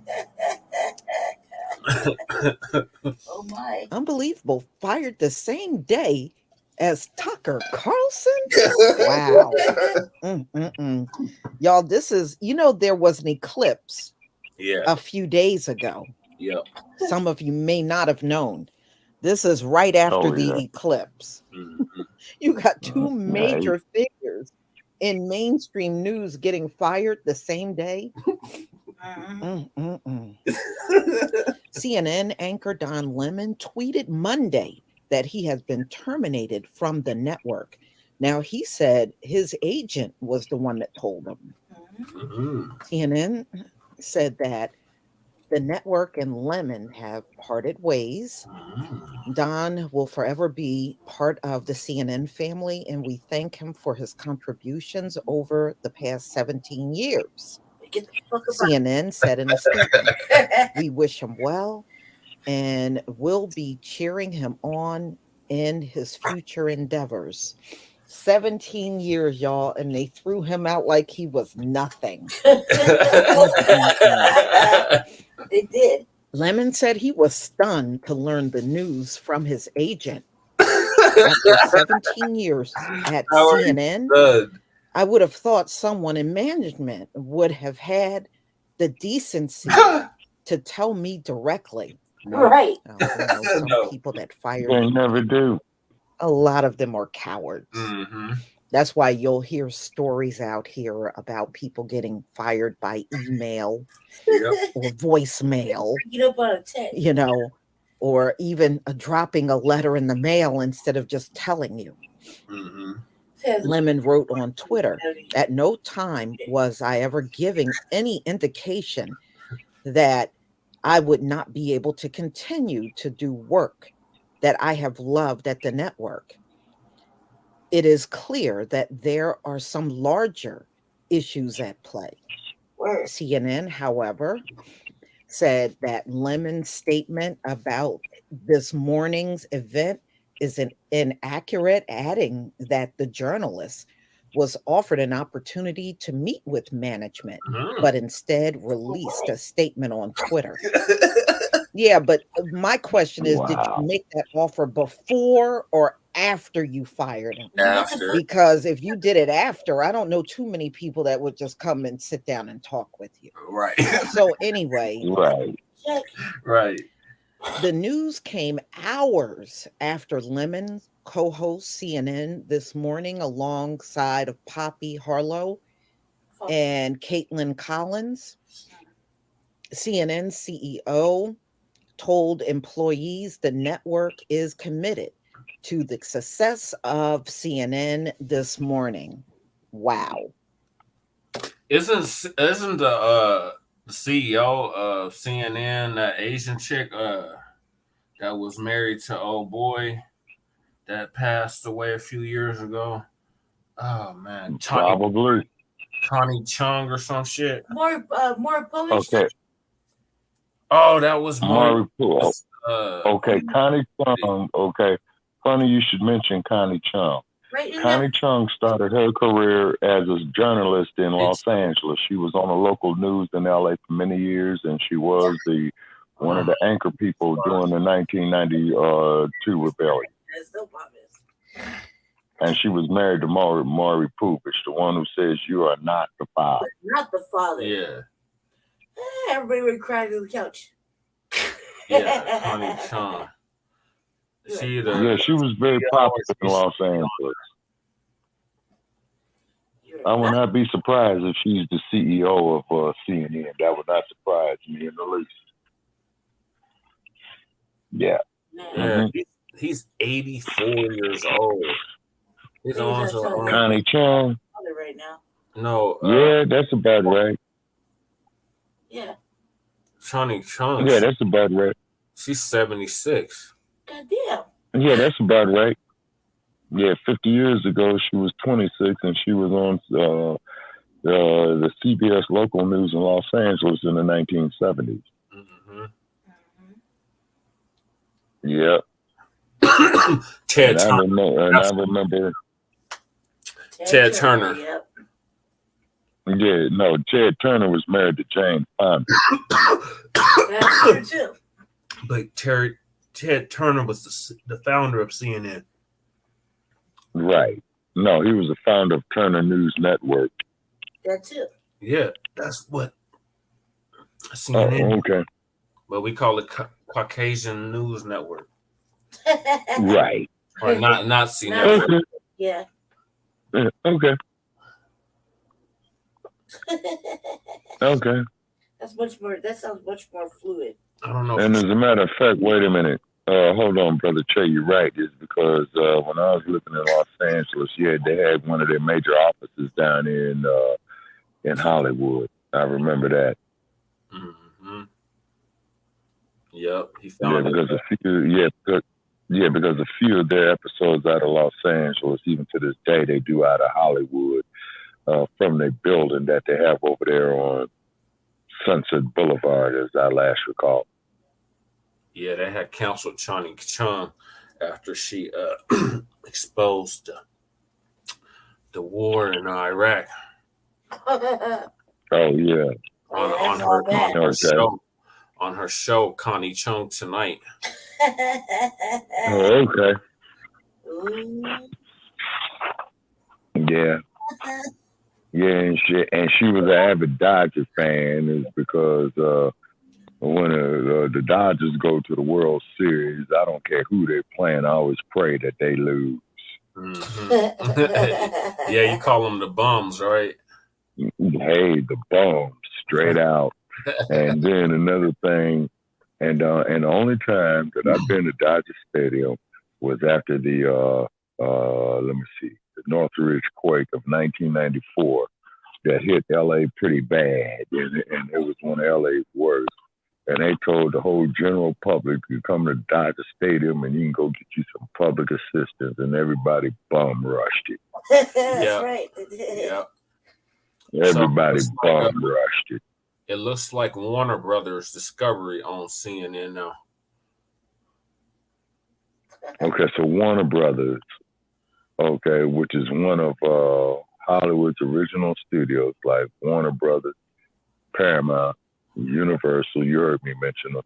Yeah, with Crumb Bum on all of them. You know, yeah, because the granddaddies of them all, of Hollywood's motion picture industry, is Paramount, Universal, Warner Brothers, and 20th Century. And then they had Republic Pictures, but I think that they got absorbed by 20th Century.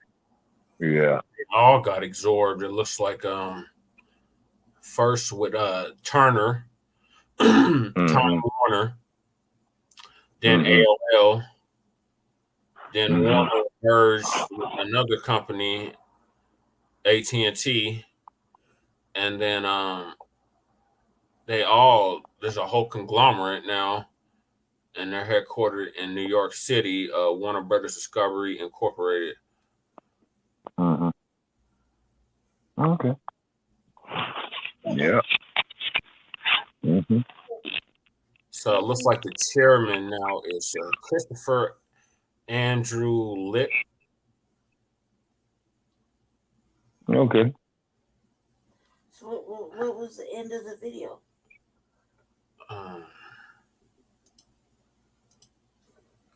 But hold on, Shabaka.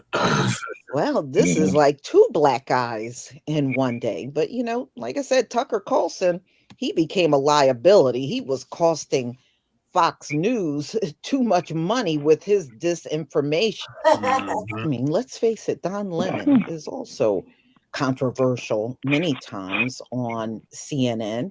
He rubbed feathers of the Black community quite a few times over the years. And, you know, I am not surprised, especially to be perfectly honest with you. You're smoking weed. Yeah. You know, that's how big corporations are out here these days. They want you 100% committed to them, but they are not committed to you at all. And this is not just CNN and Fox, but this is how corporate America works in general. You know, and unfortunately, if it was fair and balanced, it would be a lot different, but we know it's not, nor will it ever be. So we know the things he have said about the Black community. And if you remember, he was under scrutiny about women and aging this past February. Okay. So he had his moments, but I don't think this is going to be the last time you see Don Lemon. I really don't. I would not be surprised if in the coming months he crops up somewhere else. Usually that's what happened. And Tucker Carlson will be no different. Right. You know, there's always somebody that will pick them up. So that's 17 years. That's a long time to be on one network, you know? And then he didn't get a lot of notice, just like Tucker Carlson. He said it was pretty abrupt in how he was terminated. They're trying to hide him under the Tucker Carlson. They're like, so Mr. Lemon has retained his aggressive Hollywood litigator, Brian Friedman, to handle his exit. So it's probably going to be a big bundle on the table for him. 17 years, I would think so.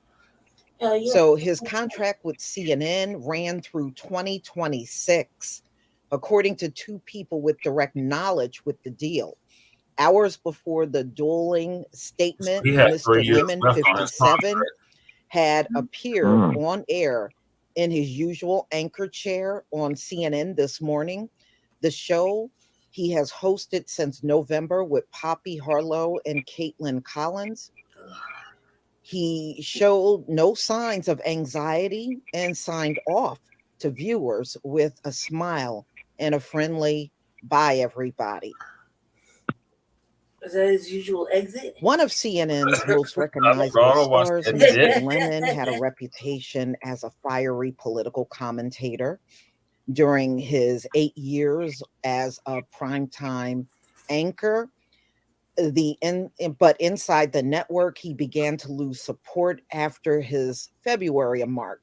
Now, see, as long as he was remarking about the Black community and it was negative, it was okay. Yeah. But as soon as he made a remark about women and aging, then all of a sudden that was the big problem, and that led to him being let go. That's ridiculous, but you know, that's America for you.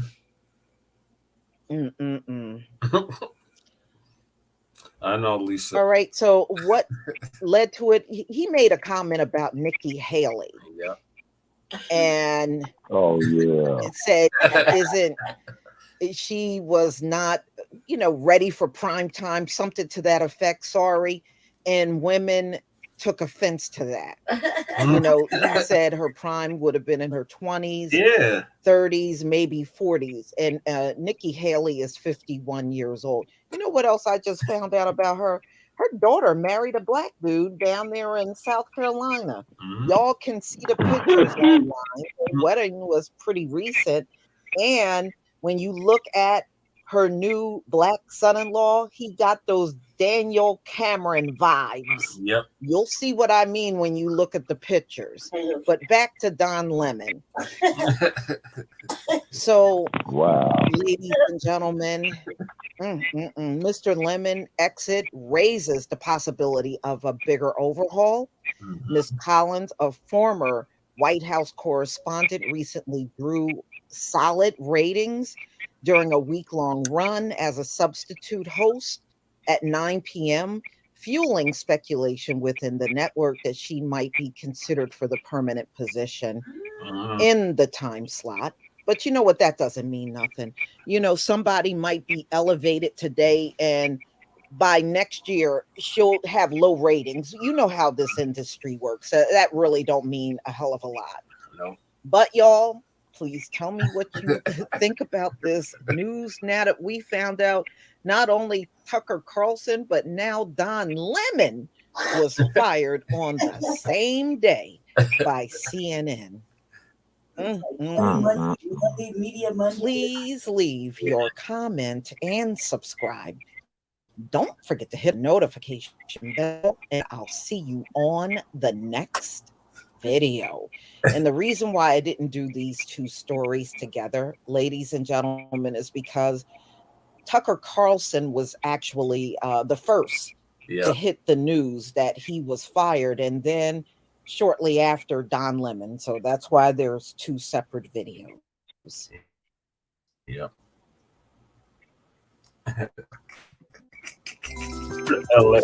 Larry, do you see Larry Elder on the screen? Man, that cat, man, that dude just makes me laugh. What's that idiot talking about? I'm not gonna play that video. I gotta get through the Don Lemon and then Tucker Carlson. So plot even thickens and I further. think after Elder, I'll be knocked out. But go ahead. Yeah, the plot thickens even more, Shabaka. All right.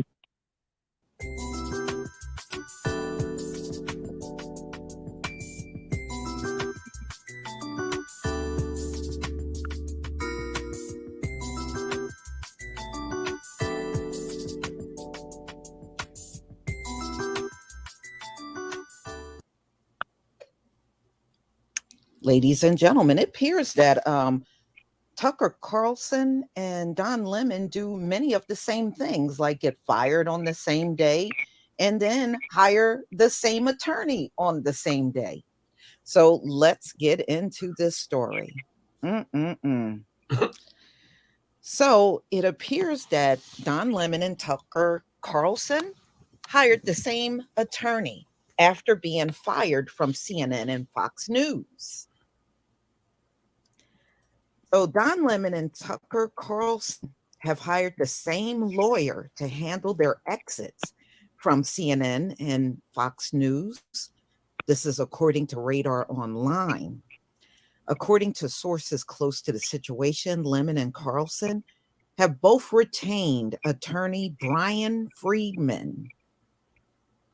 Friedman previously represented Megyn Kelly from her exit, and when she got the can from NBC.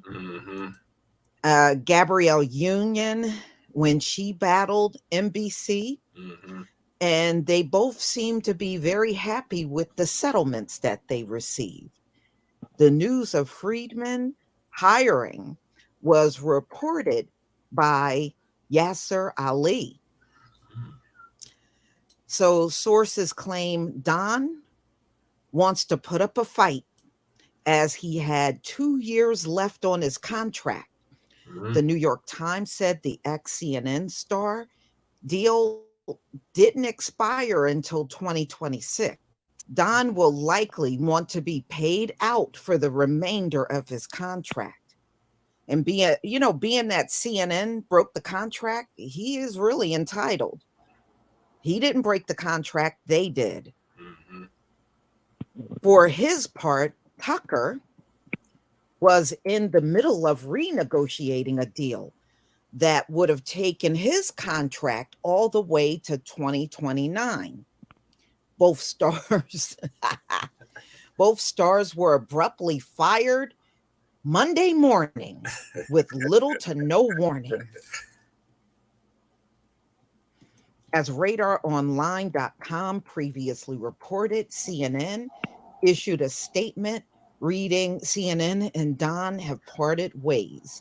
Don will forever be part of the CNN family, and we will thank him for his contributions over the past 17 years. We wish him well and will be cheering him on in his future endeavors. Well, look like his future endeavors is to sue you, CNN. Right.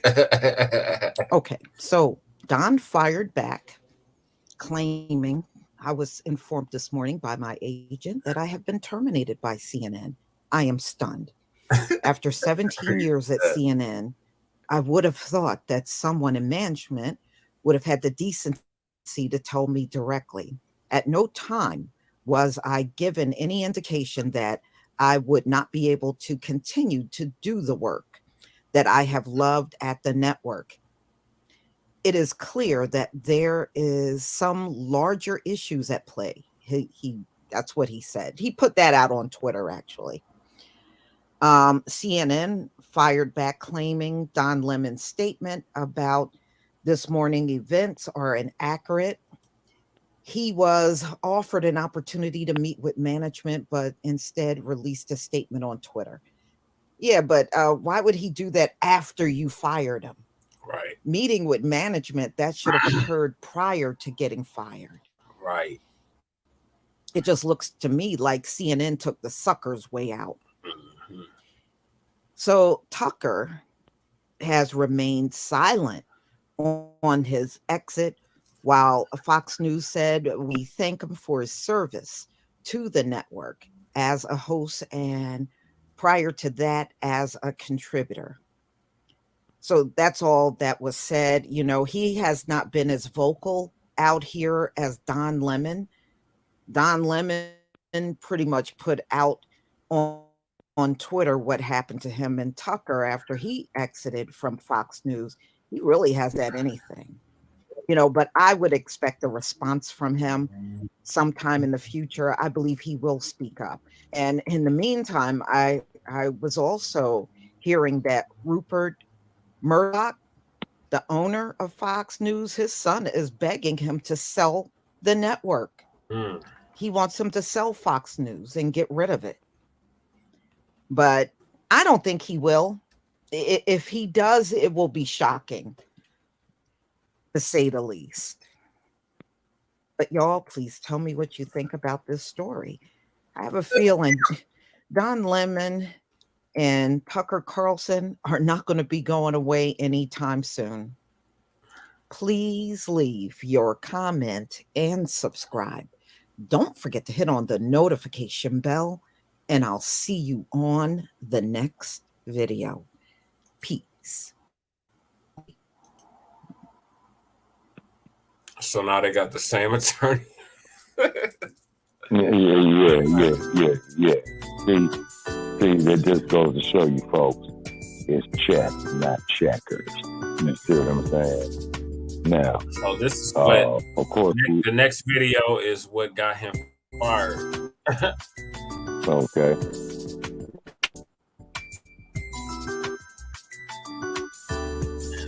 This is the bastard that we were going in on. We said we're going to do a show on that Indian dude. Mm-hmm. Right. Ladies and gentlemen, you know, this interview that Don Lemon did before he was let go by CNN is the one that many people feel pulled the plug on his career. Now, do you know what the funny part? White supremacists are saying Don Lemon got destroyed in his interview. No. Actually, I think if he would have got destroyed in the interview, he would never have gotten fired. Right. The thing is, he was able to come back hard, especially with the history. Right. You know, there is no East Indian man that can tell the descendants of slaves what their experience is in America. And it's almost comical listening to him and the things that he was saying. He's so far removed from who we are, it's not even funny. Yeah. In fact, I'll go as far as saying no foreigner that are a bunch of Johnny-come-latelys in the land can tell us our experience. Right. Period. End of discussion. So I'm going to go and play this final video, and I also have the most recent statement that Tucker Carlson put out about 24 hours ago. To do with the other, especially consider and using the Civil War to talk about Black Americans. That war was not fought by people to have guns. That's not. It was fought for Black people to have freedoms in this country. Yeah. Actually, that's why the Civil War was fought. Okay. And the sad part about fought for Black people to have guns, I think. Actually, you know, funny fact is Black people did not get to enjoy the other freedoms until their Second Amendment rights were secured. And I think that that's one of the lessons that we learned. Aren't allowed to enjoy That's the freedoms. I disagree with you on that, Don. I disagree with you. And I think you're doing a disservice to our country by failing to recognize the fact that we have equality before the law. And you live in this country, then you can disagree with me. But we're not. You mentioned that I we disagree. have 3 different shades. Don, I think we have to be able to here. talk about these issues in the open, regardless of the color of our skin. Black Americans today, to say that, compare that to 1865 and 1964, I think for you to compare it to absolutely 1865 and have equal rights in 1964 this is country. actually, I think it's insulting to Black people. It's insulting to me as an African American. I don't want to sit here and argue with you because it's infuriating for you to put those things together. It's not right. Your telling of history is wrong. What part of the history was wrong? What part of the history was wrong? That the Civil War was fought. You're making people think that the Civil War was fought for Black people, only for Black people to get guns and for Black people to have. The Civil War was fought for Black people in this country to get freedoms, a noble mission. And I think that even after we succeeded, we had to actually secure those freedoms. To reduce it in a speech at the NRA to say you're making people think, or you're trying to say that Black people to get guns, that was the reason that you're there at the NRA. That was the reason for the Civil War. It is a that's fact. reductive. It's not and reductive, I think it's Don. insulting. And the Second Amendment was Black part people, of hang on, please. I cannot keep a thought if you guys are talking to me in my ear. So hang on one second. So to say that Black people, say what you said again.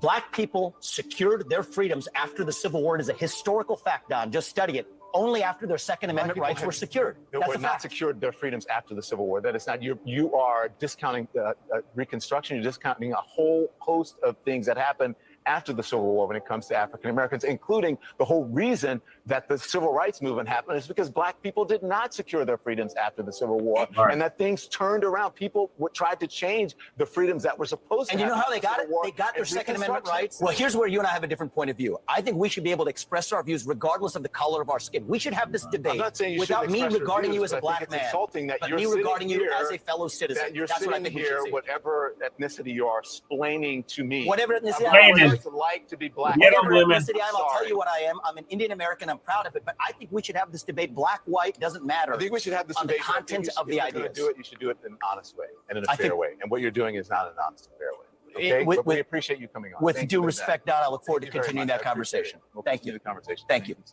Thank you, Papa. We'll talk about China. Yes, let's talk about next China. time you come back. Oh, thank you. Much to say on declaring independence from China. Okay, Something you can can we add move on. on now, please? Thank you.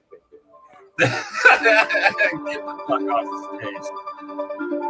Bullshit. And this fool is running for president.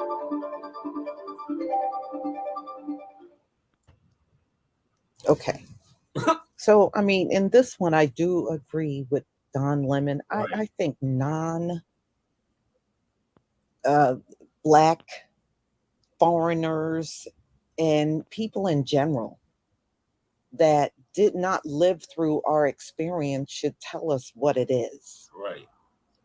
That is a problem I've always had throughout my life. I don't need them folks telling me what slavery was like. I don't need foreigners to come in this land that don't know the history and don't know what we have gone through to tell us what we're not doing, or we're lazy and just repeating the same talks, a white supremacist talking point. And when he said what he said about the Second Amendment rights of Black people, the Civil War was fought. Ladies and gentlemen, how do you take somebody like this seriously in a conversation? Right. You know, he skipped over, like Don Lemon said, Reconstruction, Jim Crow. What freedoms did we have during Jim Crow? And there's many people that believe we're still in Jim Crow because of the way we continue to get treated. So 100 years of Jim Crow, what freedoms did we have? Right. Okay, civil rights was because we were getting locked out all over the place in employment, and you know, the white only and Black only signs are up, and we couldn't do what we want and go where we wanted.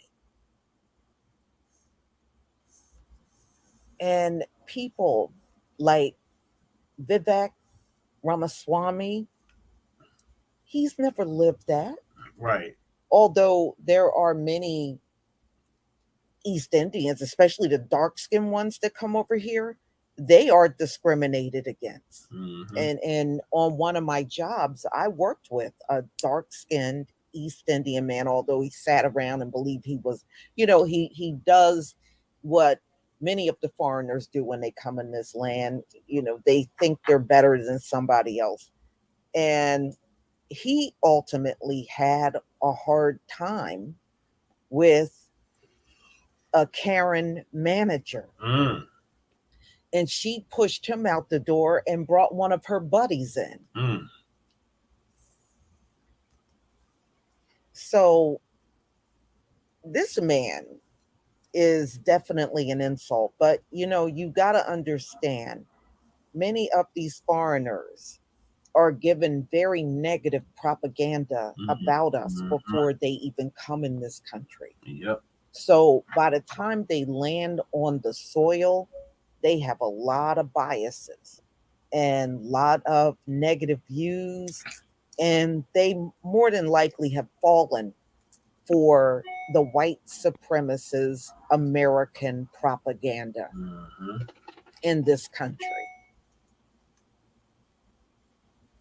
You know, so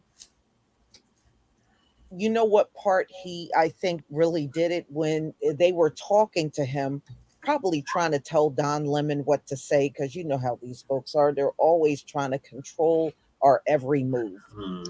And probably telling him what to say back to him. And he pretty much let him know, I don't talk in my ear. Right. I'm trying to have this conversation. And I think that's what they didn't like. These folks really have that bad. They want us to sit around and be their puppets. And we do and walk and talk like them and sound like them. See, as long as you're that kind of Negro, they will halfway put up with you. And they'll grow tired of them eventually. But they will put up with them a little more. But, I do agree this was probably his career ender. Yeah. They didn't like the back and forth he did. And they don't like the Black community to be defended. If you attempt to defend the Black community, they take offense to that, because we're supposed to just be a bunch of lame ducks, and nobody should defend us, and nobody should speak up for us. And look, they have issues with that on YouTube. If we speak up for our community, look at the kind of stuff they come and put in the comment section. They don't like us defending each other. They don't like us putting videos out speaking from our point of view. They don't like that. We're supposed to be, more like your Candace Owens, Larry Elder kind of people. And if you're not like that, then something's wrong with you. You're woke and all that nonsense they be coming up with. And then the funny part is they tell you you're woke and then can't even describe what that is. Right. It's just hilarious. Right. They hate something but can't define what it is. Yeah. So y'all, I'm gonna also show Carlson's recent statement that he put out, and I'll be back with the final part of my commentary.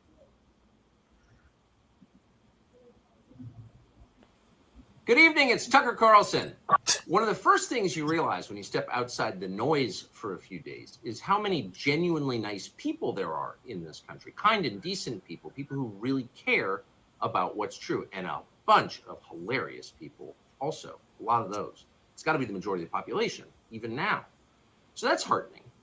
The other thing you notice when you take a little time off is how unbelievably stupid most of the debates you see on television are. They're completely irrelevant. They mean nothing. In 5 years, we won't even remember that we had them. Trust me, as someone who's participated. Suddenly, the United States looks very much like a one-party state.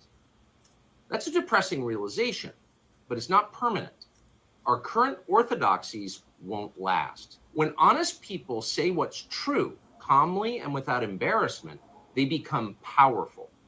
At the same time, the liars who've been trying to silence them shrink, and they become weaker. That's the iron law of the universe. True things prevail. Where can you still find Americans saying true things? There aren't many places left, but there are some, and that's enough. As long as you can hear the words, there is hope. See you soon. Okay, so one of the first things that most people notice is Tucker Carlson did not speak about being fired. And he probably more than likely was advised by his attorney not to say anything about it. I know Don Lemon was quite vocal, and he said CNN owes him $20 million. And he is going to fight for it. So, and I'm sure Tucker, because I don't know what his circumstances are, because that really has not been revealed, other than his contract was being renegotiated at the time. And he was supposed to get a contract that went all the way to 2029. So we know that did not happen. But I don't know if his contract was still in effect. It could have been if they were renegotiating before it ended. I mean, that's possible, but we don't know that. So I think that's why he just let people know that he's still there. And I don't think this is going to be the last time that you hear from Don Lemon or Tucker Carlson. Being that they were both very recognizable figures in mainstream news, I think they are people that you're going to see from time to time. I don't think they're going to go away quietly. And it's not the first time that Fox News got rid of somebody that was real high profile. Y'all remember Bill O'Reilly? Mm-hmm. He got fired. So, many people felt Tucker Carlson was a white supremacist sympathizer. And, now you're hearing behind the scenes he couldn't stand Donald Trump. But on the show, he was on code. Many of us saw he was very much on code. So it seems like to me in Don Lemon's case, he was defending the descendants of slaves. And Tucker Carlson was really pushing the fake propaganda. And that's where he ran into all kinds of problems, especially when it came down to Donald Trump losing the election and people, and Tucker Carlson saying the election was stolen and all that stuff. So it seems to me one was defending a community and the other one was nursing a lot of the fake propaganda out here, and that did him in. We all heard about Dominion and Fox settling a lawsuit totaling practically $1 billion behind a lot of things that Tucker Carlson was saying on his show. And see, that's one thing Don Lemon did not have on his plate. He did not cost CNN nearly $1 billion over things he was saying. Right. So there is a big difference in how these two were fired. But y'all, please tell me what you think about this. Shabaka, you still there? Oh, crap. Yeah. Okay. There's one more video, and then I'm gonna let you go because this is getting super late. All right. Yeah. So this is about Tucker the Sucker. fired from Fox News. Right.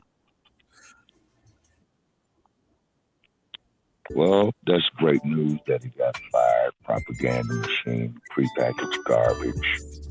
Yeah.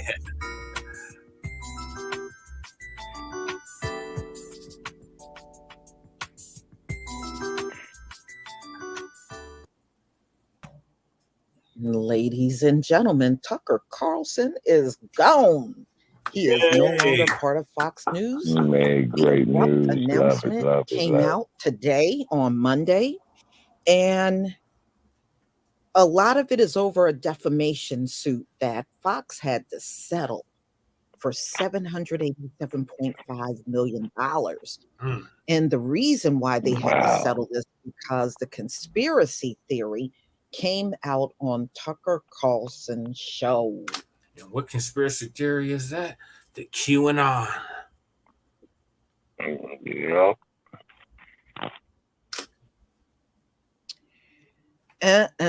Tucker, why'd you do it? So the announcement of his departure from Fox News came 1 week after they settled a monster defamation suit with Dominion Voting Systems for $787. And guess where Dominion's located, Shabaka? Arizona. Denver, Colorado. Oh man. Wow. $7.5 million over the network's dissemination of election lies. Fox News said that Carlson's show was Friday, April 21. Carlson was the top promoter of conspiracy theories and radical rhetoric at the network. Not only did he repeatedly sow doubts about the legitimacy of the 2020 election, but he also promoted conspiracy theories about the Jap-scene and elevated white nationalist talking points. Okay, so Carlson was a key figure in Dominion voting system mama defamation lawsuit against Fox. Trust me, he was the biggest. He was probably the only one in that lawsuit. And Fox was forced to settle that kind of money. Woo! I bet you they didn't kick you out the door fast enough, Tucker. Right.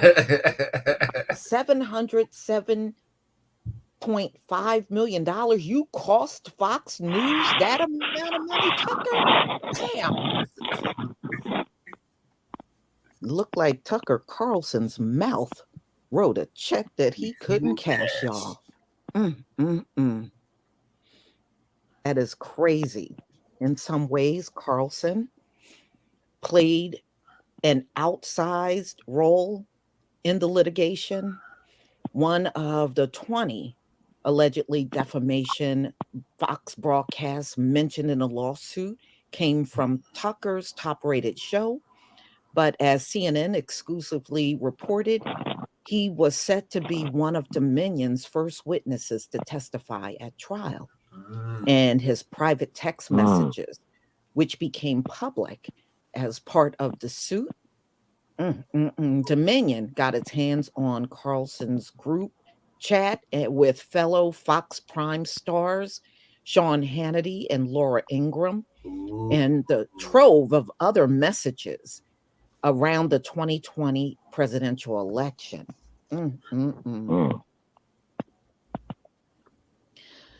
These communications revealed that Carlson told confidants that he passionately hated former President Donald Trump and that Trump's tenure at the White House was a disaster.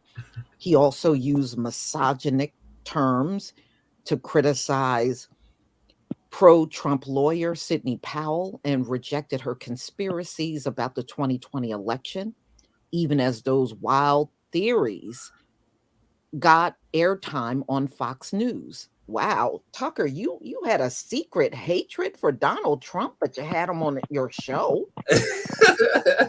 Wow, you don't like Donald Trump. Letting it all hang out. The lawsuit exposed how Carlson privately held woeful different views than his on-air persona. So on the air, he was talking about, the election fraud and Donald Trump really won. But behind the scenes, he was talking in a whole different way. A Dominion spokesperson did not comment on Carlson's departure from Fox. Yeah, he had to lose. When they lost that kind of money, he had to leave. He had to leave. Yeah. It's no way. I've seen this even when I used to work in companies. If there is an employee that caused a lawsuit and the company lose the lawsuit, they escort that person out, because I've seen that happen. We had a woman in our office that was bullying other people. Well, one of those folks sued and they won. And I remember the day they fired her butt.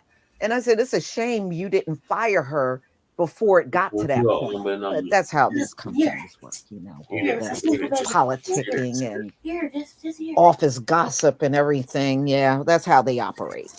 That's a high IQ for you. Carlson was also one of the biggest promoters of conspiracy theories in right-wing media, sowing doubt about the 2020 presidential election, the January 6th insurrection, and the Jap scene.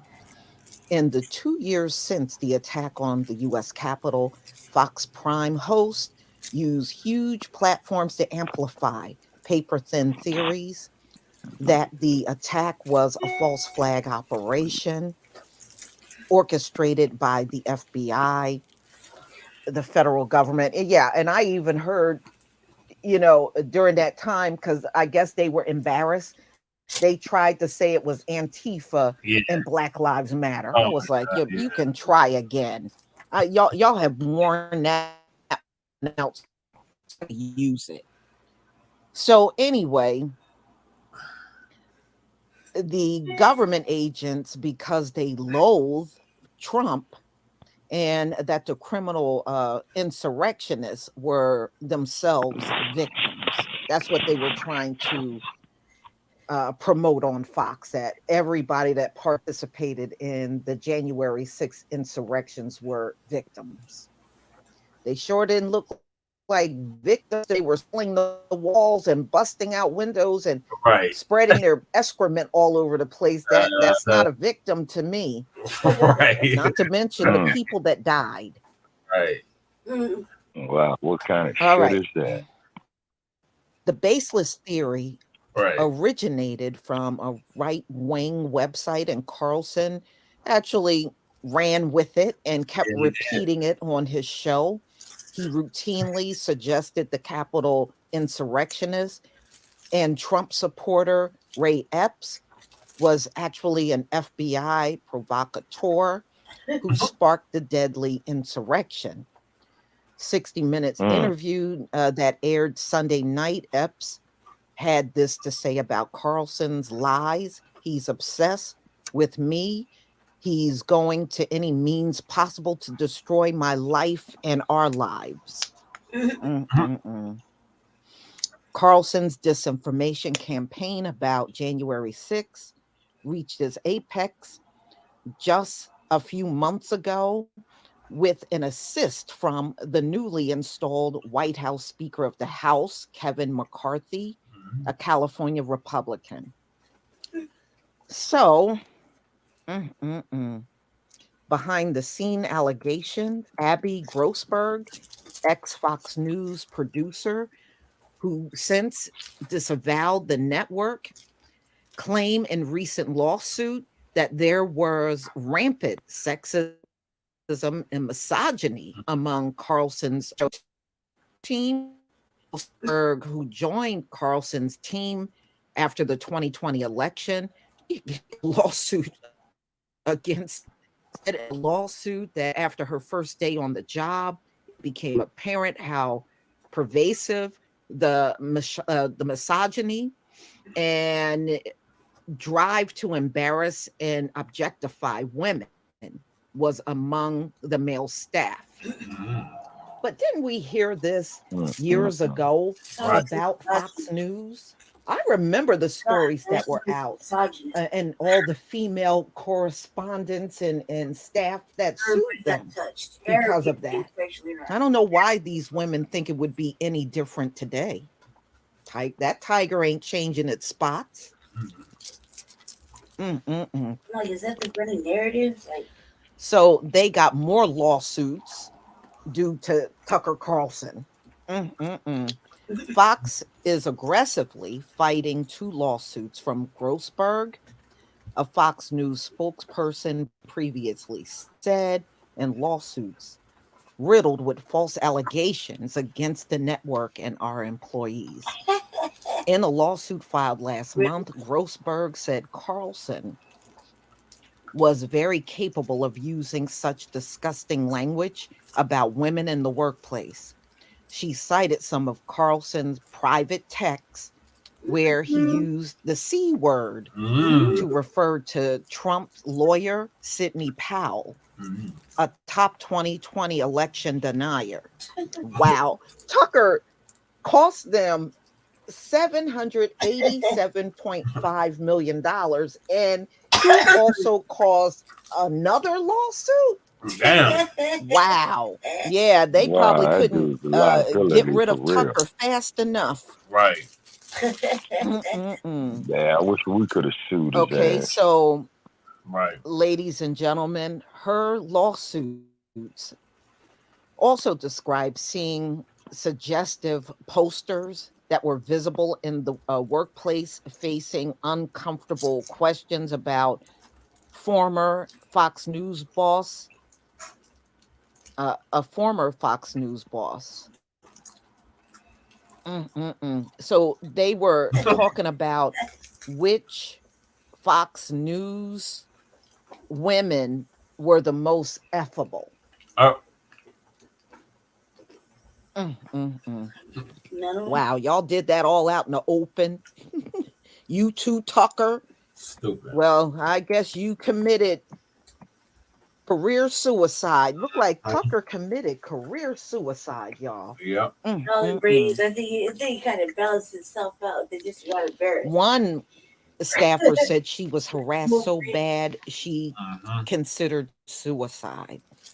Carlson's departure from Fox News come after the network also severed ties with Dan Bongino, who had been a regular fixture on the Fox programming in addition to hosting a weekend show. Folks, regrettably, last week, he said was his last show on Fox News. Okay, well, I guess you got two gone.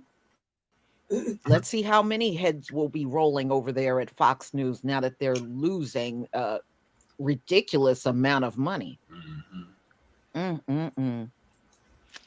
Y'all, I am not surprised. I'm not either. You know, I have seen networks Not in the least. like them go through shakeups, and sometimes even after shaking the place up, it still never improves.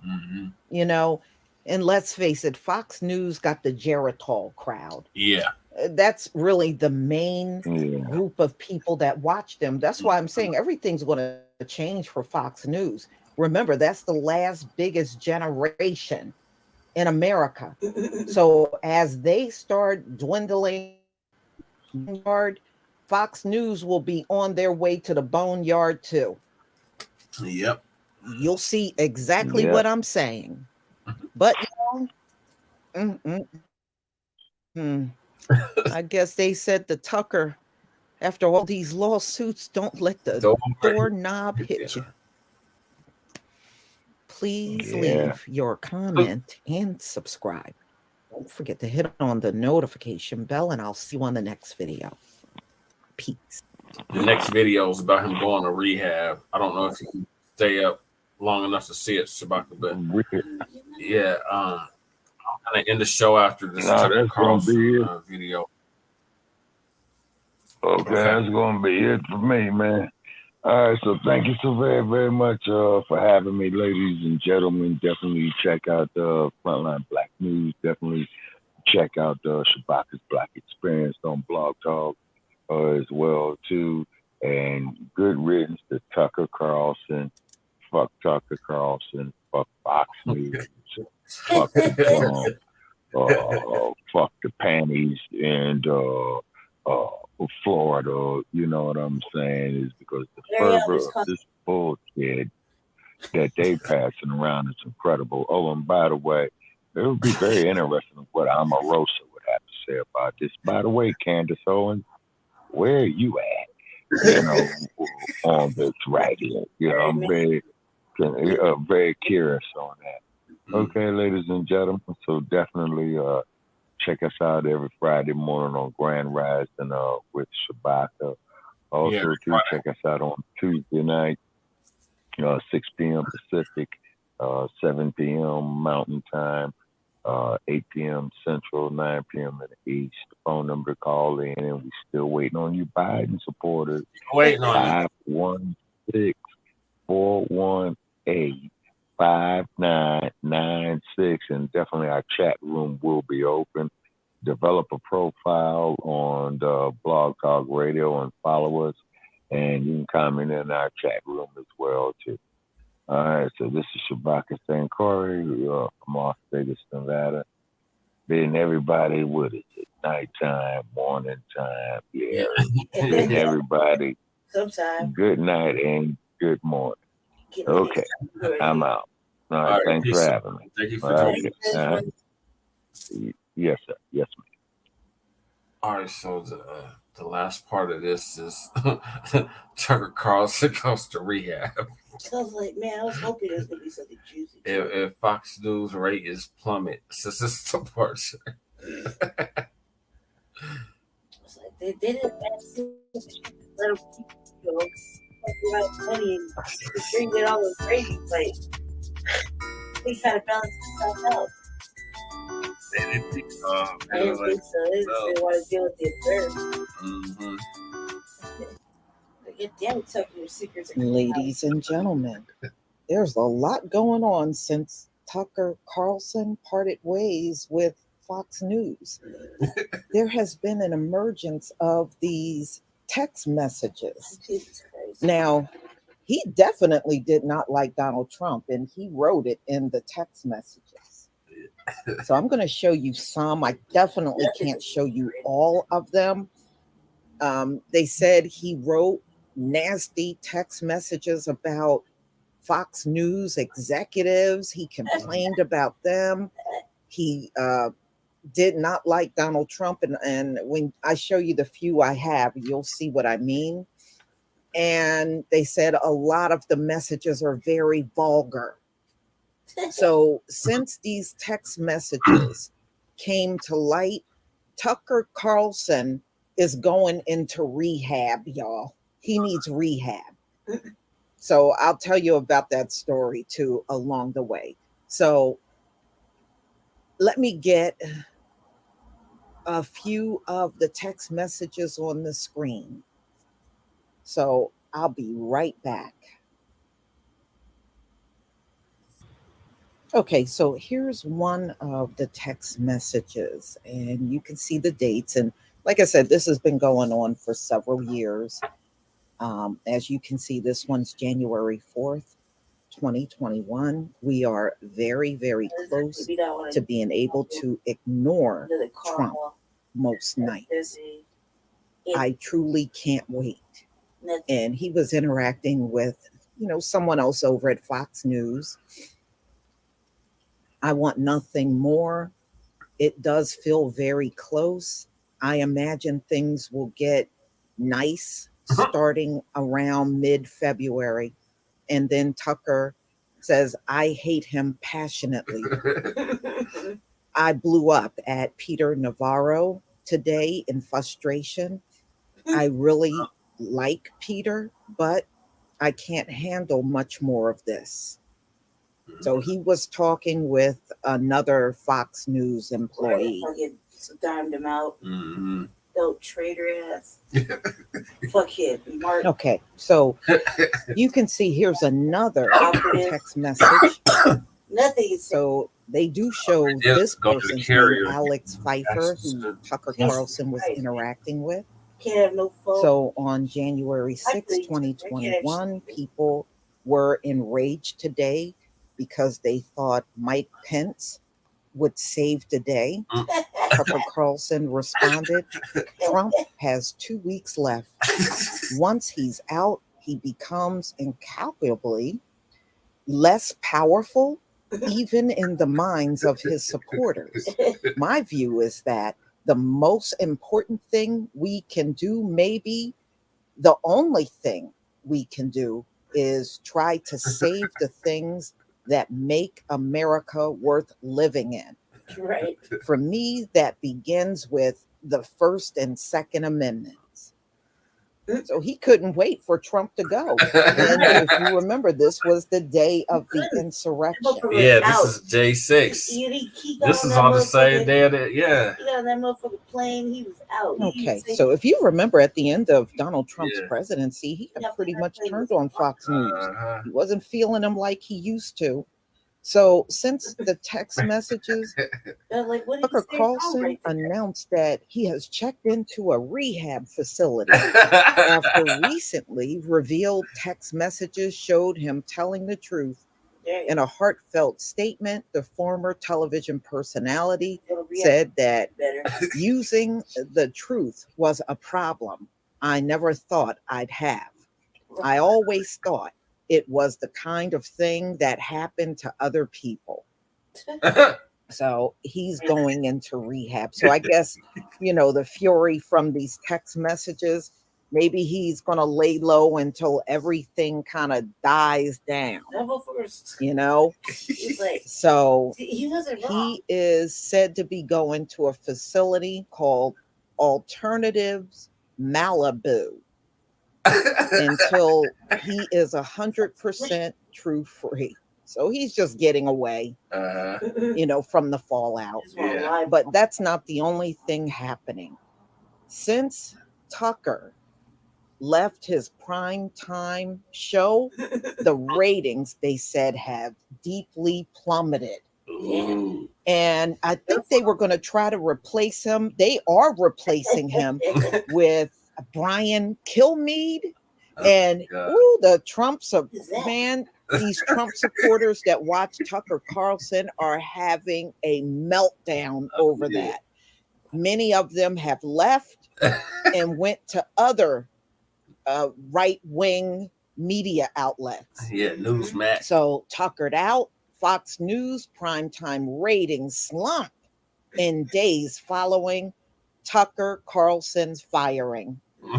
Following primetime host Tucker Carlson's sudden departure from Fox News, the cable giant ratings have dramatically decreased every night when compared to the prior week. Industry news site TV Newster reported indicating that Fox viewers are not happy with the decision and are taking their viewership elsewhere. They are leaving. And they said their ratings have taken a pretty bad hit, y'all. That's probably the only thing that's kind of watchable is so Tucker Carlson. They're saying for the first time in his hosting history, Hayes kind of like out your mind. had the highest rating. So other networks are seeing a big increase in their ratings. MSNBC, CNN, they're seeing a huge bounce in their ratings. And Fox News is plummeting. They're bleeding more money. Wow. So Chris Hayes is on MSNBC, and he drew an additional 2.56 million viewers. Thank you, Tucker. And CNN is saying they also seen a big jump in viewership during Anderson Cooper. To the left. So, wow. I mean, I guess it's good for them, but not good for Fox News. Not good for them at all. Right. They said Fox is down 3.3 million viewers, a 48% decline. Now, that's huge for somebody like Fox News. Yeah. That's huge. Yes. Boy, when it rains, it pours, I guess. Yeah, I think they it rains, it pours. They kiss the ring. So, y'all, please you're gonna have to tell me what you think. I don't know. You know, if they put Brian Kilmeade in that spot, I don't think they're gonna ever get their audience back. I was looking at some of the articles on that. Woo, them people are fired up, mad. They don't want him. They don't like him like they like Tucker. And they don't like how Fox just sprung this on them out of nowhere about letting Tucker Carlson go. Or if they're fucking hero. So we shall see. It's been interesting. It's been an interesting week, y'all. Yes. We started the week out with Don Lemon and Tucker Carlson getting fired on the same day. Carolyn Bryant died, which I think was huge. And Jerry Springer died on the same day. Like two clowns died on the same day. You know? And woo. And now this. Fox News ratings plummeting since Tucker Carlson got the can. Y'all, please tell me what you think about this video. Please leave your comment and subscribe. Don't forget to hit on the notification bell, and I'll see the next video. Thank you. TMZ and be like, you know what to do. They know what to do. I mean, why deprive the viewers? You know what you have to do, Fox. Shit. That's kiss the ring. Kiss the ring. Kiss the ring. All right, Black family, I got to end the show. It's after 3 o'clock in the morning. I got to go to the food bank in a couple hours. So we're going to close off the show. Lady Che, what are your thoughts on Tucker the Sucker and Fox News ratings drop? I'm like, man, it's pretty soon he's just going to have to come on over to YouTube like everybody else and give his commentary. I mean, for sure he's not going to be like without a job very long. And whoever they decided to put in his place isn't gonna bring in the viewership. They're not gonna find anybody. There's nobody right now that's like the equivalent of Tucker Carlson for those people, you know. So I mean, good luck. You can't recreate that. That was all him. Mm-hmm. You know, and in hindsight, I mean, was he really saying anything bad? Probably not. You know, they weren't having it, and plus, you know, I felt like the bleeding of the money and the viewership kind of balanced itself out. You know, they like just look the other way like they do with everything else. You know what I mean?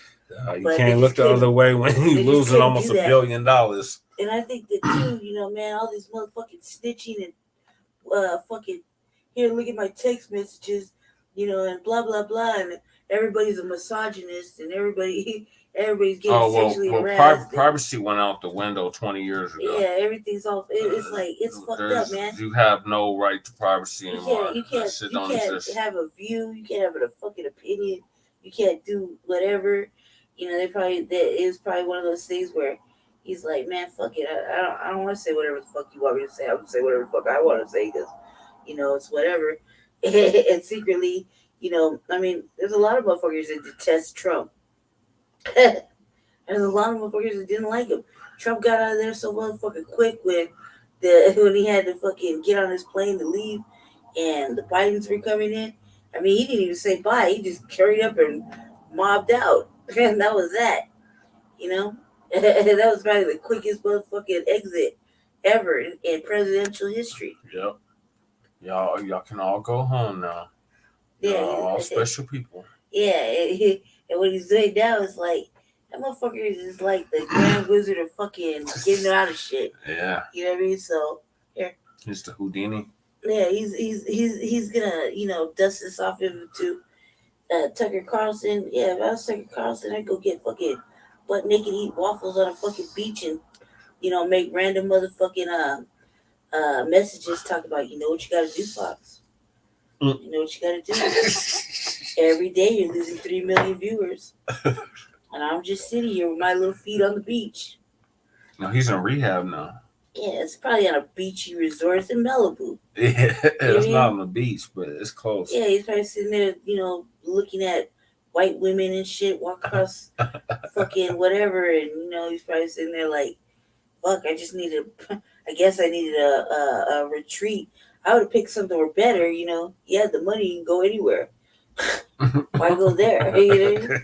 Unless he was trying to hurry up and get back. And like, oh, I'm glad, you know, you kept my seat warm. You know, go ahead and, you know, give me some more money and I'll go ahead and bring these viewers back. Know what you got to do? Stop playing this game.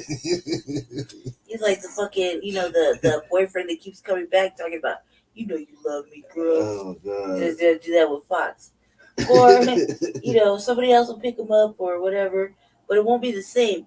The next network that picks him up isn't going to have the same viewership that Fox did, because those people are those are Fox News They're loyalists. fucking veterans, diehards. They're like, man, I can stay away from Fox for a day or two, but I got to come back and see what's going on.